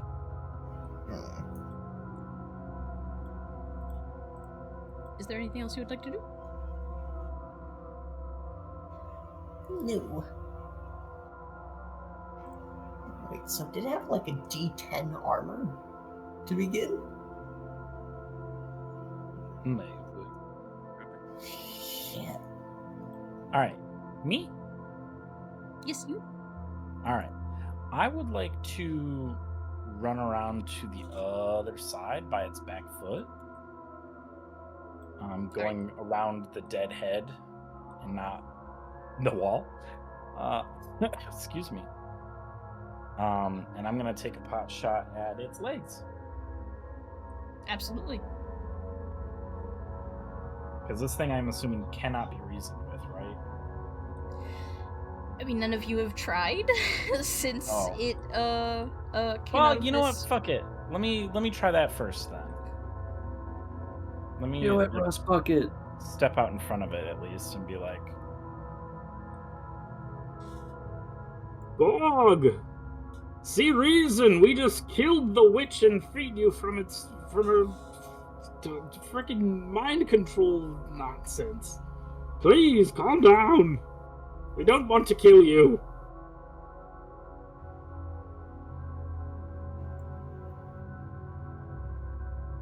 Lies and deceit are all you have. That's all mortals have ever had. You have been ever thus. wait. How am I deceiving? She's dead! What am I deceiving you? You would have me let my guard down and take my power for yourself in her stead? To what end? I don't want your power. If anything, I want this to end. I don't want to be in this body. I don't understand anything that's going on. I don't know why we're trying to fight you. Please, it's just everybody back off and calm down. No, they're being mean to me. If it's an end you want, it's an end you will get.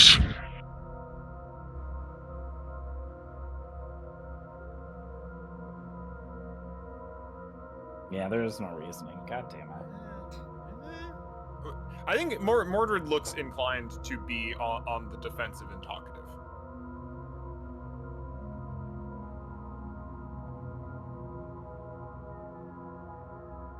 Are you gonna say as much, or? It's not their turn. I mean, I could consider it. Wise, like they certainly like post. It is clear that their quarrel in this conflict was the Abbess, and now that she's not a threat, Mordred has taken a considerably more relaxed and defensive posture and has not yet made moves toward the Basilisk.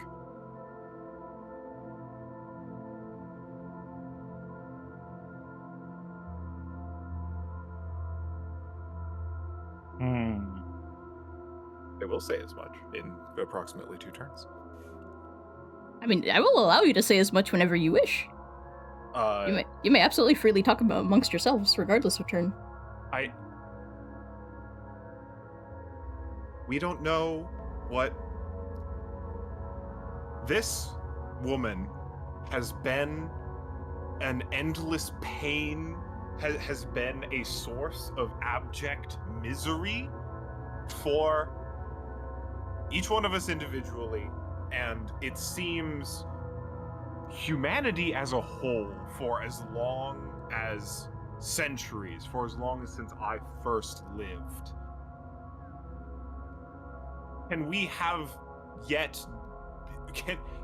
yet make the decision to have less strife now?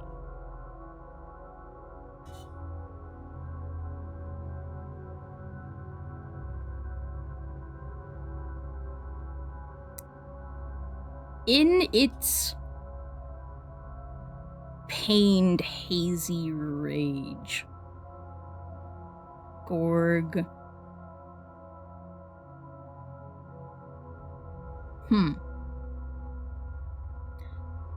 Could you actually make me a presence roll? Presence try. test.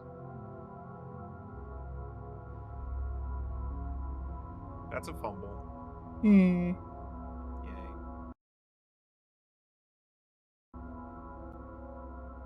Now that you have started talking, he is talking to you again. He wasn't really before.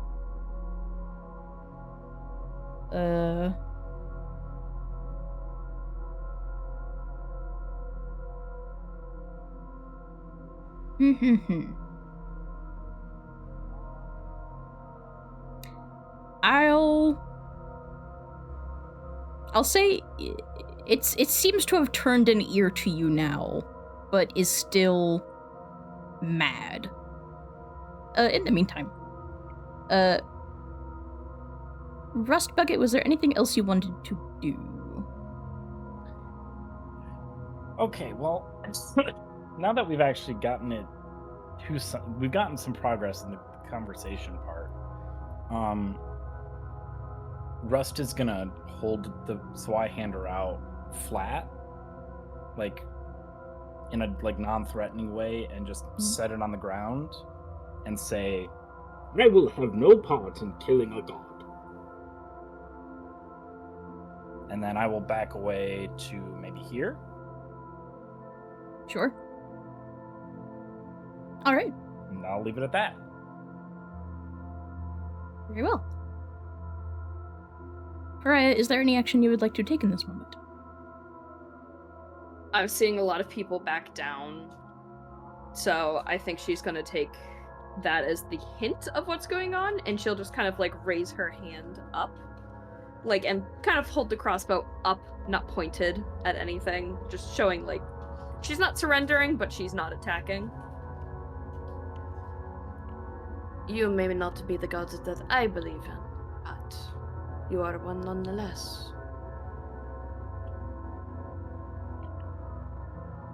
You hold an amount of respect that I can understand, and, well, personally respect. I have no quarrels with you. 'Twas with the witch that now lies dead at your feet.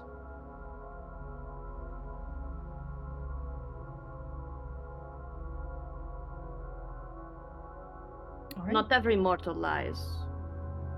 I am just sorry that you were deceived by the wrong ones.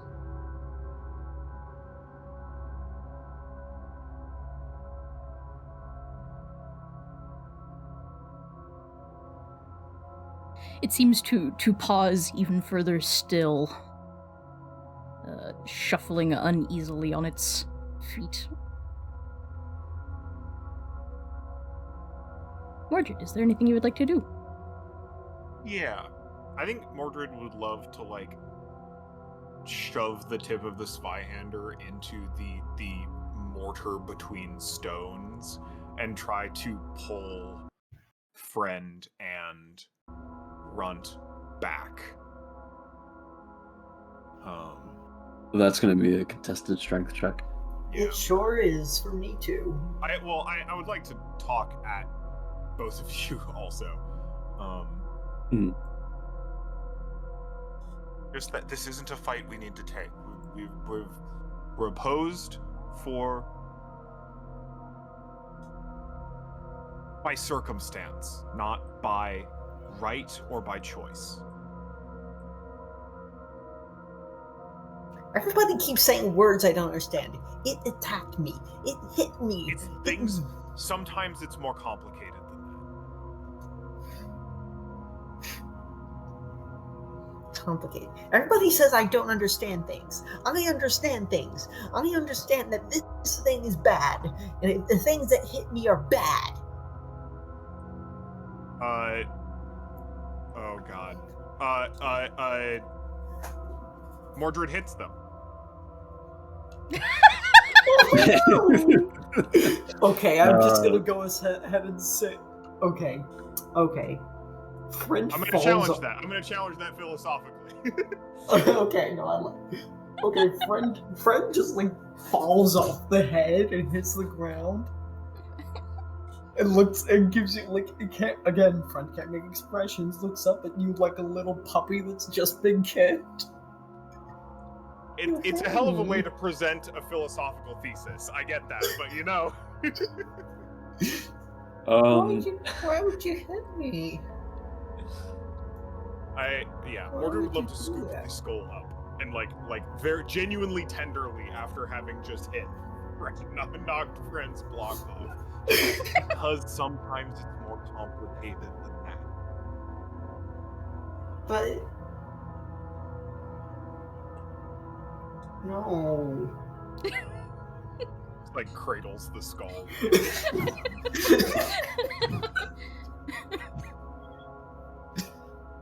And I will absolutely make an opposed strength check with you. Sure. Unless that was convincing for you. Like I think the runt, specifically Dog Boy, is Pariah. You hear throughout this fight, you've heard the sort of the mixed bag of voices within his head, and as the abbess fell, most of those voices fell away, leaving kind of only the snarling animal that is the wolf. And as he still sort of dangles from his jaw, getting his teeth even further and further into the bone, you hear his just basic rationale as to why he doesn't want to stop. Hurt friends. Runt love friends. Me kill. And that is it. It is not the rational thinking, or I guess lack thereof, of friend. He is fighting because there is still something that can hurt you all.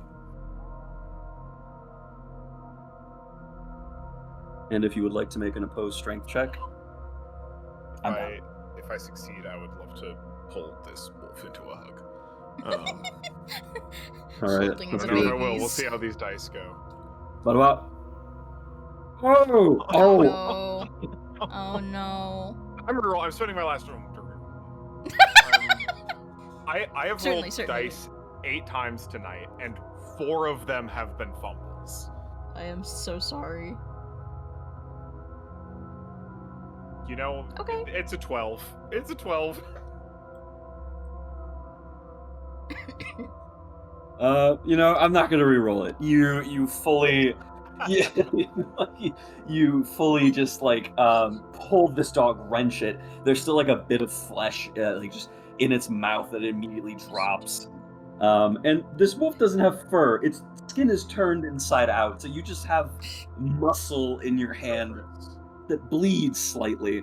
And he writhes, he like flexes and tries to get out of your grasp.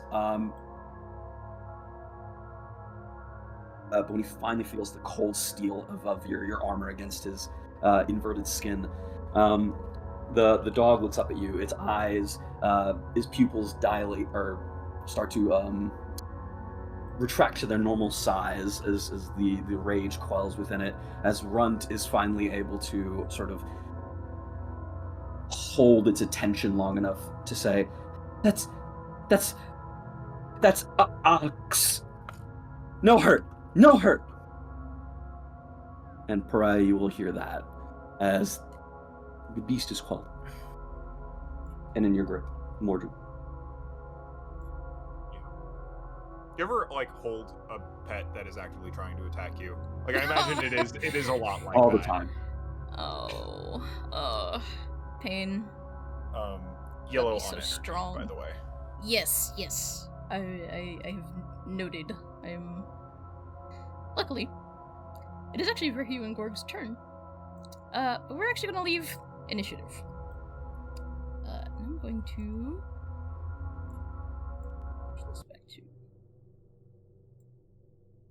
After a moment, seeing all of this effort to extricate these two who were trying so hard to do damage to him,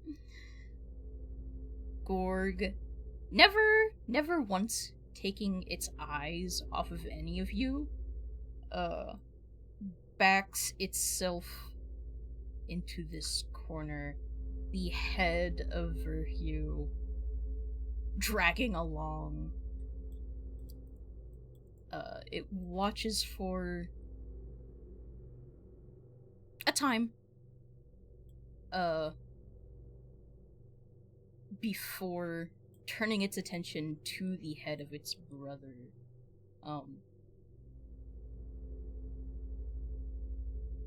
Having a moment of opportunity and minor reprieve, it is going to bend its head down, and first it starts by severing that last little bit of sinewy connection, and the head fully is now detached. Places a clawed talon on that head and begins to strip the flesh from Verhew and consumes it. As it does so, it's going to go back to full health.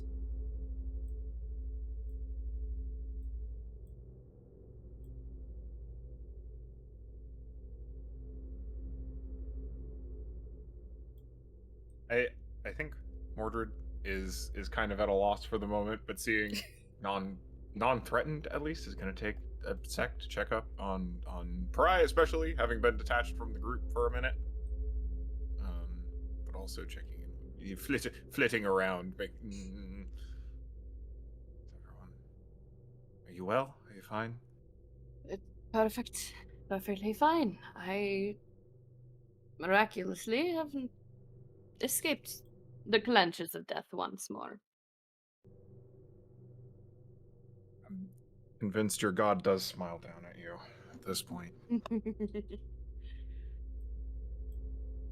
May not be a So do particularly I. friendly smile. I do not know what to do now, Mordred. I will be perfectly honest, dear.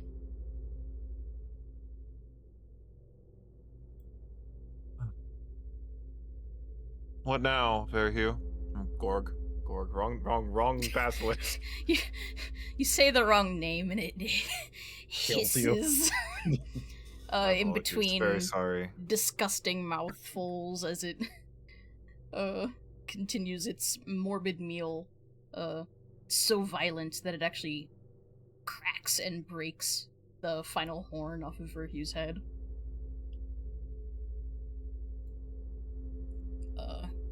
After a moment, it lifts its head, blood dripping. I gotta find my app.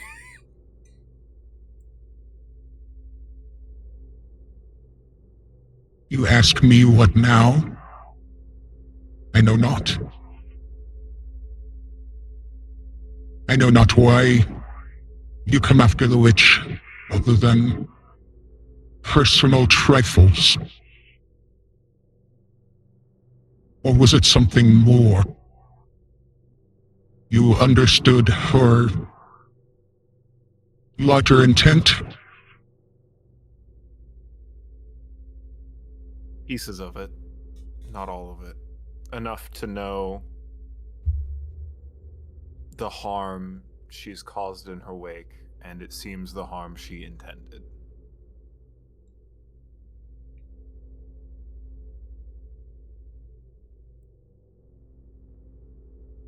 told were we, you and I, that with her help, with her offerings, we would gain enough power to defeat our own mother. Surpassing her, we would then have the ability to do whatever we wished.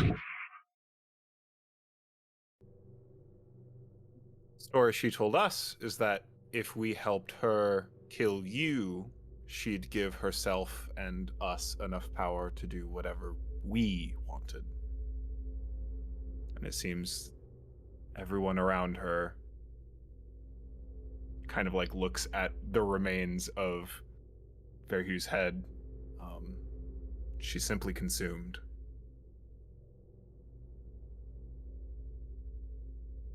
Always making promises, promises, promises. That is how she operates. Or did.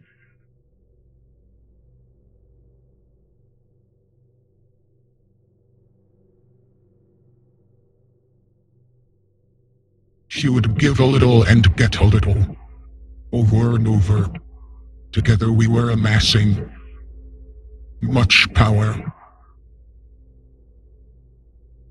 These days are done. There is no more power to be had. Man is at its end.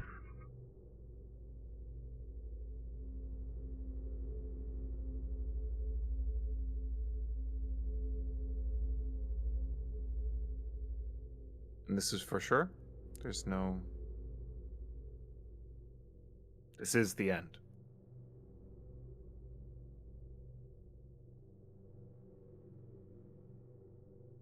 Inasmuch as all things come to an end,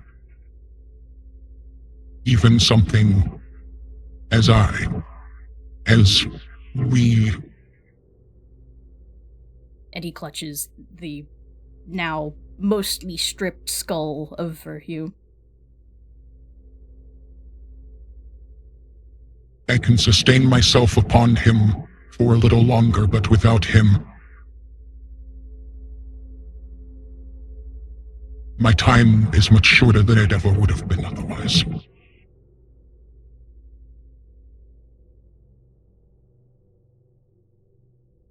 Is that why everything has gone so wrong?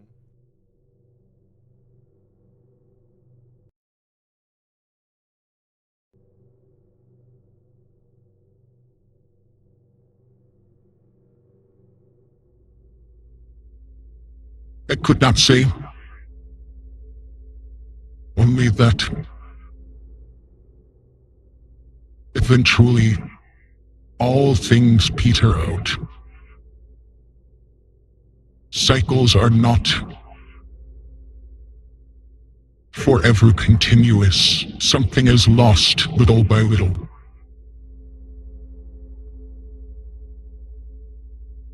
However,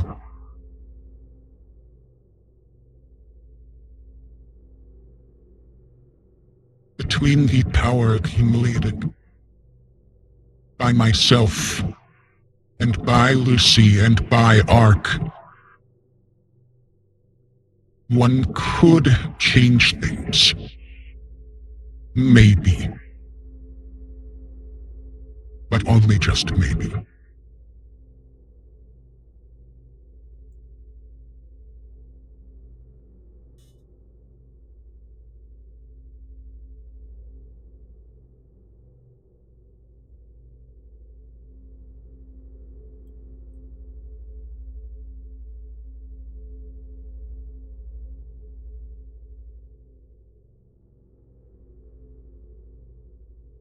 Well,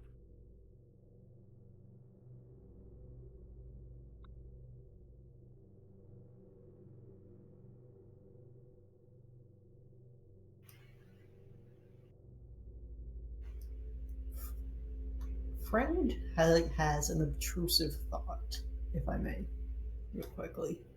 You may. Friend is now looking at the stump of the severed head. where Varashu previously was, and is wondering if his head could go on that end. The scale. In a metaphysical sense. In a metaphysical sense. You get the sense that you are two such separate beings that it would not take hold. Not Okay. only physically, but just in the, like, in the strange way that your body always seems to work. This entity is beyond all of that. Okay, thank you.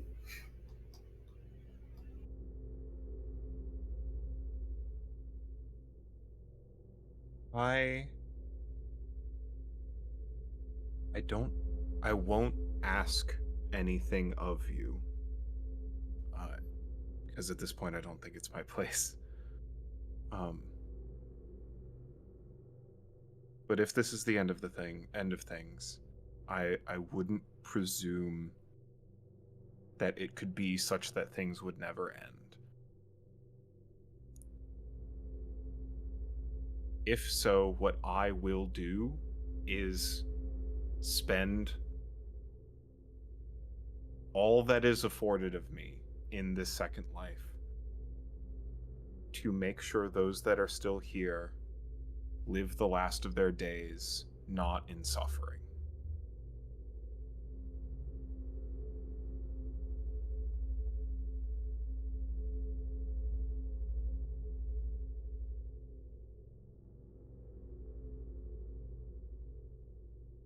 This I can do with my two hands, and I may not succeed, but I can try.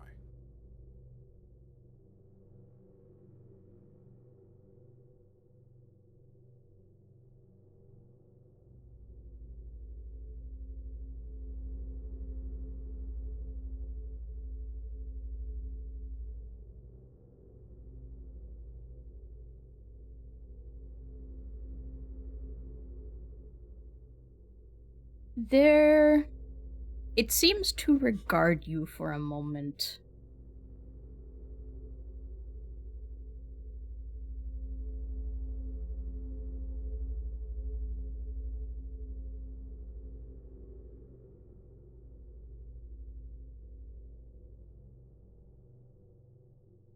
Is your acceptance mere concession?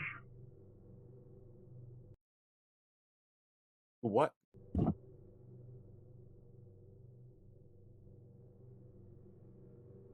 I'm not giving up. I understand that this is the road that has been laid out, and I'm going to walk it. Because I know what's at the end of the road doesn't mean I will stop walking.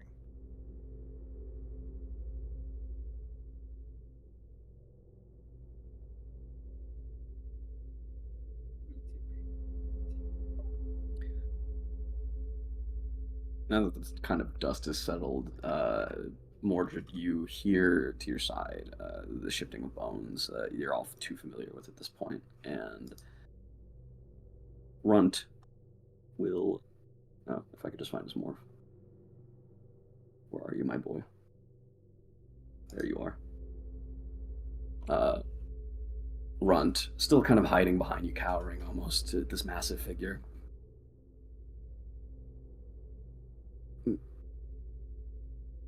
Find family.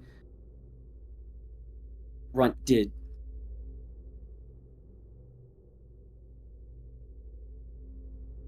They make me happy. I know they can make everyone happy. We're just immediately distracted, having really actually run back for the first time in a long time. And he's trembling behind you. But there's a resoluteness in his words that you haven't really heard before. And he stands by you and the rest of the party.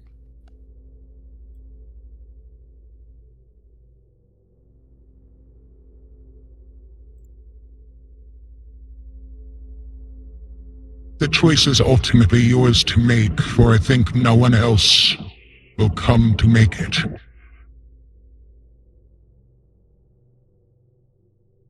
I say this only to let you know that there is the option. To destroy Lucy and Ark would release their power unto the world.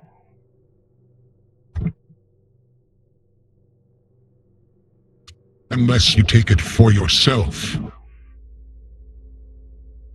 I would not But agree with it. this dispersal would yet delay the inevitability of all things.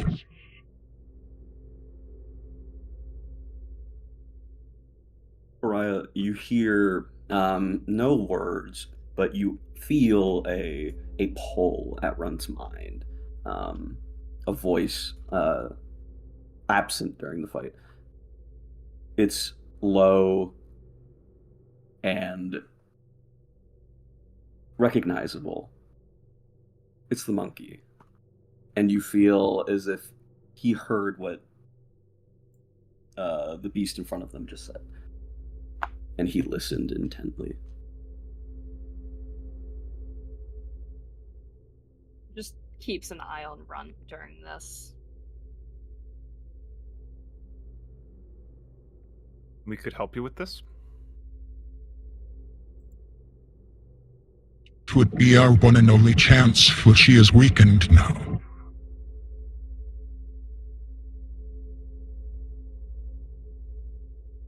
And what do you do when... What would you do? What do you do when you get this power?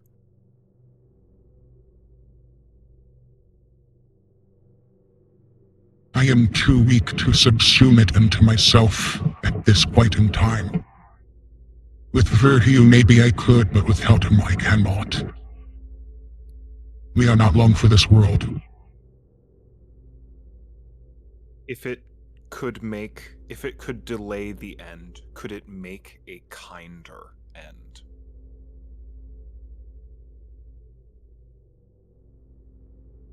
One without so much hardship. The cloud cover will break.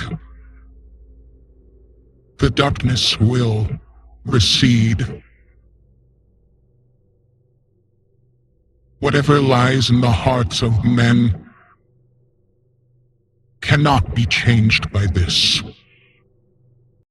But perhaps gratitude will make people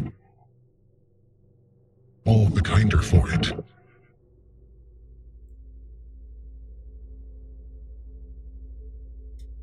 Morgan's gonna go pick up their shield and Thorn. Where they dropped it before. Pull the Zweihander out of the rocks. I think they're gonna grab the Witchblade dagger from the Abyss.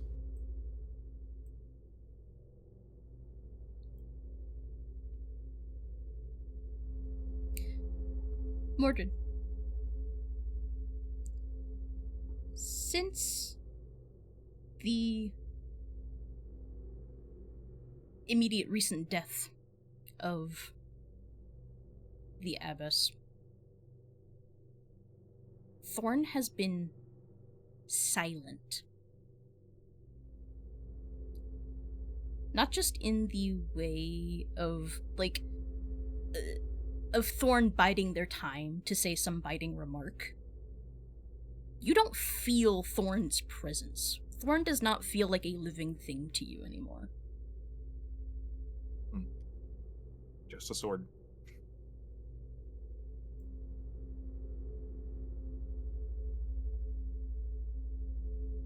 Weird. Unsettling.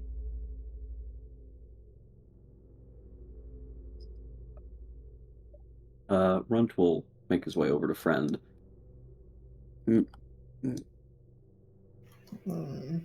Friend okay? Kind of sheepishly asks you.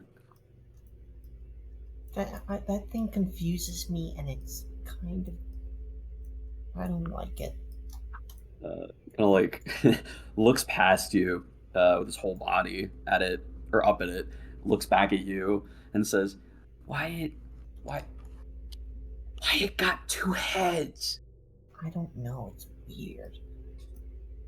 Maybe it's like us and it's weird. Certainly weird. I'm very sorry for hitting you, friend.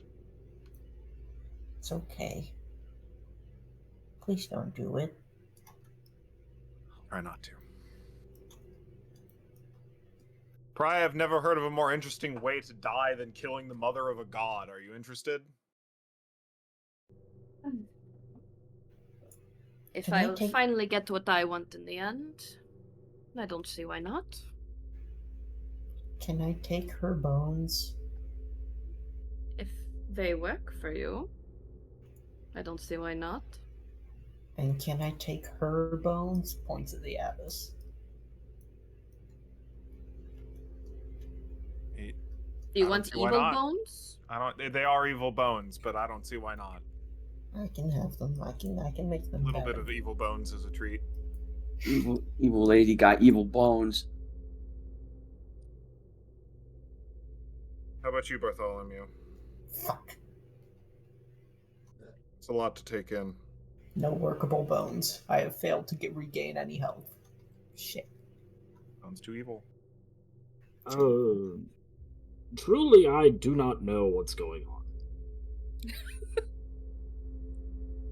We're going to kill the mother of a god to prevent / alter the end of the world. And sounds like it's kind of a now or never deal.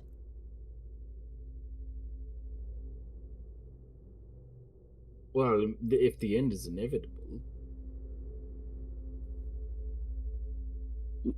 Russ, come with.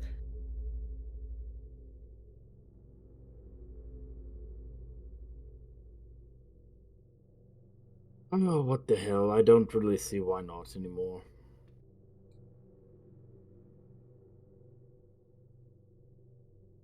Still kind of slowly move his way up towards y'all. Run. Does his signature little hand taps on the floor in excitement. Mordred looks to everyone in turn, and then up at Verhew. Not Verhew, it's Gorg. It's Gorg. It's Gorg. The Verhew's the first in the pair when you list both of them. Yeah. Verhew, it's... Verhew was the one who was the prophet. Yeah.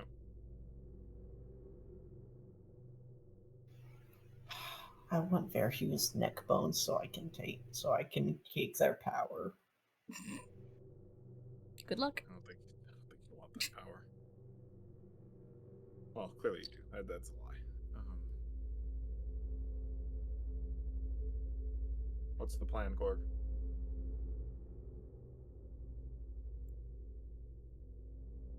She resides lower in the crypt. We had fallen together from the top of the horn. In this state, she will be licking her wounds, I suppose.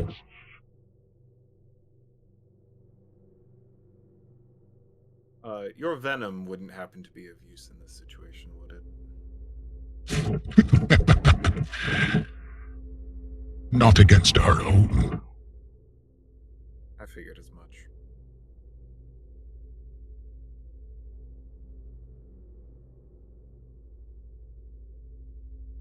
You will have whatever little might I have left.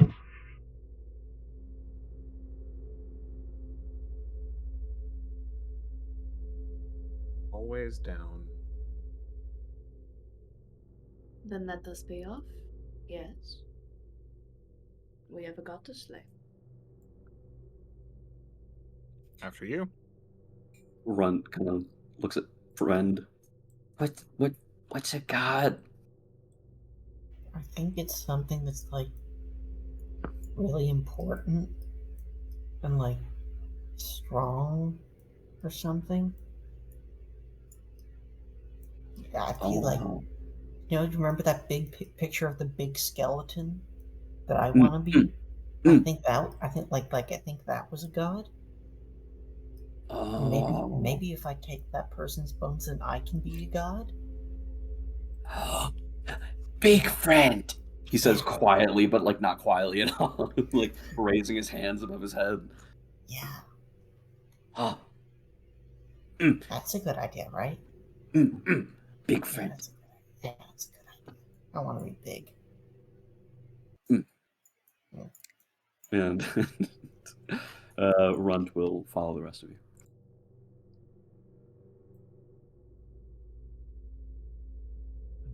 I'm about to end us, but I would like to end on you start through this door to move yet deeper into the depths of Bergen Crypt. As you open this door, you see an absolute sea, an ocean of remains, skeletons that go far, far, far into the depths. And you begin to understand exactly how it was that so much power was hoarded, subsumed unto itself, into these creatures. And that is where I would like to end. Oof. Jeez. Thank you for playing with me. Yeah. This is gonna be the craziest whiplash of all time. Get that goofy shop music. Oh, this is the ending credit scene for every Lancer session too. Oh. Oh, I Great know to hear. people. I know people are feeling it. So, happy to move right into Stars and Wishes. Starting with Caroline. Sure. Sorry, I'm like mentally now just drained as hell. It is okay. Oh. It is. This is about where I was It's hoping we been would a- end, anyways. It's been a big boy day. Yeah. Star. That was genuinely a very fun combat. Oh, good. A lot got accomplished. It felt satisfying to finally take down the Abyss. It genuinely felt very satisfying that we all contributed. Absolutely. And that's awesome. It's just always really satisfying to get that feeling of just like taking down a big bad.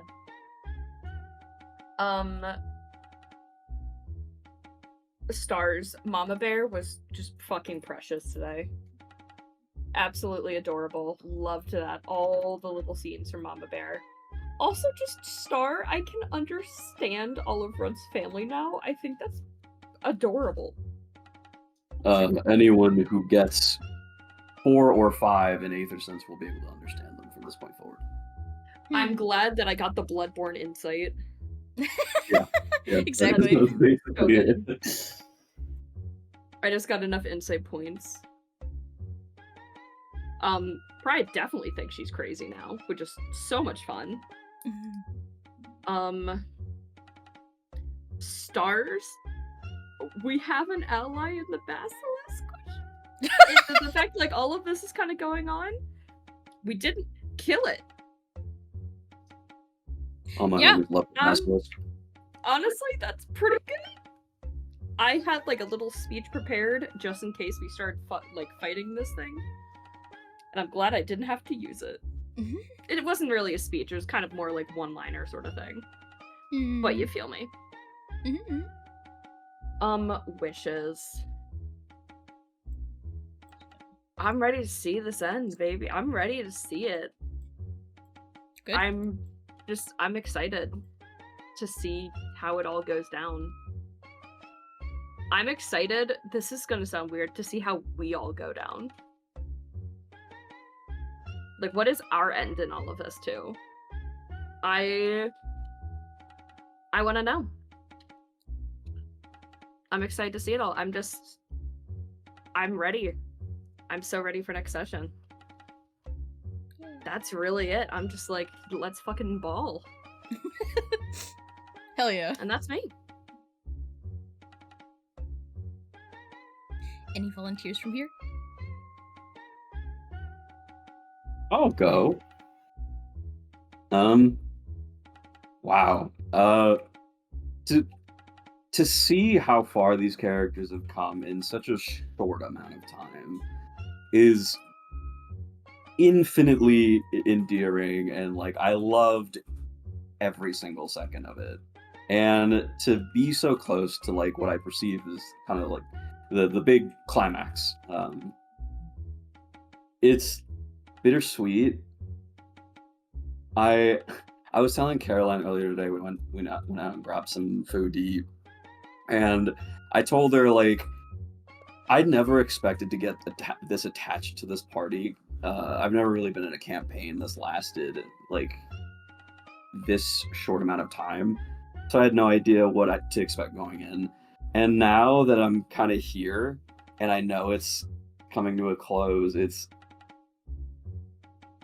I just want I want to read like 10 more stories about this party. I want them to go on adventures forever. I love these guys, and God fucking damn it, I'm gonna miss them. That being said, stars, everyone. Everyone did a fantastic job today. Rust calling friend his husband. It's like my new mental wallpaper for the next month. Mordred continuing to be like the voice of the party is just like I love hearing them talk. They speak in such a like down to earth way, despite their like grandiose story thus far. It's really interesting to see. That dream from Bartholomew. I know like we're close to the end, but like I want to see more. I want to know more about Rust about Rust Bucket. I want to know more about the academy, about his husband and why they were so staunchly opposed. I want to know more about Friend. I know shit all about him other than he really likes bones. Like I want to delve more into that storybook that they have, because I'm piecing together some parallels. And Pariah, I want to know who the fucking terror is. Shut up. What the fuck, dude? You just haven't asked the right questions. Simply ask to speak to them. They're around. You're right, dude. Run's gonna walk up to me like, who's mom? Yeah. Like, yeah. It's the price I pay for being a lore goblin and playing a character that doesn't know his ABCs.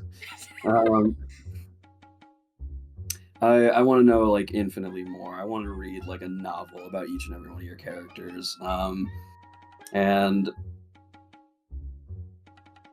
Wish? I think I only really got one. Fuck, I wish it was next month already. That's all I got. We go down the line? I can go next. A friend got to be very, very silly today, and I had fun doing that. Sorry, I'm trying to keep my voice down slightly. What else? Abbas dying. It was very nice to see the fucking Abbas die. Furthermore, also being able to get, also, as stated before, Run's family. It was nice to rapidly get their dynamic very quickly. It's from there. I'm guessing their brother, from their brother, their mama bear. It was all very. They are, especially their brother is hilarious. Brother, I'm assuming brother lizard is hilarious. That's actually his father. Oh, father. Okay. Okay, Dad. I tried to make him sound like a really I wanted him to sound like he had a beer gut. Yeah, I get that. I get that now. He literally he was like, just put some dirt in it and spit in it, and he did that literally. Yeah, exactly, okay, so that makes it even better. See, look, I fixed it. You want some dirt? I got dirt. I could do that. Don't need no handyman. I'm the handyman.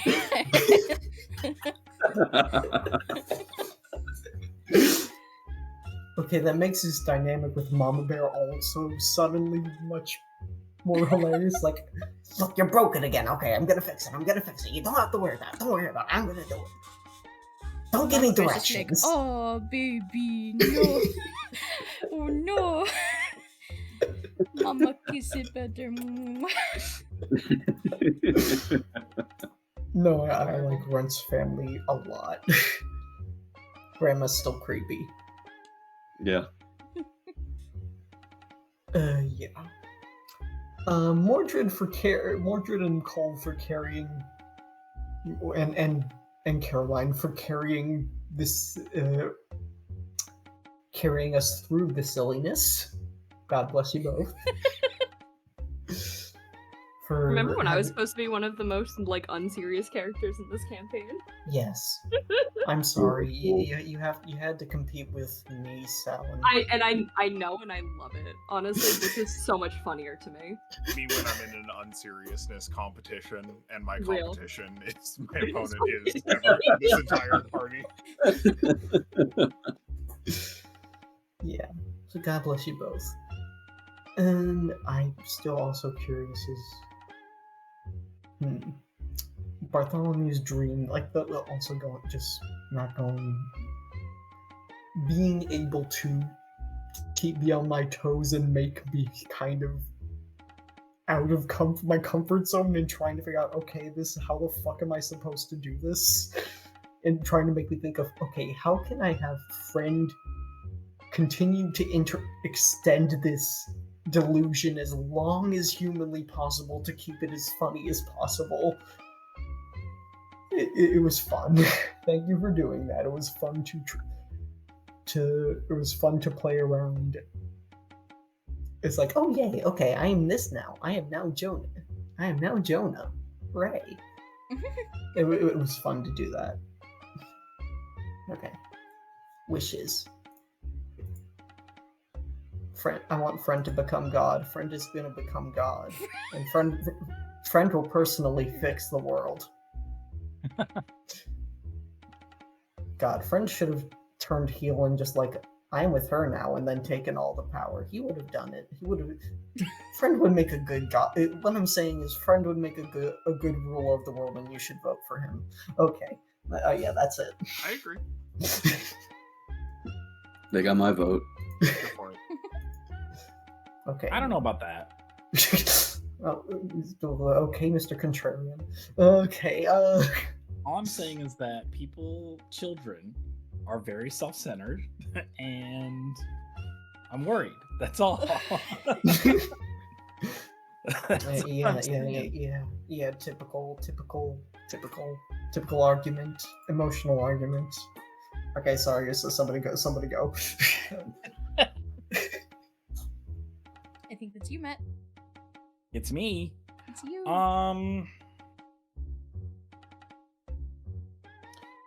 Yeah. That intro sequence was actually a lot of fun for me. Yay. I talk about keeping me on my toes. I had no idea what the fuck was going on. So I was like, oh, okay.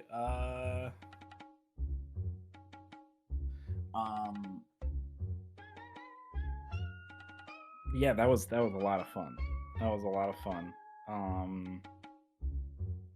The combat was really interesting. I was not expecting just like you get to hit. And this kind of leads into a wish rather of like, I wish we had more context going into the battle. Because my first thought was like, I don't want to have to kill the basilisk, and I was really afraid we were going to have to do that. Yeah, sorry about that. I kind of jumped the gun a lot there. It's all right. It's not. I wouldn't. Don't. It's not a Eli did a bad thing and made me have less fun. It was just like. It was just like it would have been nice to have a little bit more context for the battle. Especially as Rust, who already doesn't have context. Kind of addled. Yeah, so like I need to be able to make a decision as my character who doesn't have good context. So that's where like I was struggling because I was like, oh, but he really doesn't know what's going on here though. Like I remember them talking about the Abyss. The Abyss is bad. We kill the Abyss. But beyond that, but no, it was like fun and challenging to try and figure out like how is my character going to react to this. But yeah, what was my last star? Oh, I forget. Someone did something that made me laugh really fucking hard, and I can't even remember what it is right now. I want to say it was Runt. I think Runt did something ridiculous. Spitting acid on a friend's head. The spitting acid. What it was. Cauterizing the bone wound somehow. That was so genuinely fucking funny.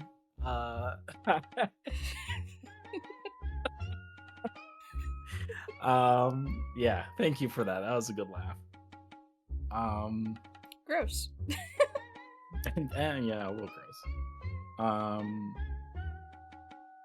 Caroline just absolutely bringing it home with the rolls. It was really good. Wow. Your character had a very strong day today, so it's fun. Never rolling that again. Yeah, not as this character. Yeah, no, absolutely not. I feel that.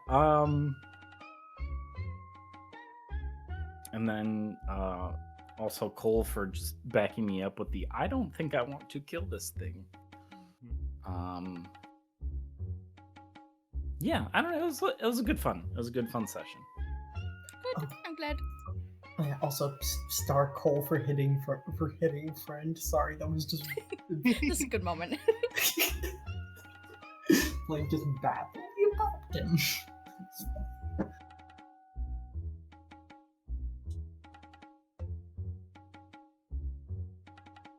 Are those all your stars and wishes? Oh yes, sorry. Yep. Then Cole. Yeah. Also, just to bounce off of that specifically, Star, a friend falling to pieces upon being hit was such an incredible response to that of just being like, I need you to understand that sometimes conflict is more complicated than eye for an eye. And I know you think people who do bad things to you are bad, but I know you think I am not bad. So I'm gonna hit, this is my thesis, I hit you, and that will unfortunately suddenly challenge the worldview you have presented for yourself.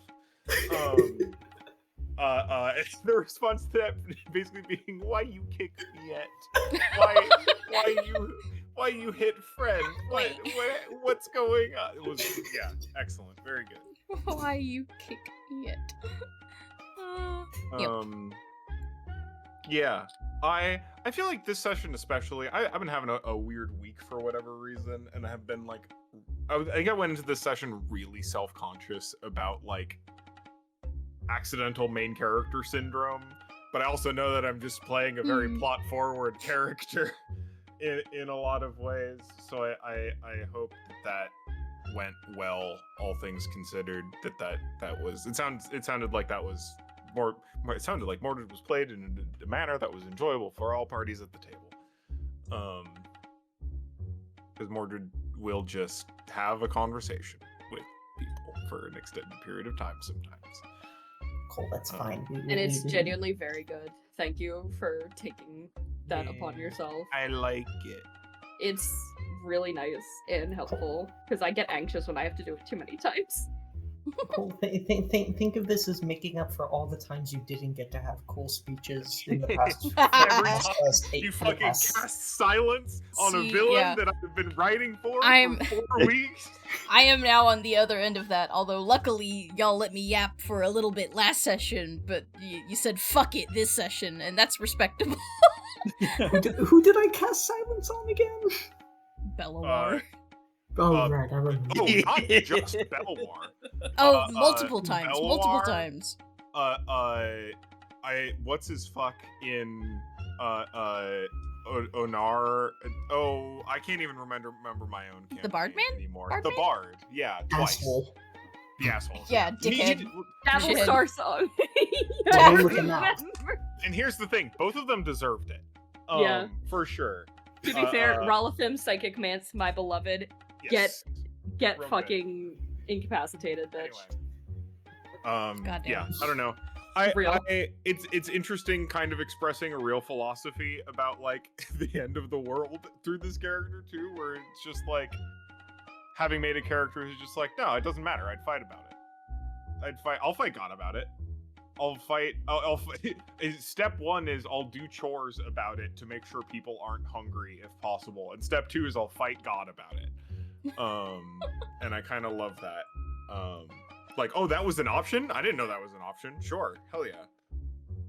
Let's try that one first and see how that goes. And then I guess I'll defend a small town from goblins until the end of the world. Otherwise,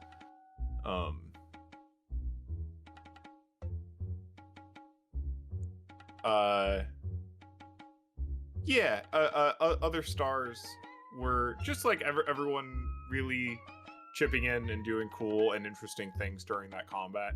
I think I was getting like medium tilted in the middle of that because I just kept rolling 1s and 2s over and over again. I'm so sorry. No, that's just the way that it goes. I'm so glad I was able to throw her out there for you to decapitate. That was awesome. That made me so fucking happy. And I was already back. I was only like really feeling it for like. I was legitimately considering calling Yellow briefly because I was having a bad time, but that was only for like 5 minutes. And then I was immediately back up on it afterward, and being able to like bookend Mordred's extant past relationship with their betrothed and kill the abbess as the conclusion to this combat encounter was maybe one of the most satisfying things I have done in a game. I don't need to know their names. That was very, very, very good. Mm-hmm. Don't try and hold it over me. The memories are what matters. Her name is irrelevant. I love that. Like, you know this person by their name. I know them because I know them. Yeah, that is good. Felt valuable. I really hope that also Star was just like all the stuff with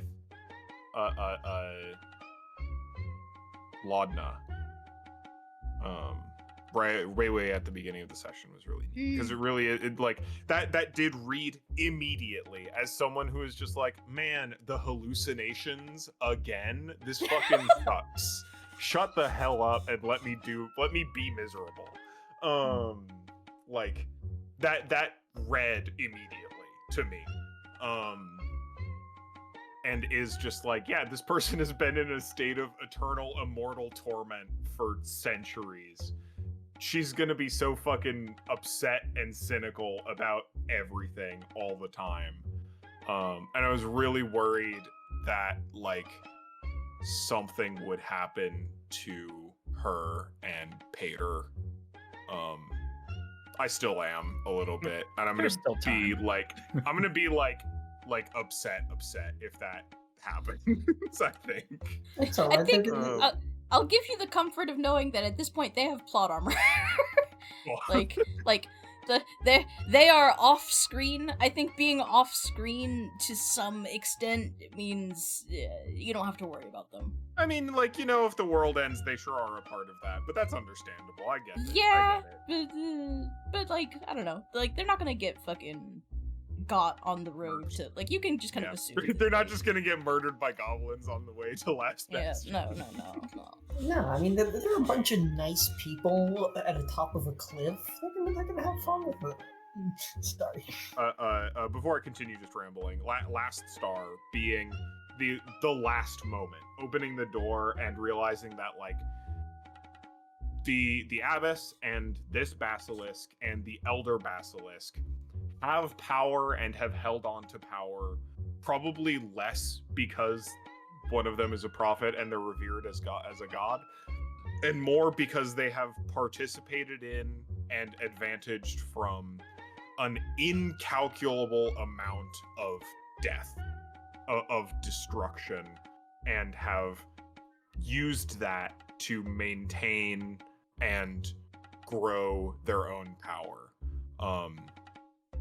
And that hit me in the metaphor feels really, really, really, really hard. Oof. I hope in just a good way. Yes, genuinely. Good. But just like an ocean of bones, be forced to visually reckon with the amount of quiet and or overt violence that necessarily happened as a result of focusing this much power onto single individuals. Ow. Really good. Anyway, wishes a playboard. That's real talk. I think like the real wish, big wish. Mordred's story's done. They finished it. They're done. They're here to follow through. Obviously, they do want to fight God and try and make the world a better place for what little time we have left in it. Praxis. But like, the climax of their story has already happened, and I want to see Mordred exist as a support for everyone else still at this point, to the best of their ability. A noble goal. How very Mordred of me. All right, Nate / John, you do master. My turn. Okay. Okay. Stars. I think Cole can attest to how terrified I was of running this session. I was very much in my head about this session in particular. But it sounds like I'm gladdened to know that it sounds like I did an okay job. Understatement. You did good. You did real good. I was trying very hard to make that combat both smoother but also challenging, because so far we have not really had a combat that felt like, well, it's swingy, right? Again, it's kind of the nature of the game, and there's just no way to make this perfectly right in this game, I feel, of just like that sweet spot of challenge or just absolutely obliterating everything in front of you with ease. It's tough. It's tough. And I think doing this game has been a very good learning experience for me as a DM. Mostly in that I think from kind of this point forward, this campaign forward, I'm going to refocus my DMing towards the storytelling side. And I hope people are still kind of here for that. I think it means probably moving away from tactical battles and sort of traditional TTRPG combat. But I think that's also good because it's clear to me every moment we have in this game where people are just getting to talk to each other is fantastic. And more games that are just more of that, I think should be a good thing. I should think. Because you are all you are also wonderful. I hope you all understand that, like, you are good improvisers, you are good role players, good actors, good collaborators, good storytellers in your own rights. I want to make sure everyone gets their flowers for all that they have put forward into this campaign, this setting. I will try to make that happen. Consider that a wish.